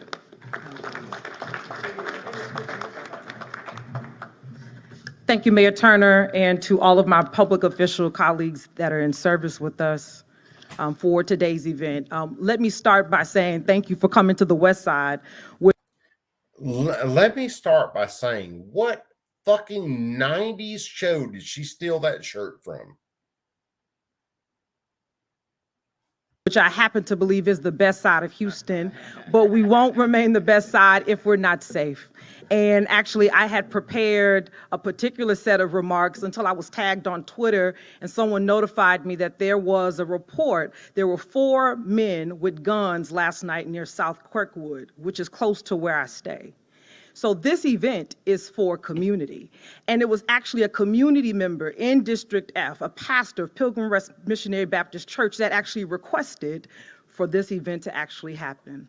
So I want to thank the community for requesting this and making sure that we have the resources, and also for Mayor, your administration and team for receiving recommendations from council members for the One Safe Houston plan. I also think it's important to note that in District F, violent crime is down 10% from last year, and that is something to be noted, and I think we can acknowledge that. And one of the reasons why is because we do have a comprehensive One Safe Houston plan. We've invested in overtime. We've approved camera ordinances. We've expanded in technology, and we've reminded residents that public safety is all of our responsibility. So we partner with community-based organizations, and we ask them to help us get the word out. And so today you'll see flanked in front of me and others, we are joined by a few groups that were willing to put their money with their mission and sponsor radio ads to help promote the gun buyback event on October 8th, starting at 8 a.m. We have the Houston Area Coalition of Omega Psi Phi Fraternity, the One Houston Sigma Council of Chapters of Phi Beta Sigma, the Houston Metropolitan Alumni Chapter of Delta Sigma Theta, and the Houston, Texas chapter of the Lynx. Each of these organizations, we can go ahead and acknowledge them. And I think it's really important because notice she is mentioning a bunch of colleges, which academic colleges tend to produce a bunch of people that are way far to the left. because we ask community organizations to lend their physical labor when we have a disaster recovery, when there's a citywide response to service. But they are lending their intellectual capacity, where they've submitted recommendations to the Mayor's Task Force on Police Reform, and they're also lending their financial resources. Each of these organizations have national positions against gun violence, and their commitment to their national directives at a local level in the Houston region is to be commended. So I look forward to continuing the partnership, and then thank you for your service and the work that you're doing in our community, and we're looking forward to exceeding the amount of gun collection that was hosted at the Wheeler Avenue location. Thank you. But you can't take ghost guns. Good afternoon. Thank you, Mayor Turner, for inviting me today as Metro gets ready to host this program at our West Chase Park and Ride, 11050 Harvin Drive. At Metro, safety is our top priority, so we are proud to support Mayor Turner's One Safe Houston initiative. We also recognize that we can't tackle crime alone. It takes collaboration, it takes partnerships to see results. And that is why we are committed to this partnership. For more than 40 years, the Metro Police Department, MPD, has been working to keep our transit system safe and improve mobility across the Houston region. Metro has one of the safest transit systems anywhere in the country. We not only want to keep it that way, but we want to build on that success, whether it's through the... Okay. Here's something that works into everything that's going on right now. Why do you think he mentions the metro system and public transit at this point?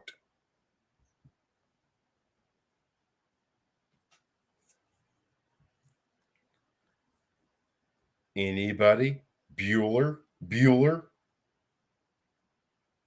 He mentioned that because the Democrats want to go into this area where any kind of mass transit is a safe space for guns, and you can't carry guns on mass transit, which would make subways, trains, all that illegal to carry firearms on. MPD Connect Smart app, emergency call boxes, surveillance cameras are now installing safety monitors with live feeds. Most importantly, we believe in the effectiveness of community partnerships. That's the reason we are here today, supporting our friends at the City of Houston, at Harris County, and our community partners. Fighting crime takes teamwork. Fighting crime takes teamwork, and we are proud to be part of this team. Thank you very much. Let me thank Sanjay, and let me thank all of the members of this team. I can't say enough for HPD. They have helped to design this program using best practices. They did an exceptional job at the first gun buyback program. I know, Chief, we said noon, but HPD was out there until past 7 p.m., and I want to thank them for just being highly efficient. I want to thank our congressional members, elected officials, our community leaders who are participating, our faith-based leaders. That's what it's all about. And then I will note that we had representatives from Japan that came in to witness this gun buyback program. What do they have to do this with is an anything? opportunity for everybody to participate, okay? Because creating a public safe community requires everybody to participate. And as several people that I talked to who were in the line at Wheeler said when they drove up, is that this afforded them an opportunity to turn back guns that they had that they didn't want in possession of their children or somebody else getting the gun and then using it to hurt somebody else. So everybody can participate in it, and I want to thank you. So again, the date, Saturday, October the 8th, 8 a.m., scheduled to go till noon. For those, that 150 who got their priority passes because we couldn't get to them last time, you can come to the front of the line. Just bring your priority pass. But you won't take ghost guns, and you won't take privately made firearms. So things like this that are 3D printed, that are firearms by the ATF definition, you won't take those. But you're worried about firearms. And again, it would be at the Metro Park and Ride located at 11050 Harwin Drive on October the 8th. And I do want to thank the media community because, quite frankly, it was because of our partnership with the media community that made the last gun buyback program so successful. Having said all of that, if there are a few questions, we'll take them, and then we're going to get ready. Good afternoon, Mayor. Oh, I'm sorry. Just one second. Just one second. I intended to do this myself in Spanish, but my voice is a little stressed today. So, Commander. Sure. T. Thank you, sir. Muy buenas tardes a todos ustedes, a nombre del jefe de policía Finner, del alcalde Turner y de todos los miembros de diferentes niveles del gobierno que están aquí presentes. Le damos las gracias al público porque anteriormente, en el mes de julio, el primer proceso, el primer proyecto de recompra de armas fue un éxito total, fue un éxito rotundo y queremos repetir esa misma situación ahora que viene el número 2, el segundo programa, va a ser el 8 de octubre, en sábado. Va a ser le queremos dar las gracias a Metro también porque ellos nos están facilitando la localidad, que va a ser en el 11050, 11050 de la calle Harwin. Va a ser de 8 de la mañana a 12 de mediodía. Queremos hacer una aclaración. No vamos a recibir armas que son fabricadas por forma privada. No se van a recibir armas que son fabricadas individualmente, lo que comúnmente se llaman armas fantasma. Así que si quieren llevarlas, las vamos a recibir, pero no van a recibir ninguna recompensación por estas armas. Así que muchas gracias a todas las personas aquí. Okay.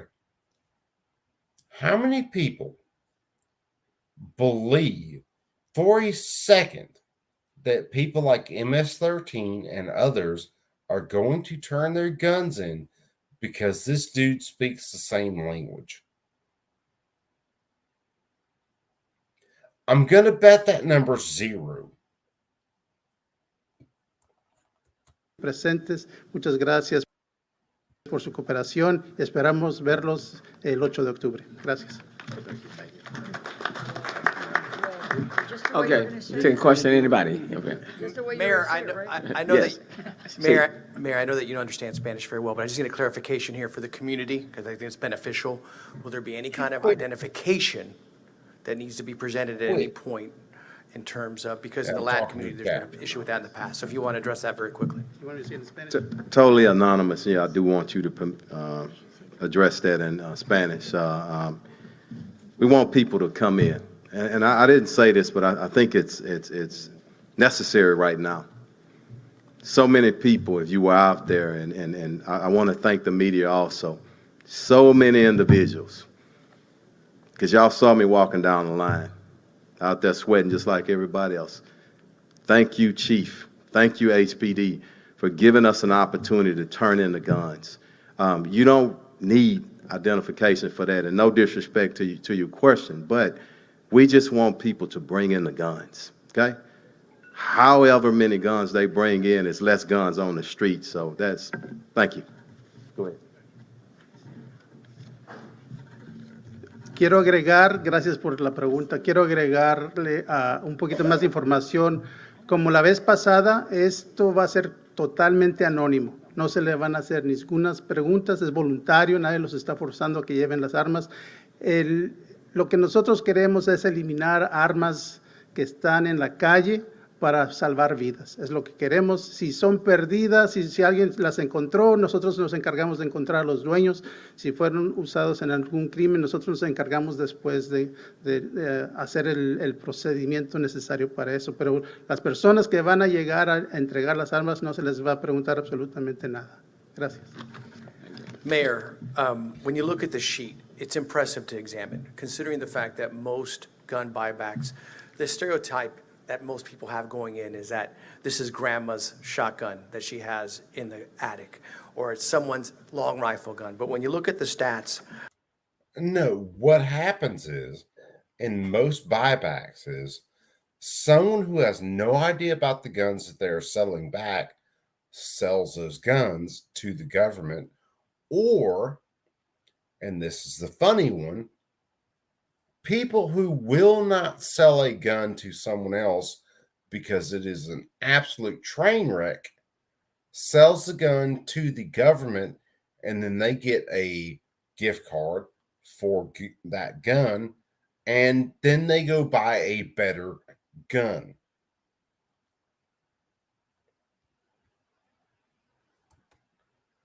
If you're looking for a criminal to suddenly turn their gun in, you're an idiot.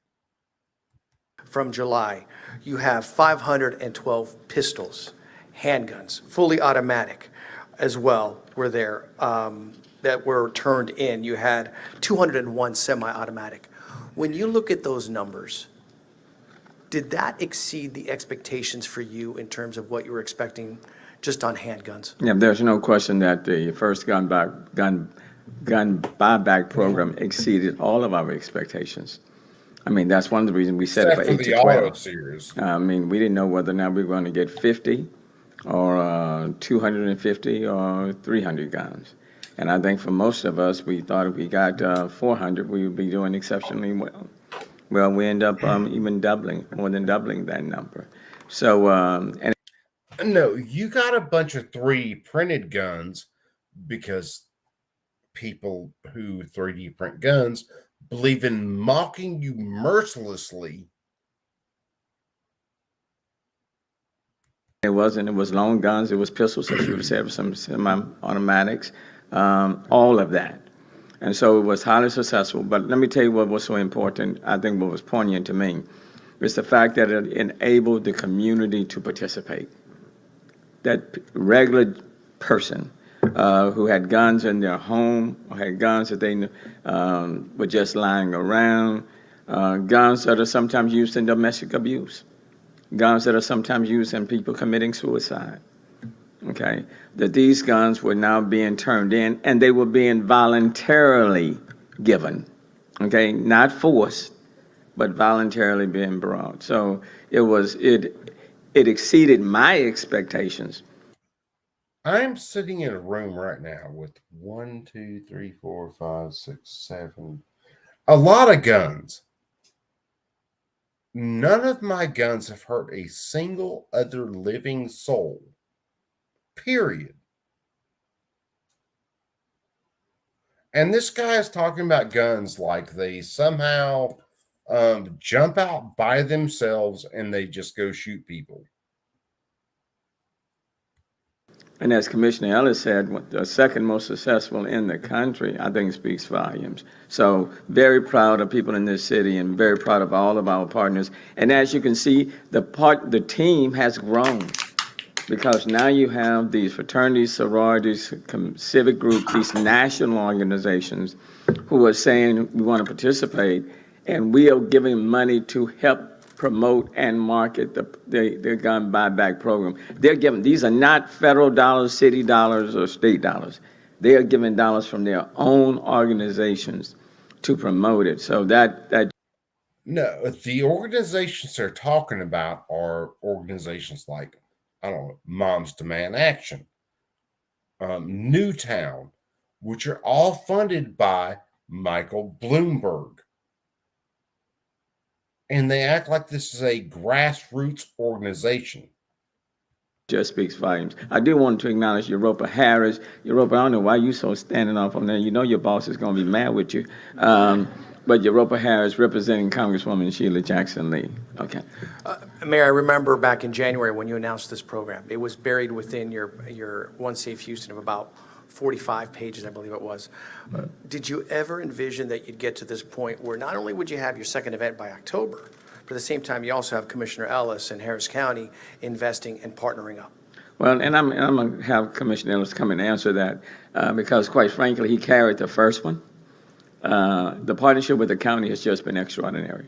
Working with Judge Lena Hidalgo, Commissioner Ellis, Commissioner Adrian Garcia has just been incredible. I don't think the relationship between the city and the county has ever been as strong.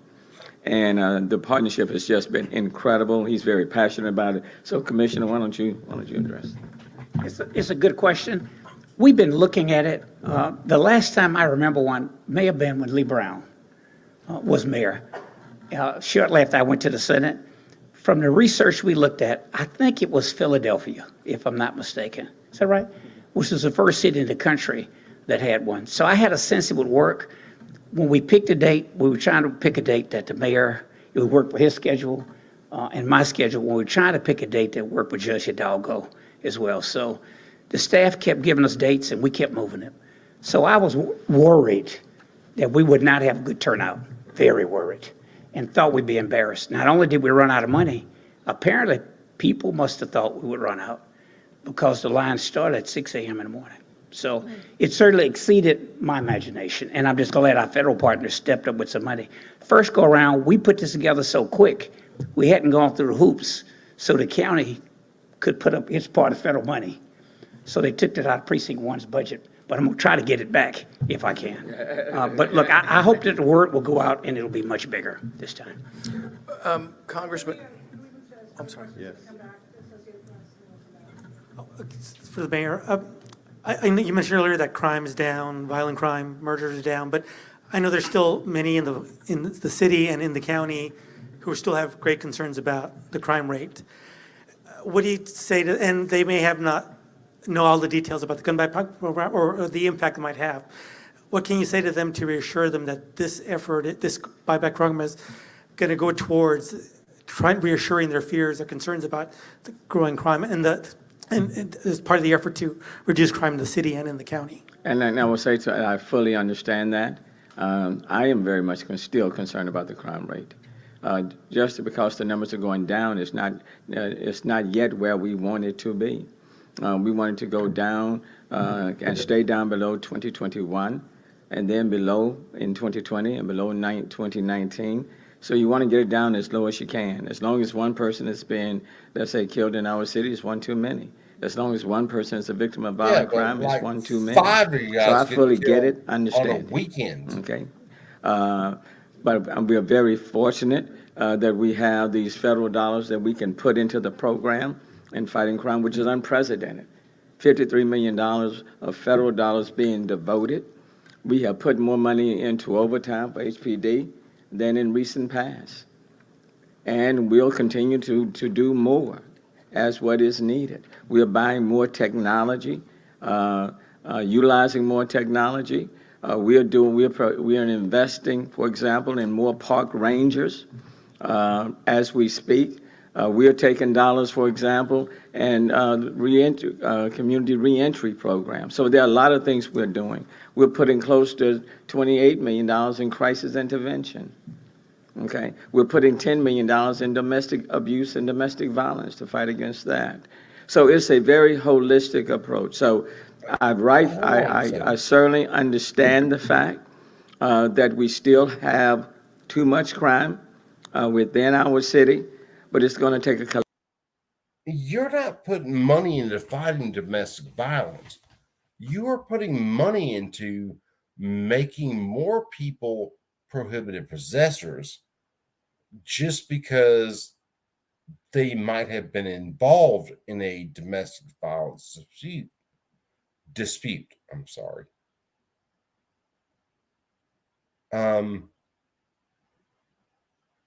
Okay. Collective effort. This is just one tool in the toolbox. And this is one tool that allows everybody within the community that chooses to turn in their guns to do so. It's a vow. Now, hold on. So why do I say that it's one tool in your toolbox to keep someone from owning a firearm? A man and a woman in a relationship get into a physical altercation.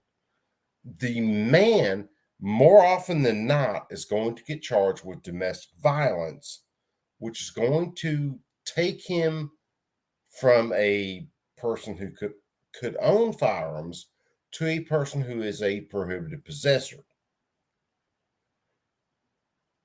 Even if the woman comes at him in a very violent way, the guy is going to get charged. That is the way our court system works. If a man and a woman have a dispute over a child, more than likely the woman is going to get the child versus the man. It's just the way our courts work.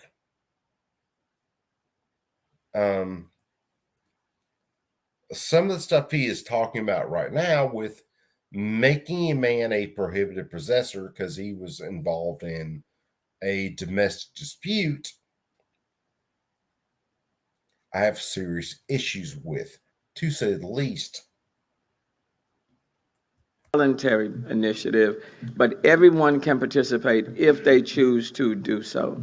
And I do want to acknowledge Crystal Guerrafort, who has spearheaded this effort, our Deputy Inspector General, who's just done a phenomenal job. Quite frankly, what she has done has exceeded my expectations. I guess I shouldn't, no pay raise though, but that money goes to the crime program, you know. But the point is, I get it and I understand it. And what I would say to the general public is that we are laser focused to do everything we can collectively and to work with everybody, our federal partners, our state partners, our county partners, on every single level, working together, not casting stones, but working together to drive down crime and to make this community safe. And that's our number one priority. But you won't take a ghost gun anymore. A privately manufactured firearm, you guys will not accept. Okay. Okay.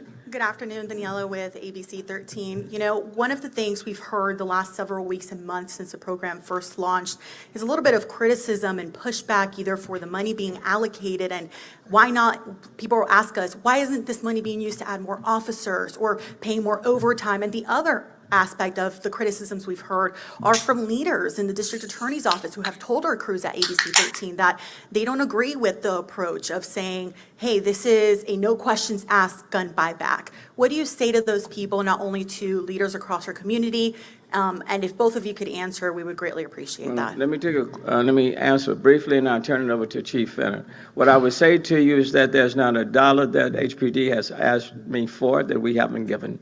A part of One Safe Houston is to put another 125 officers on the street in the overtime program. The initial distribution was $5.7 million, just in overtime for those 125 officers. Since then, we've added another $5 million. That was round two. Since then, I've added another $2.5 million. That's just for police, just for overtime. And that's not even counting the park rangers. That's $1.9 million just for park rangers in our program. That's not counting the money that we're putting on technology, okay? So there's not $1 that we are taking away from the men and women in police on this gun buyback program. Not $1. So when people say, well, you could be putting that money on police, we're putting that money on police. But let me say this, putting money just on police is not going to drive down crime just by itself. You cannot ask HPD. You can't ask HPD to do it all, okay? They're a vital part of it, but the community has a role to play. And so crisis intervention, domestic abuse and domestic violence, all of that's important. Your community influencers, your community messengers program, that's important. Every single year, you got 12 to 14,000 people coming out of TDCJ, the Texas Department of Criminal Justice, returning to Houston-Harris County. They need two things. They need housing and employment.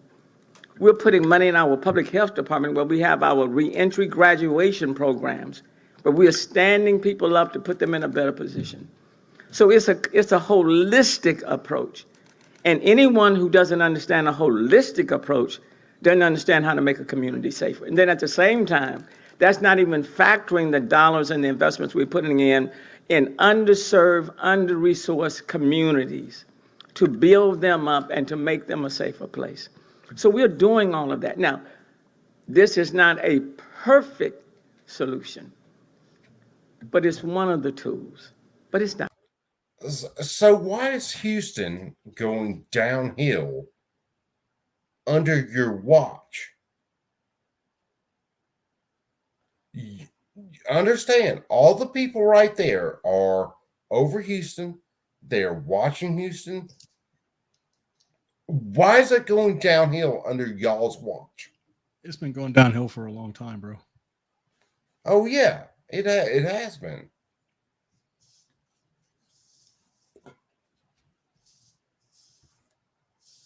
Perfect.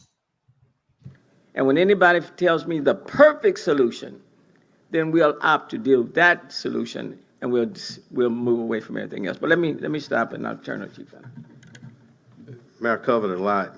One thing I want to say, and I say it very respectfully, I don't know how anybody in Harris County, Houston-Harris County, can criticize this One Safe Houston program, because around the nation, all the way up into D.C., and in counties all around this nation, people are applauding it. And you have this many people that come out and turn in guns. What's negative about it? And the mayor and I just want to stay in my lane, and let me speak for myself as a chief. And I ask that everybody else stay in their respective lane as we move together to fight crime. And that's what we need to do, and that's what I ask every leader to do in Harris County. And who it applies to, it applies to. I don't do personal attacks.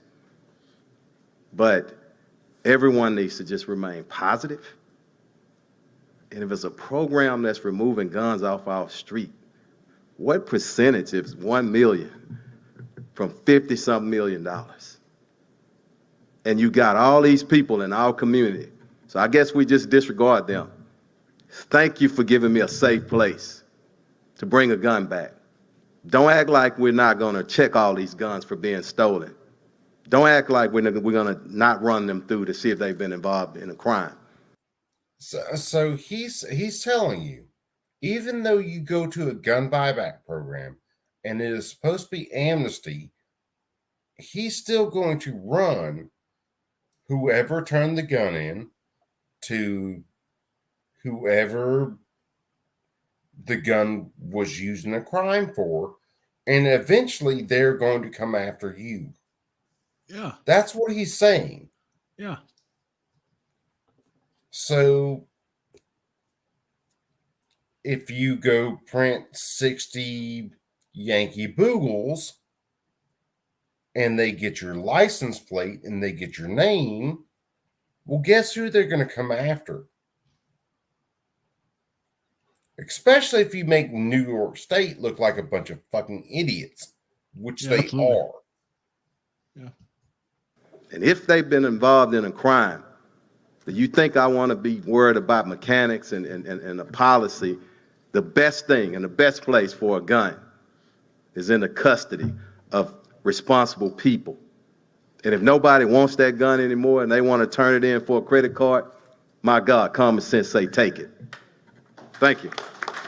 All right, lastly, and we wrapping it up. Again, I want to thank the media again, because you all were so instrumental on the last gun buyback program. So let me thank the media for your participation in the program. And I do want to acknowledge Pastor F.N. Williams, Jr. and Sr., and they're very active with Ministers Against Crime. They're very active with Ministers Against Crime. Again, it's a total collaboration, a total partnership. So we want to thank them for them. I don't want to leave out the faith-based community as well. What guns, you move the guns and you pray, and the fervent prayers of the righteous avail much. So all of that, we are utilizing all of that. And so thank you. Okay, October 8th, 8 a.m., Alief area, the Metro Park and Ride in Alief. Thank you very much, and let me thank everybody for being here. Thank you very much.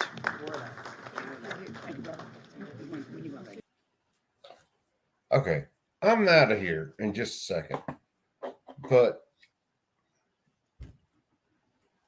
These are people who believe that, and I'm going to pick on this from the start, that believe that they are the scourge of society, yet they will not buy them back. And then they believe that somehow, if you turn a firearm into them, that they are going to check ballistics and everything else on that firearm. And yes, they will track it back to you because you are responsible for everything that firearm does or did or has done.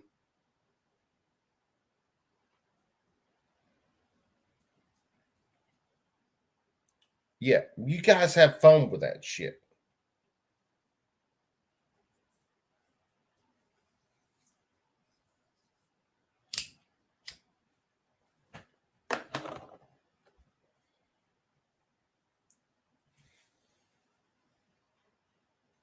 It drives me insane that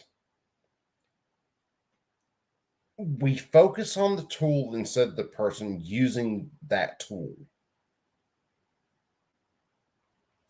And we're going to continue to do that as long as, well, we have people who are focused on the tool instead of the reasons or issues that person used that tool in the first place. So I am out for the night, kids. You guys take it easy. I love all of you. I'm just done. And maybe we can make it through more than 10 minutes of a Blazing Saddle stream next weekend. We'll see. Bull Rush, you got anything to say? Nah, these people are retarded. Fuck them. That's about the way I feel.